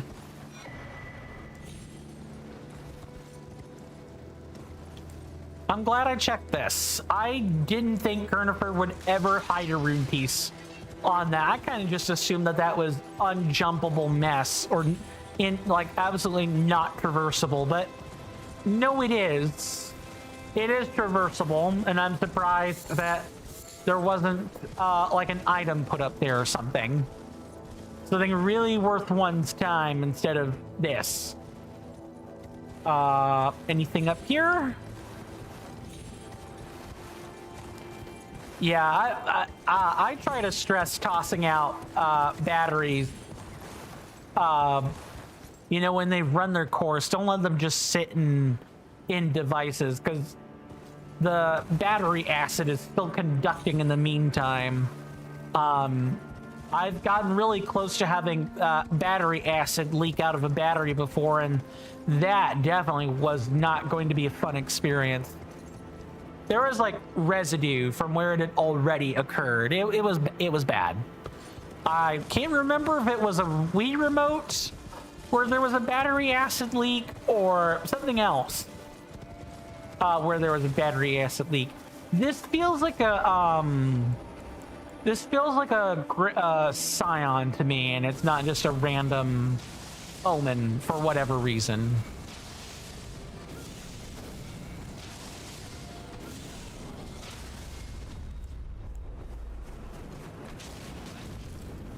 Oh, they have a get-up move. I didn't know that. And they have like a 6-hit combo. Remind me never to get on an omen's bad side. Okay. It turns out that was just a random enemy. Mr. Rasby says, yeah, I always do the toss test to check how charged they are. Unfortunately, they keep exploding when I do that. Ah, that's why you do the water test. That way, when they explode in water, the explosion is contained, and it totally doesn't produce a catalytic reaction either. It totally doesn't explode in water. Don't try it home, and definitely don't do this with sodium batteries. with anything that has sodium as a core. You will regret it. You will definitely regret it. Ah, yes, Raspy the player. Water test is good to figure out if something is lithium or not. Totally. What's up, Mr. Jason? Mr. Jason says, I know it is early, good sir, but I'm heading off now. No worries, Mr. Jason. Thank you so much for stopping by and hanging out with me. I greatly appreciate it. Please do go get yourself some rest. It was a pleasure seeing you. Please do stay safe and take care of yourself out there. You're welcome amidst my hallowed halls. Anytime, of course, good sir. And if I don't see you, for whatever reason, please do take care of yourself. World's a dangerous place. Now more than ever before. I need to stop letting my root beer water down. Yucky. Mr. Raspy says, ah, yes, literally Jesus, his hollowed halls.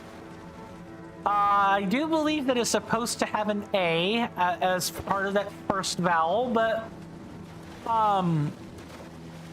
yeah. Hallowed, I guess, just means divine. Like divine, sacred halls. Night halls. Hollow night halls, even.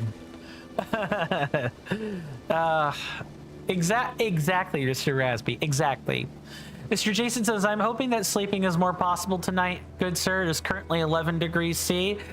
Yeah, I hope so. I can't imagine sleeping in 35-degree heat or like 30-degree heat was bearable. I can definitely see that being a problem. I hope your sleep is better compared to where it was before. A foot in the face. What did the 5 toes say to the face? Kick, is what they said.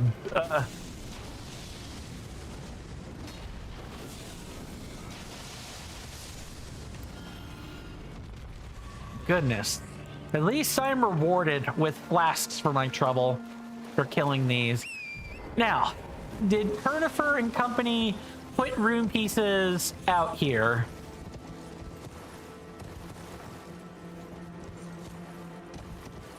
It would be criminal if they did, but also completely understandable. The collapsed caravans seem like a great place to hide like insignificant or puny objects that maybe have a slight glow to them. Maybe.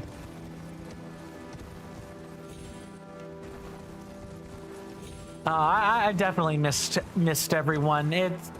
I know I said that last week, you know, a little bit more fresh off of the break I took, but I truly do mean it. It is always nice to see old fresh faces. Old and fresh faces. Where have I been? So the first month was uveitis and other health conditions. Yeah, my uvula swole up, and I had to go to an urgent clinic to get that kind of under control. Kind of. The state that I live in it has like a right. It's a right to treat state, so I am allowed. Like I can't be refused service at an urgent care clinic just because I lack insurance. I just don't have to be treated beyond being stabilized. Like no preventative treatment. I'm fine with that. You know, as fine as one can be for the health system, for the healthcare system I have. You hear that off in the distance, my senators and inductees? That is an ad storm. In about 5 minutes, it'll blow over us, and then we can get right back to the gaming. Thanks. I really appreciate everyone's time that they've spent here. It means the world to me. It would also mean the world if you could electrify my algorithm by following my Twitch channel, subscribing to my YouTube channel, liking the video and or streams on YouTube, and even leaving a comment. Doing all of those things ensures that when I zap your feeds with a live or a long-form content notification, you don't have to worry about missing any quality content.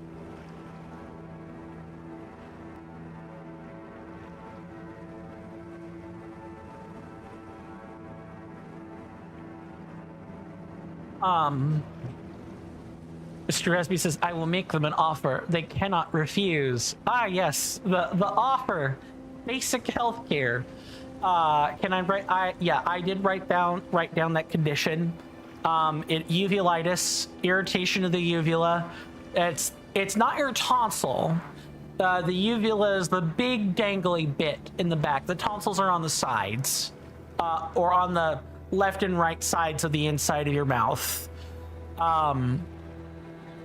I'm a mouth breather, so the uveitis was kind of going to be inevitable.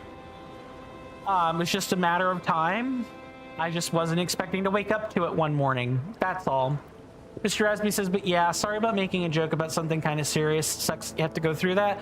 No worries. Hey, we all need humor in these dour, dark times. I can laugh about it now. It's completely fine. If you had said something that was actually bothersome, I promise you, I would have spoke up about it. I would have said something. I don't care how socially awkward that might be. I have grown too old with too many people mowing over my interests for me, not to speak on how I truly feel about things. If someone's bothering me, I'll speak up. Outside of that, what else? Then after that, because this was in March. This was during the illegal war, but before the gas prices and other stuff. I woke up a couple of weeks after, and I've had what would be called or considered a midlife crisis. That's the best way I know to say it. I just woke up, I realized I'm doing the same shit every day. I'm literally driving myself insane. I was hardly going out, hardly seeing anyone. I only had I only get out to see friends maybe every other Saturday. And I felt powerless as a US citizen. Very powerless. I had a psychotic break. I felt I needed to take a break and try to figure out some things I was doing, or I was always going to be flickering between despair, terror, and anger all the time. Just non-stop despair, terror, and rage. So the psychotic break was what had me take a break during April, more or less. Yeah, somewhat. He did help somewhat with that, but not like directly. I tried to just remember the things he told me more than anything. Because I just I said I needed to take that break during April. And I'll come back when I'm ready. Exactly where we left off before. And the petition, what came out of that psychotic break. I started looking into the petitioning process like right then and there. After I broke, of course. We'll pick back up on this conversation after the commercial break. See everyone then.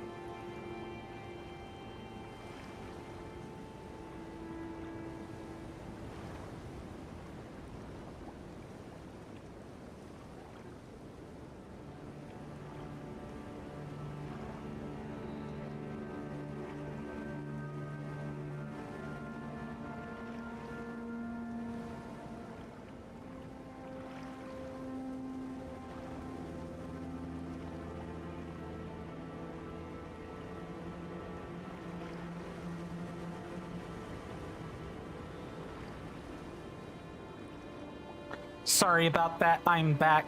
Had to clean up a little bit of a mess that I made earlier, so my apologies for the lateness. Let's try to make our last hour together worthwhile, shall we? Let me just say the amount of rage. That is true, and I appreciate that. That's part of the experience is you know, talking with each other. I'll mention the level of rage I was dealing with prior to the break. When you wake up and you angry post on Reddit, or you wake up from having literal dreams of mass murder. I dreamed about taking the United States of America and cutting it out of the globe and launching it into space. That is how mad I was prior to the break. I was that upset. That is beyond coronally hot, viscerally volcanic anger.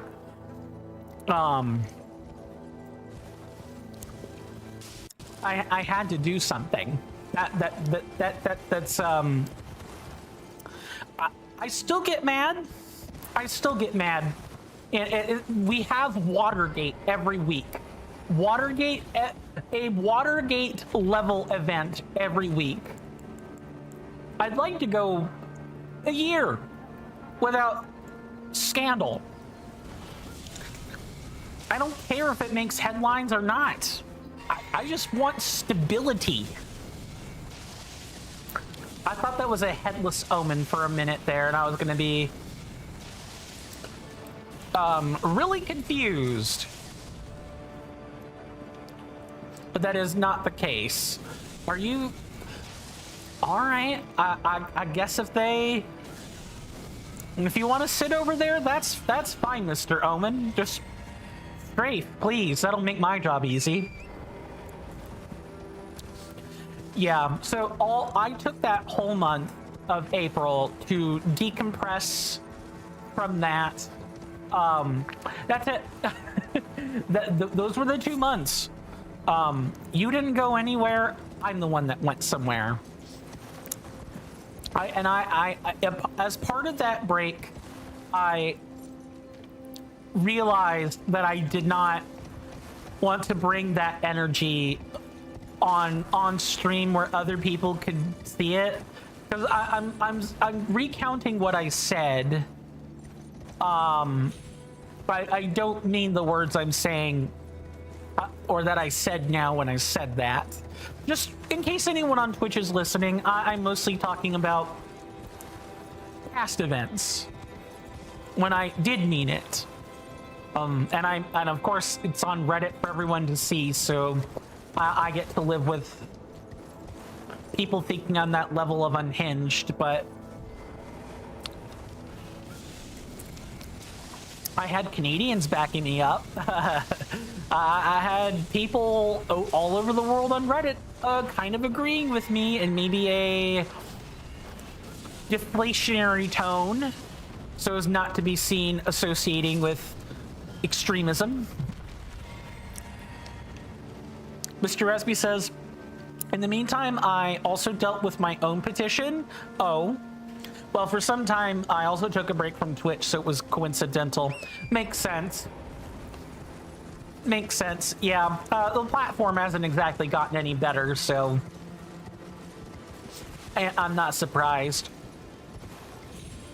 Yes, Windows Defender, thank you very much for scanning my computer mid-stream and probably causing a 10% performance tank. Thank you so much. You finally went to the doctor about your stomach? Oh? Been procrastinating on that for like a year or two? Good. I'm glad you did that. If it isn't too personal, if it's personal, just tell me. I'll back off. But You know, what did you end up finding out about your stomach? You don't have to get hyper specific. I'm just curious.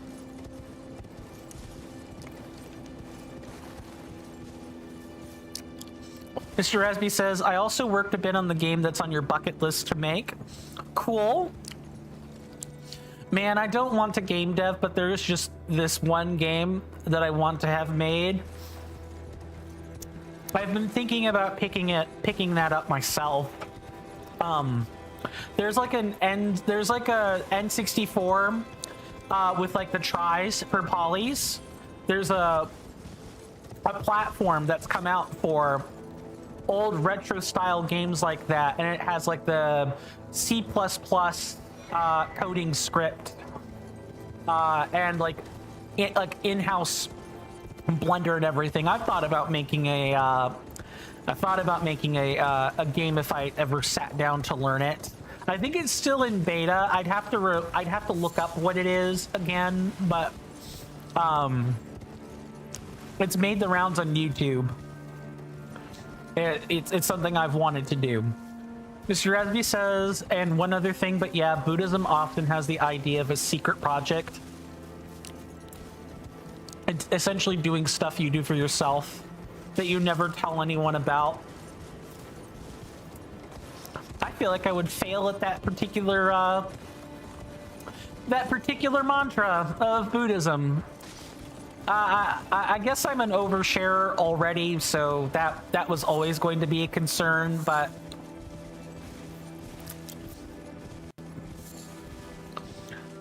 yeah, I'm maybe some part of that is, you know, a trauma response from back in my raiding days in World of Warcraft, where I literally held on to the fact that I knew about extramarital affairs or other things that were just not anyone's business to know, not even a raid lead's business to know, but I had to know it. Yeah, I wonder what part of my raiding career left me with unaddressed trauma. Okay, I was about to say I was looking for you.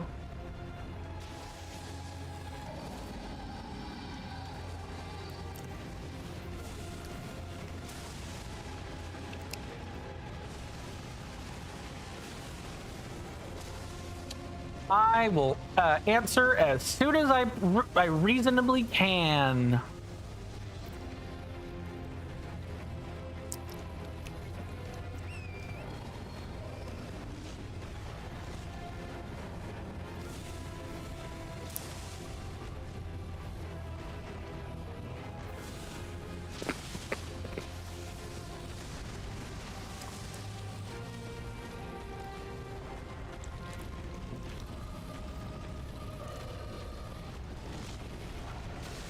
Uh-oh.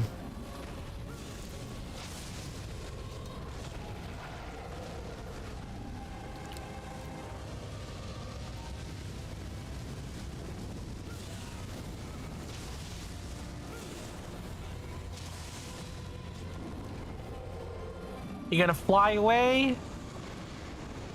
Cool.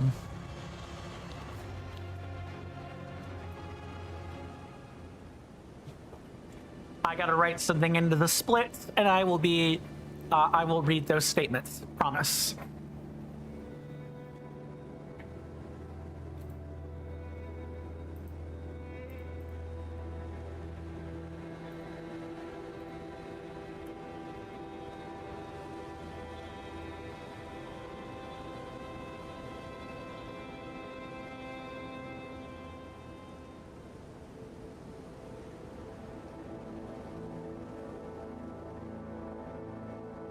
There we go. I just had to write that event because that is technically different than fighting the ancient dragon. Mr. Rasby says, well, I'm doing this thing I told people. I just didn't share to many people, and it's less that I keep it secret and more that I only mention it if it's relevant and I feel comfortable. Yeah, I guess I should say I don't like just force dump everything on people. I tend to only bring it up when it's relevant, but my memory is very associative for a human being. It's a common autistic thing I've learned. Where we associate things, we have the ability to have more of an associative memory where we can tie together in like tangential things that are maybe only slightly related to each other and find or draw a pattern, maybe even sometimes where there isn't one. Yeah, I have a really strong associative memory. But even so, I try to keep my associated memories well contained, because I know that things often don't have the same association for allistic or even neurotypical people. Mr. Espy says, well, it's probably the childhood that's more impactful. Sure. That was in response to the whatever trauma bonding experiences I had as a teenager / young adult raiding in World of Warcraft. Sure, I would agree, but a lot of the early stories I have consist of that time period. I played the game when I was 14. I started raiding when I was like 17 or 18. I was in voice chat like at least at 16. As an autist, so yeah, that was much earlier. Yeah, a lot of my early history of social experiences that really stuck with me were World of Warcraft, because my dad got me the game back when it was just World of Warcraft. There was no Burning Crusade, there was no Wrath of the Lich King, there was no Cataclysm. It was just the base game. Mr. Resby says, yes, the ability to have interest in some stuff. Too true. Mr. Resby says, I always assumed you were 22, and now it makes so much more sense. Yeah, I would say I was more over getting ready to be an adult when I started raiding. Yeah, I was like 17 when I maybe on the latter end of 16 when I was first in voice chats getting ready to raid, and actually talking to other people in voice chat. But a lot of the trauma related memories were closer to like 19 or 20.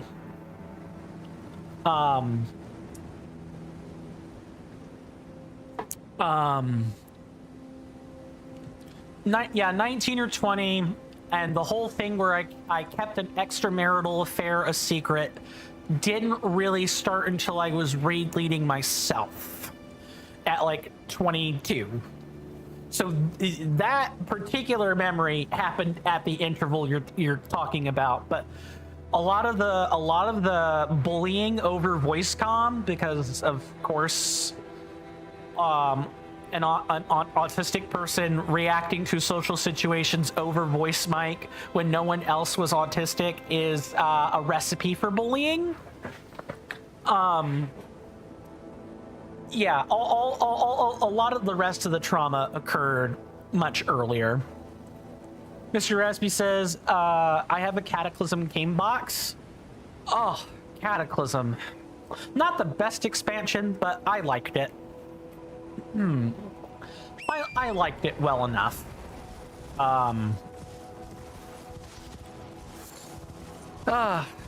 And one of my favorite raids took place right at the end of that expansion. I had a lot of formative memories of that. Mr. Raspy says at 9 years old, I would play Jailbreak on CS 1.6. Counter-Strike, I think is what CS is that right? Was really fun, was on voice chat back then. I'm going to trust and hope that you were not also similarly cooked by people that were having fun at your expense when you're talking about voice chats. Mr. Resby says, I guess weirdly my brain also never made the connection that like you know, I existed before, that you existed before I met you and had a childhood and teenage years. Yeah, I came out of the womb like this. My mom really had a hard time with me when she was in her 30s and I was also in my 30s. That's clearly what happened. Sure, Jan. I'm not. Oh, I just rode by a wolf and didn't think twice. Cannot be having that. Mr. Resby says it's quite a story how I got it. It was gifted to a class colleague in 5th grade or so by someone who was a jerk to another class colleague, and that colleague gifted it to me, but it's just the box. Not sure if it had any CD, but the CD key was used. Yeah, so could not play even if you wanted to, but you really weren't missing out on much. I'm gonna be completely honest. Mr. Resby says, well, not really. I had a good ability to figure out how weird someone or something sounds to you, so I knew how to filter myself. Makes sense. Yeah, I was the one that had issues because I just considered, you know, the responses I gave as being genuine and honest. Like I thought that's what we were all raised on, was being honest. You know, even the white lies or the lies that you tell as a kid don't really stack up to learning, oh, people don't really mean they want you to be honest. People just want you to say things they want to hear. That didn't really click in my brain until I was like 23 or 4, for whatever reason. Mr. Rasby says, talking about bullying, that jerk was actually a guy who bullied me and some friend. Thankfully, that guy in sixth grade and a half, he moved into America. Ah, America, the land of the bullies. Yuck. I'd leave it if I could. Sorry. Mr. Rasby says, I was never into MMOs. I say that as I am playing my childhood MMO. Not only that, but playing it on 4 game instances. So I think it's less that you weren't into MMOs and more that you're picky about MMOs, and maybe that there is a nostalgia bias because it's a game that you probably didn't register was an MMO, or didn't quite fully realize the depths of the number of people that could be on an MMO at any given time. It's probably something like that. Mr. Rasby says, very nostalgia bias. There you go. This is actually that item from the bucket list, doing the DT, a specific dungeon. Ah, okay, that is making a lot of sense now. See, we all of the desires we have in life kind of link back to our childhood in some way, shape, or form. Clearly, he says having several interests that did not burgeon or blossom until he was an adult. Ah, we meet again. In truth, it's been smooth sailing for me. The Scarlet Rot has stilled since last we met. As such, I've been able to continue my journey. Though rather vexingly, I realized that if I still had my sword arm, I could have aided you in battle. Now I'm tracing the path Melania took, after unleashing the power of the Scarlet Rot during her battle with General Radahn in the Caelid Wilds. I should like to meet her. This vanished woman. I think she's in the north, in the lands that lie beyond the Erd Tree. Now, she's passed into the lands that lie... Now, she's passed into the... Sorry, wanted to make sure we got that unfettered voice line. The one part of the routing is definitely also. I want to make sure I show you guys the game because once, you know, once we do a real run, once we start doing a real run, I'm going to be mashing through text like it's no one's business. So I want us to have the opportunity to absorb the text now, to absorb the dialogue now, or the cutscenes. Because I'm going to be skipping so much later. It's not funny. Mr. Resby says, 2nd to 4th grade, I used to be at a Pentecostal school, and I had to develop some wild mental gymnastics to make sense of the world because I was not Pentecostal, but I was religious. Okay, I'm tracking so far. From 5th to 8th grade, I've been at a very good school, as in very high grades, but people really weren't that nice. Yeah, it kind of reminds me of private school when you say that. And from 9th to 12th, I've been at a horrible school grades-wise. It had gang-like stuff and all that, but there was no bullying aside from a bit in 9th grade, and people were actually nice. Perhaps after having said this, it makes more sense why I'm in some stuff I am that involves understanding human perception, like poker. Was that stuff going on at the high school? Or like in the, what we would call secondary education here in the States? It's amazing how we think people that don't even bother to get high school education and get a diploma. It's amazing that we call it secondary education. Even that just elicits a level of personal disgust from me for whatever reason. Mr. Resby says no, and I don't play poker, but I really, really like it. Or stuff like Mafia, social deduction, perception, understanding. I'm kind of the same way. I'm definitely not the poker. I'm not much of a poker player. And I get that it's more about perceiving people, but I've kind of always had an interest in people. Even as some part of me wonders if I should have been a psychologist. The whole time. Like I was always in the wrong field. And maybe I would be better off as a person if I had understood this about myself. I don't know. Mr. Resby says, but yeah, the very interesting part is that you get to see each group's blind spots and what they're not thinking about. And I grew up being rewarded and congratulated for doing smart things. So I'm like really secure about a lot of this stuff, like my capacity of doing things. Yeah, you know what you're capable of. Of course, it doesn't mean you aren't aware of your own limitations, but you're not having to find those out, or it seems like you didn't have to find them out early on, or later in life. You knew what they were, and you knew if you wanted to accomplish something, you would need to figure out a method of circumventing the limitation.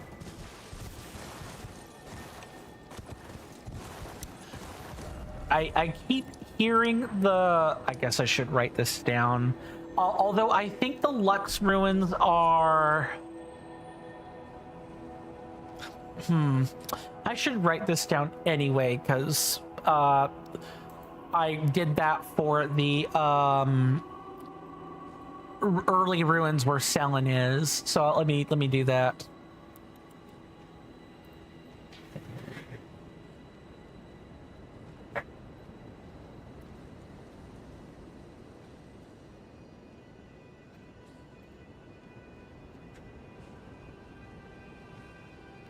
Mr. Espy says, yeah, and I don't feel the need to specifically justify my actions.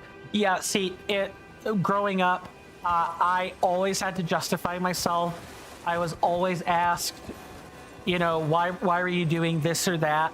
I always wanted to know what other people did too. So I was the inquisitive type. I often like to ask people why they're doing this or that. Even if perhaps somewhere deep within I knew what they were doing, I just wanted to hear what they had to say. I wanted to see if they would be truthful. if they would actually describe what they were doing, or if they were going to lie about it, or if they were going to tell me something else. So I recognize my own part in my behavior, but I often was asked myself. I was interrogated a lot by both my mom and my dad, and even my stepmother, for the record. So it was just very reinforced. I always had a justification ready for what I was doing. And of course I was met with the, why do you have an answer for everything? Oh man, you always have an opinion, don't you?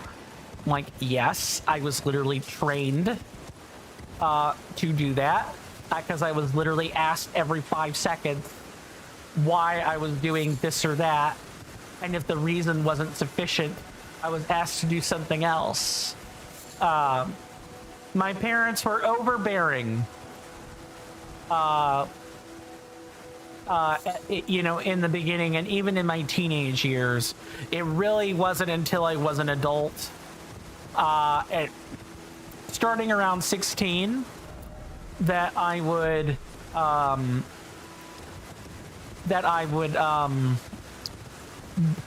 really have any kind of latitude. I wouldn't just be randomly asked why I'm doing something, or why I'm doing it that way, why not this way, stuff like that. Mr. Rasby says, I see. That's quite different from how I grew up. My parents were absent. I was never called out, and we wouldn't talk. So you had a lot of time to yourself, A, and B, they probably cared more about what you were, not what you were doing, but the result of what you were doing, and not just doing it. Strasby says, yes, life was a single player game. Yeah, life only really ended up being a single player game for me when I got into high school, and even then, only on the stuff that I had to do for a grade. The rest of the time, it was very much, why are you doing things this way? Why are you doing them that way? Again, interrogated lots. That another grace fight? I think so. Oh, I have to show this, because I don't want to, like, you know, piss in someone's Wheaties, so to speak, but I do find it funny. Let me see if I can't show it up here.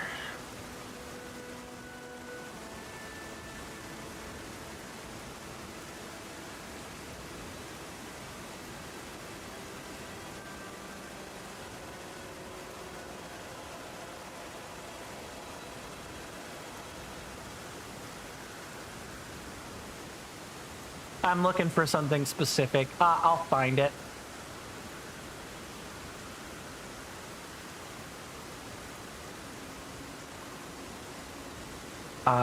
You're not gonna give me like a preview of my comments, Nexus Mods? Is that what I'm hearing?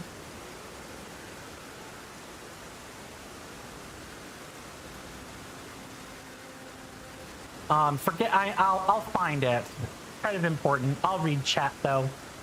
Mr. Rasby says they did care about just doing it. They were nice to you, or nice to me, but only as I grew up later and later. Had issues with not being able to do homework and such, but only until high school. Ever since then, my parents were very supportive for whatever I wanted to do. So in some way, I was really loved by them. Yeah, my parents generally loved me and supported me. I wish I could say the same for my younger sibling. I unfortunately cannot.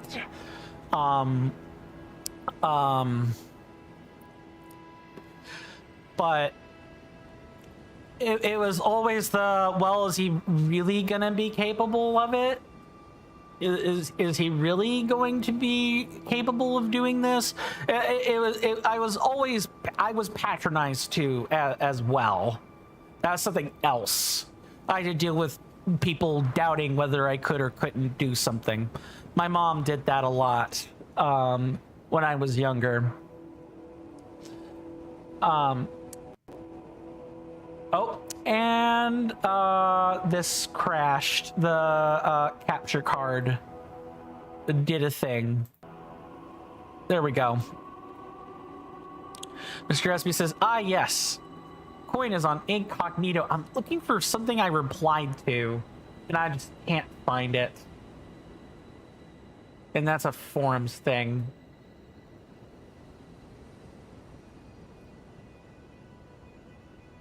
Not really tracking any mods. What is this mod? I know it's here. I'll find it.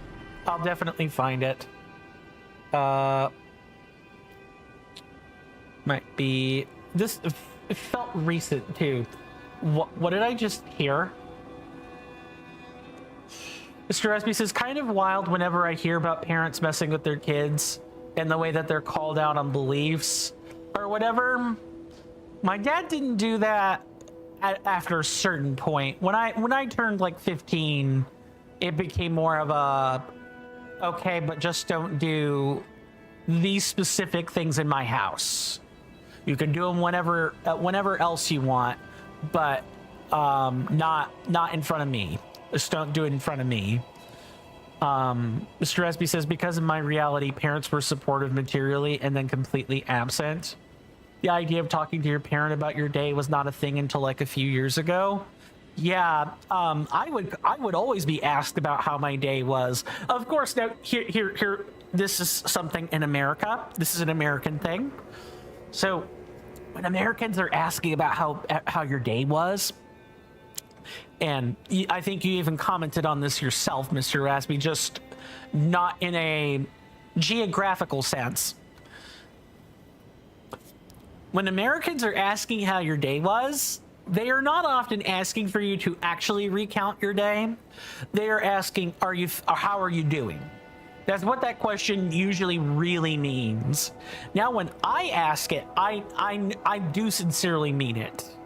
I am not just asking, oh, how was your day? I do genuinely ask,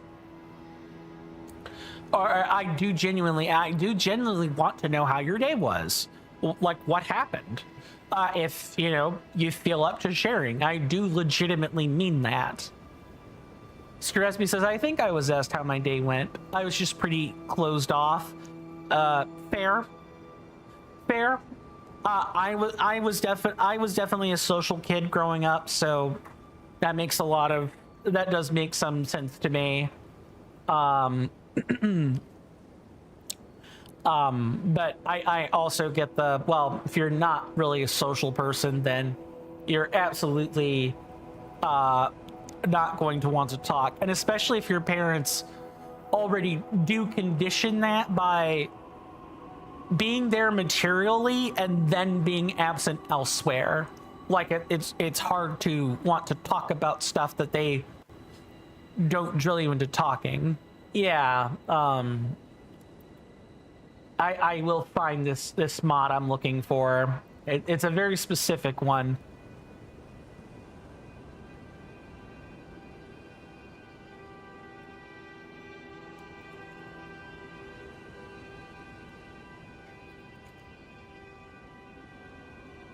I'll find it.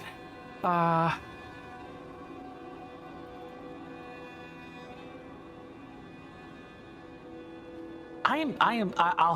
find it. I've got to find it. It's perturbing me. It's bothering me that it's not here. Maybe I'll have better luck if I look at my browser history or something.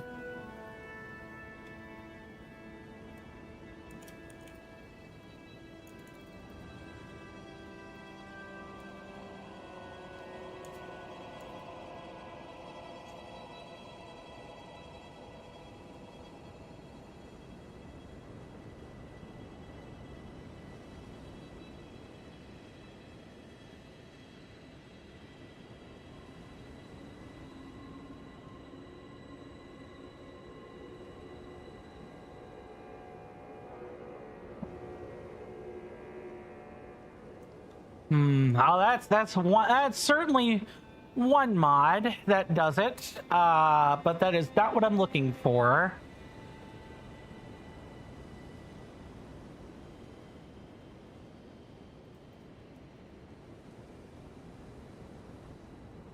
Man, it is definitely turning out that I just do not know what this is. I will find it and I'll post it on the Discord. That way I'm not taking up so much time on this. Mr. Resby says, well, they were very dangerous at times. So there was a good reason I was so, enclosed / closed off. Yeah, I could believe that. I got belted as a kid. I also got soap put in my mouth. For cussing. Yeah, I had aversive punishments. I think, I did not only get belted or grounded, I had other stuff done to me as well. Of course, I still love my parents, but, I have never forgotten my mom putting soap in my mouth. I know that was a thing she did. It's kind of murky in the back of my mind, but I do know. I was a very young child, and when I inevitably cussed because they cussed, yeah, I got soap. If people wonder why I don't cuss too much, or why maybe it took so long, even amidst my streaming years to feel comfortable with that, that's why. There's a trauma bonded response reason as to why.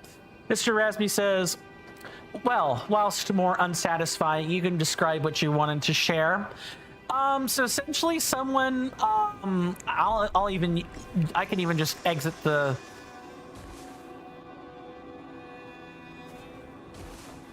wow, I'm definitely, oh, that's not what's going on. There's a delay on the capture card is what's happening. Let's try that again. Yeah, someone decided to make a mod that literally removed every reference to something divine. So because the game Elden Ring often includes like the references to gods, Godric, Godfroy, Godfrey, or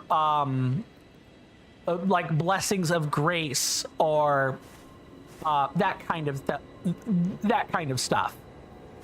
Someone renamed all of those to remove the divine references in any of the names, including the word Godfrey. Godfrey is an actual name.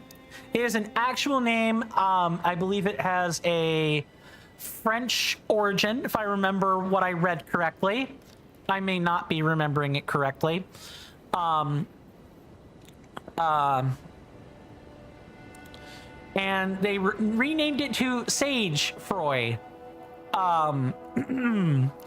or Sage Free. And the rest at Site of Grace becomes Rest at Luster Site, not Rest Site, not Site of Rest, Luster Site for some silly reason. There were quite a few mocking comments on that. I didn't want to reply back initially, but I was like, it bothers me too much. I'm like, certainly they could just remove the references on like non-NPCs and be fine, but nope. My little silly comment on that mod actually got a reply. If I remember it, I'll post it in the Discord, amidst the many other things I have to do still. Mr. Resby says, yes, or I missed one. That makes a lot of sense. Yeah, I don't know if I ever actually have mentioned that too much before. Mr. Rasby says, yes, the hard dispel. I mean, sometimes you need to clear out the capture card. I need to replace this capture card is what it is, but no money to afford the replacement. So I just gotta hope and pray that it doesn't break down, because I'm gonna cry when it does. Mr. Resby says, I guess these early lessons in life really define our behavior. Oh, you meant the soap being the hard dispel. Yeah, my folks certainly thought it was a hard dispel. Worked for a while. I cuss in private is you know, I don't cuss in front of people, but I'll cuss in my room or when I think no one can hear me. Then I'll cuss, but I just don't do it in public. I think there are better ways to express outrage. Like, see, that's something else too, is when you're traumatized by something, you will find reasons to cover up what the trauma really is. I know this from my sibling having gone over some of the work they have done with their own therapist. So I've kind of learned some of these things by proxy.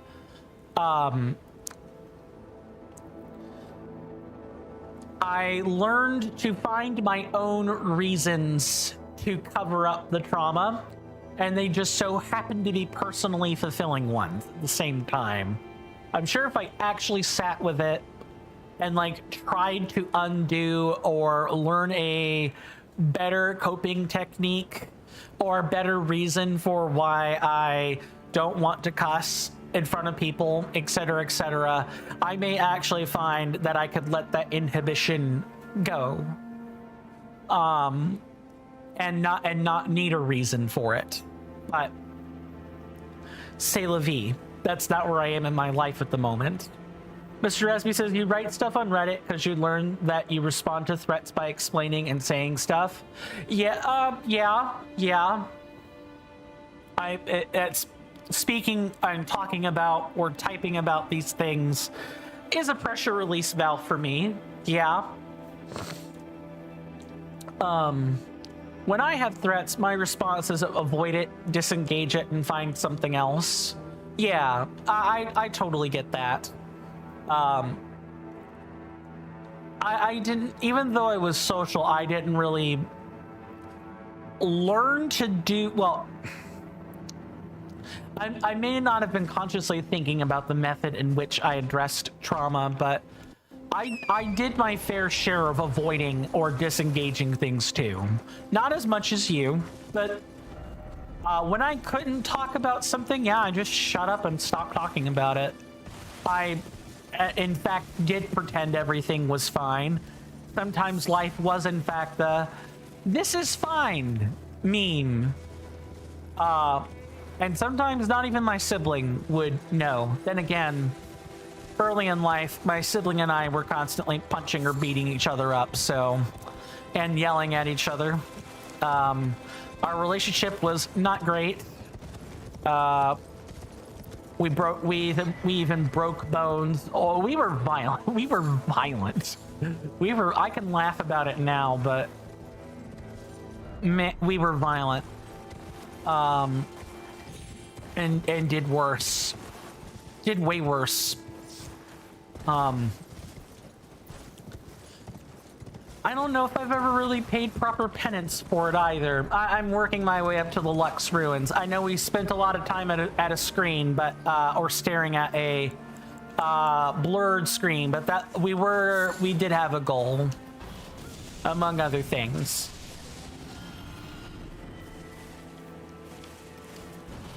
Mr. Resby says, yeah, the reason I pointed that out specifically... Really? All right.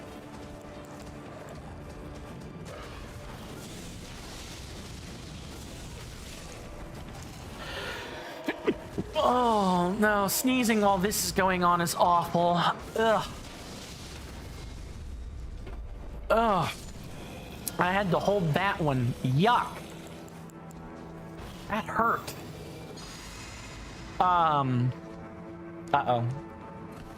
Oh, I've been found.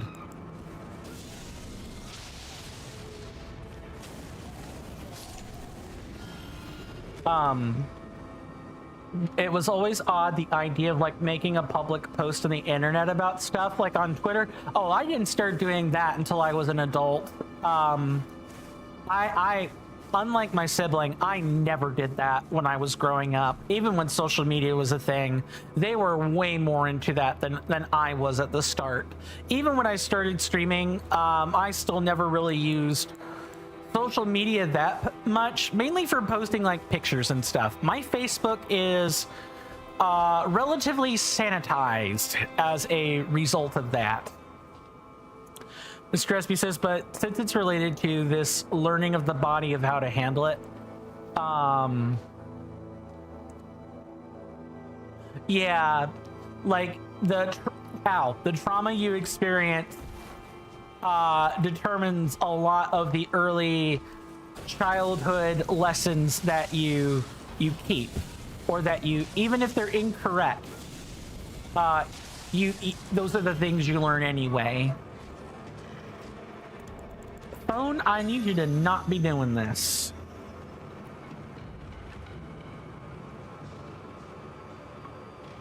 I'm gonna screen that call. Mr. Espy says, and I never got questioned whatsoever. Yeah, I could have easily turned out the same if I didn't have more over my mom than my dad, but they both did their fair share of that, hovering, you know, over me, or constantly asking me why, or that sort of thing. And then the pylon was worse when, you know, 2 parents became 3. You know, my mom, my dad, and you know, my stepmother. Like, I was just always asked why. Always. Or not all. I'm being a bit reductive here when I say that. There were definitely days where I just wasn't asked anything, but the patterns I remember are more of the I always was asked why. Or I had people running behind my back when I made a decision on something. And turns out, oh no, secretly your mom or your dad already had a contingency lined up in case you changed your mind on a decision. It truly was something.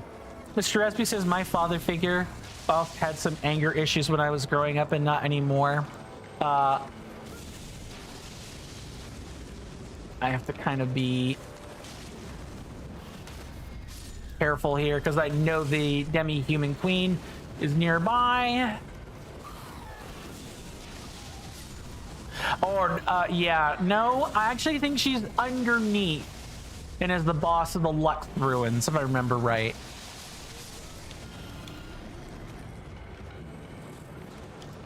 What? That is not supposed to happen. That is not supposed to happen at all. They just phase through the ground.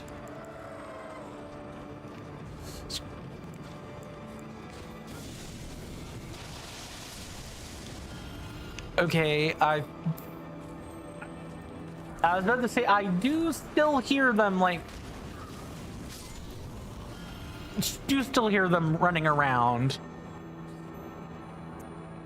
You became really secure in some areas or in some ways of your life. Yeah, like, I'm up for a fight, maybe not physically, mostly because I don't have the opportunity, but I learned how to take the role of the stupid and responsible person. Oh yeah, no, I was sheepish. My dad, being the country boy that he was, got into fights all the time. All the time. He's like, you know, I may not start something, but I'm gonna finish it. I was raised in the era of American schooling where it's like, yeah, no, please don't do anything, because then we have to punish you. Even if you didn't start something, didn't matter. We're gonna have to give you detention because we don't want the government taking away our funds. They didn't actually say that part out loud, but I figured that part out pretty quick. Plus, I was never in a fit enough shape to fight in the first place, so I just learned not to fight. I learned to use my words. If I got into scuffles for whatever reason, I took defensive posture. I dodged what I could, ran away when possible. Now, if someone was being verbally abusive, different story, but If someone was actually ready to get physical, no, I ran. I did not. I was a coward. I had to be a coward. I took things to the authorities. That is to say, faculty or staff. I always took it to them. That's what we were told to do. Even if it wasn't always the correct thing to do, we were told to do it. So I did it.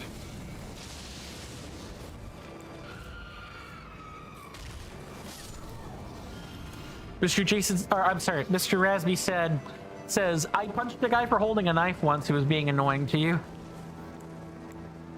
It's very, yeah, I was about to say, I definitely feel like, you know, kudos to you for having the courage back then. But also, I just can't believe someone just had a knife out. Stabbing people's stuff. That's unheard of.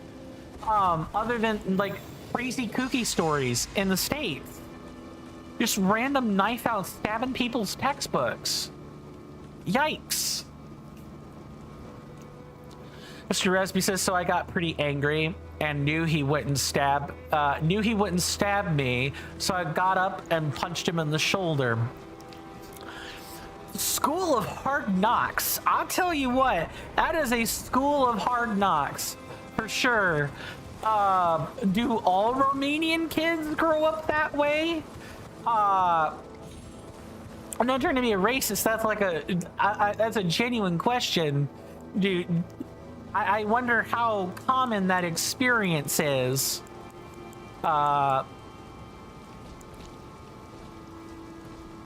Everyone in the class found it very insane. I don't doubt that. Yeah, I could absolutely believe that. Mr. Espy says, well, some schools, yes, not all of them. Okay, the same as here then. There was like child gangs in like poor district schools, and there was definitely some violence. Also a lot of teen pregnancy. That was also something that happened quite often, but or a startling amount of often, but not just like open knives. That kind of thing had like police. Mr. Resby says, to me, it was an expression of the poker thingy, because I wouldn't have done it if I was even a bit unsure that he stabbed me. Yeah, right, of course. You correctly figured out who this person was underneath. You got a soul read just long enough to... Where are the sigil seals? Here's one right here. Okay.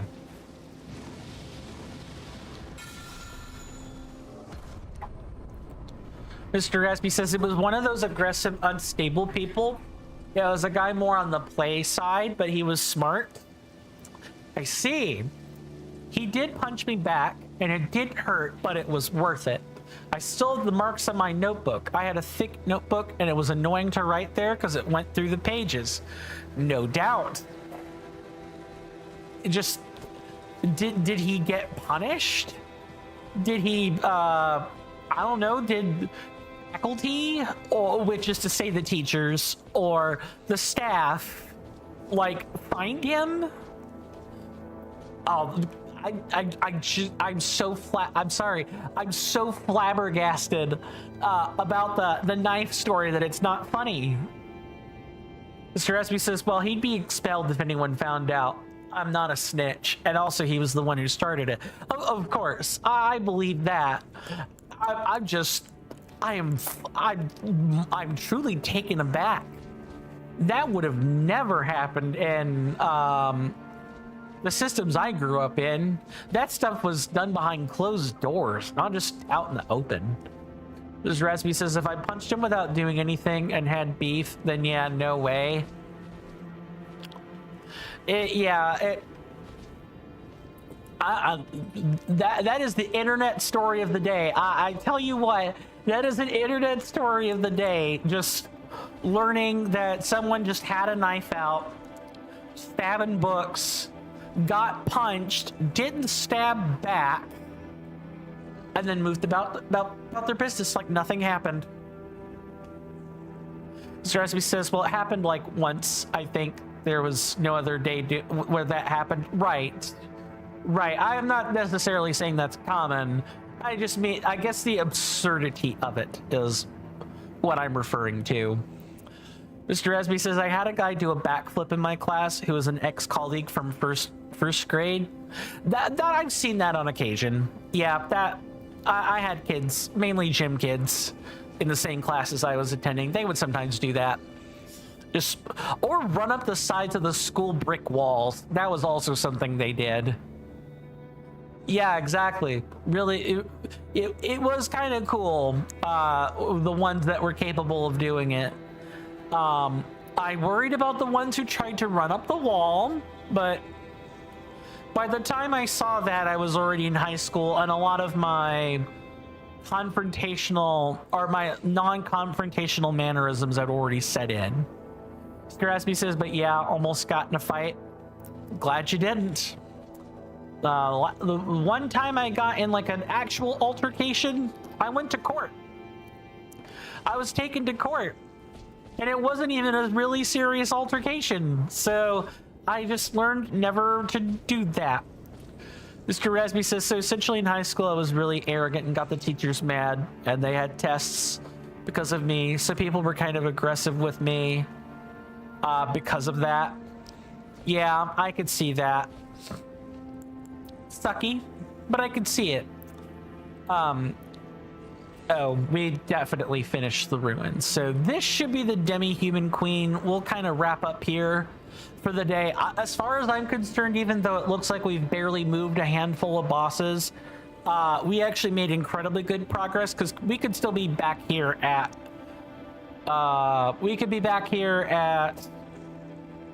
Nostra, the Fallen Sky. Back here at this guy with 68 deaths.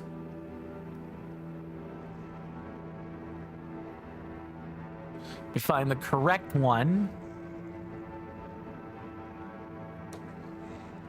There we go.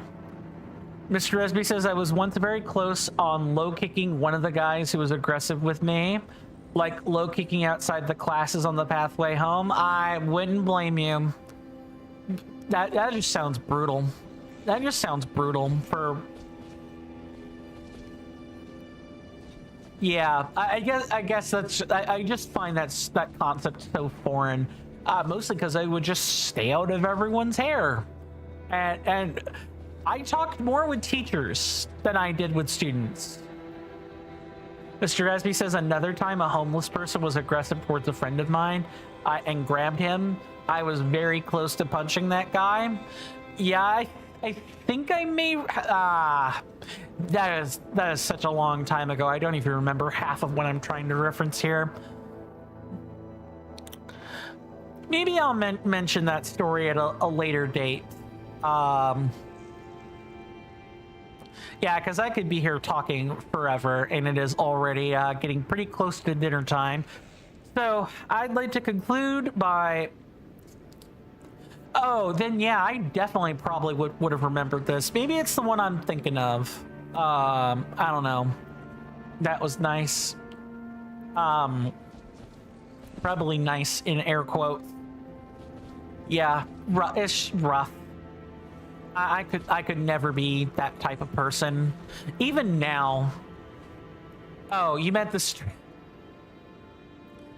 I'm listening to respond instead of listening to understand. So of course that reply came out. I'm glad you thought the stream was nice. Thank you. I enjoyed catching up with you. So let's see if we can't end things off on a relatively high note by killing a boss. I will see everyone on the other side of what will hopefully be another easy demi-human queen. Mr. Rasby says, I guess it was kind of the troublemaker at the time, at times. You were just more assertive. Maybe sometimes. You're saying it, not me, is what I'll say there. Mr. Rasby says, like, I like made someone's chin bleed twice and broke someone's head once. Oh, well, okay. That still doesn't mean you started trouble. That only means that you didn't pull a punch when you fought. Even though that does mortify me a little bit.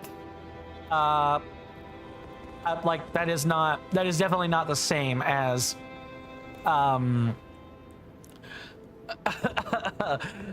yes, the quote describes it perfectly. Who starts a conversation like that, George? I just sat down. Something like that. All right, I'll see everyone on the other side of this fight. Oh, I forgot about the purple eyes. I totally forgot about that.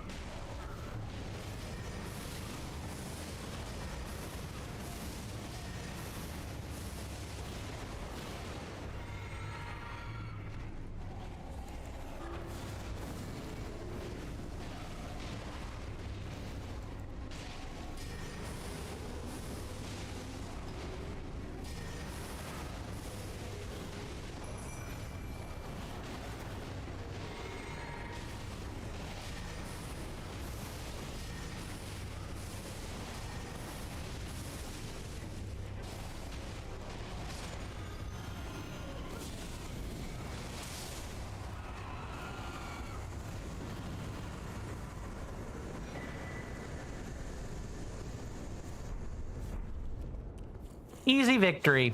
Now, as part of the conclusion, and we can wrap up chatting while we're here. Ooh, hello. Random smithing hammer is random. Why? We can truncate or wrap up conversations here. Yeah, just straight up a hammer and crucible here. Mr. Resby says the head was an accident. Understandable. The chin was in self-defense, and those were there were two instances years apart. Yeah, I do totally get that. It's just that hearing the broken skull part is spooky. But you're right. Mr. Resby says, but yeah, I had guts. Yeah, that's something I don't really have. I can summon up the guts, but yeah. Lux ruins are done. Cool, good. Glad that we took care of that. Mr. Resby says, well, not broken skull, but just made someone's head bleed. We were playing with chairs. Yup. Yeah, that makes sense. And you were holding a friend or colleague of mine upside down on top of a chair and kind of dropped him. Ah, that makes more sense. That would be more akin to quote unquote trouble starting, as you put it.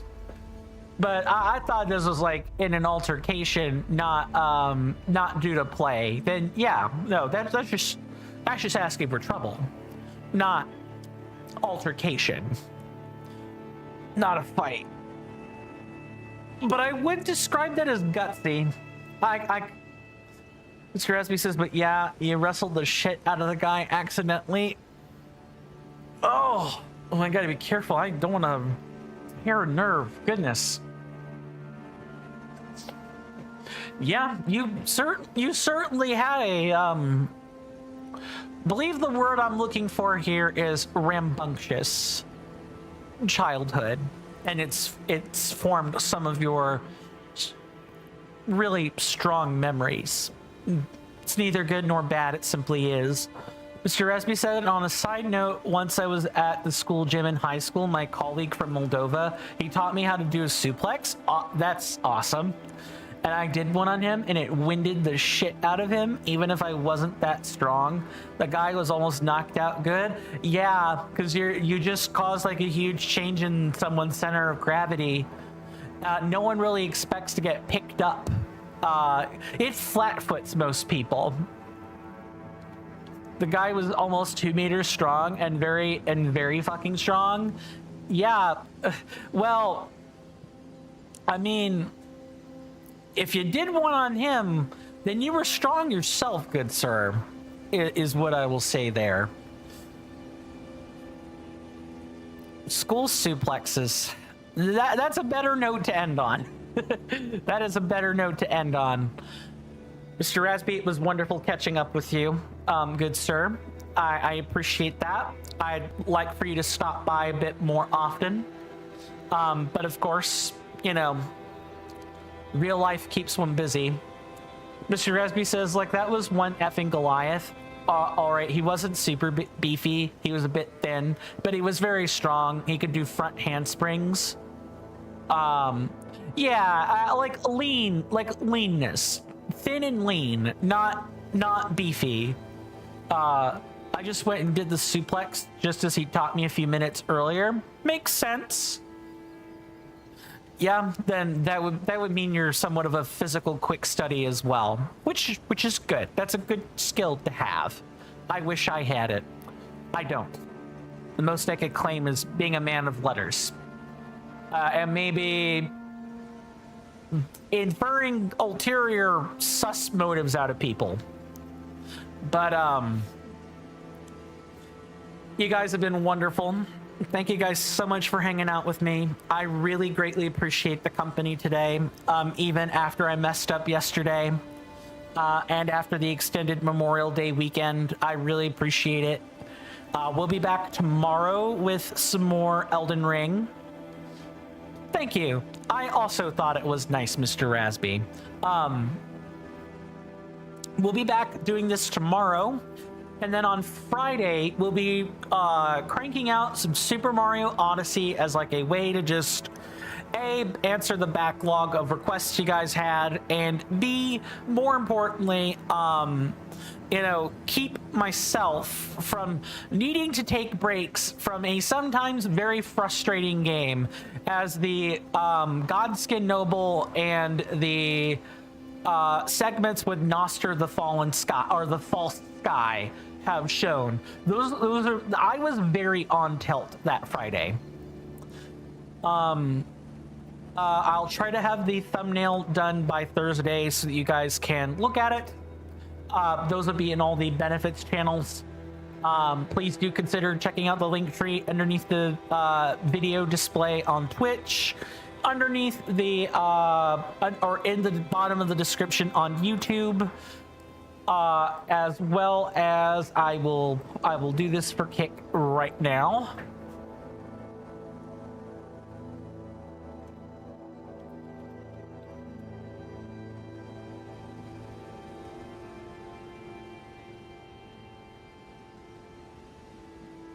Oh, okay. I was about to say, are you gonna do something, Kick, or not? But yeah, it fired up. Good. Same time as usual tomorrow. If I have anything else I need to add, I'll do that over Discord. Promise. I hope you guys look forward to Friday and tomorrow, of course. But Friday will be a kind of a new experience. My name is, yep. Thank you for hanging out with me, Mr. Rasby. It's good to see you. I do hope that you stay safe and take care of yourself out there. You're welcome amidst my hallowed halls anytime, of course. And if I don't see you for whatever reason, you know, take care of yourself out there. World's a dangerous place. Now more than ever. But guys, my name is Coin. This has been another session of Elden Ring Reforged. Deathless. All content. Fire spells only. Routing / scouting. This has been fun. I'm glad I'm back to having some fun. Please do stay safe. Take care of yourselves out there. You're welcome in my hallowed halls anytime. I'll see you guys in the next one, hopefully tomorrow. And with that, farewell and goodbye.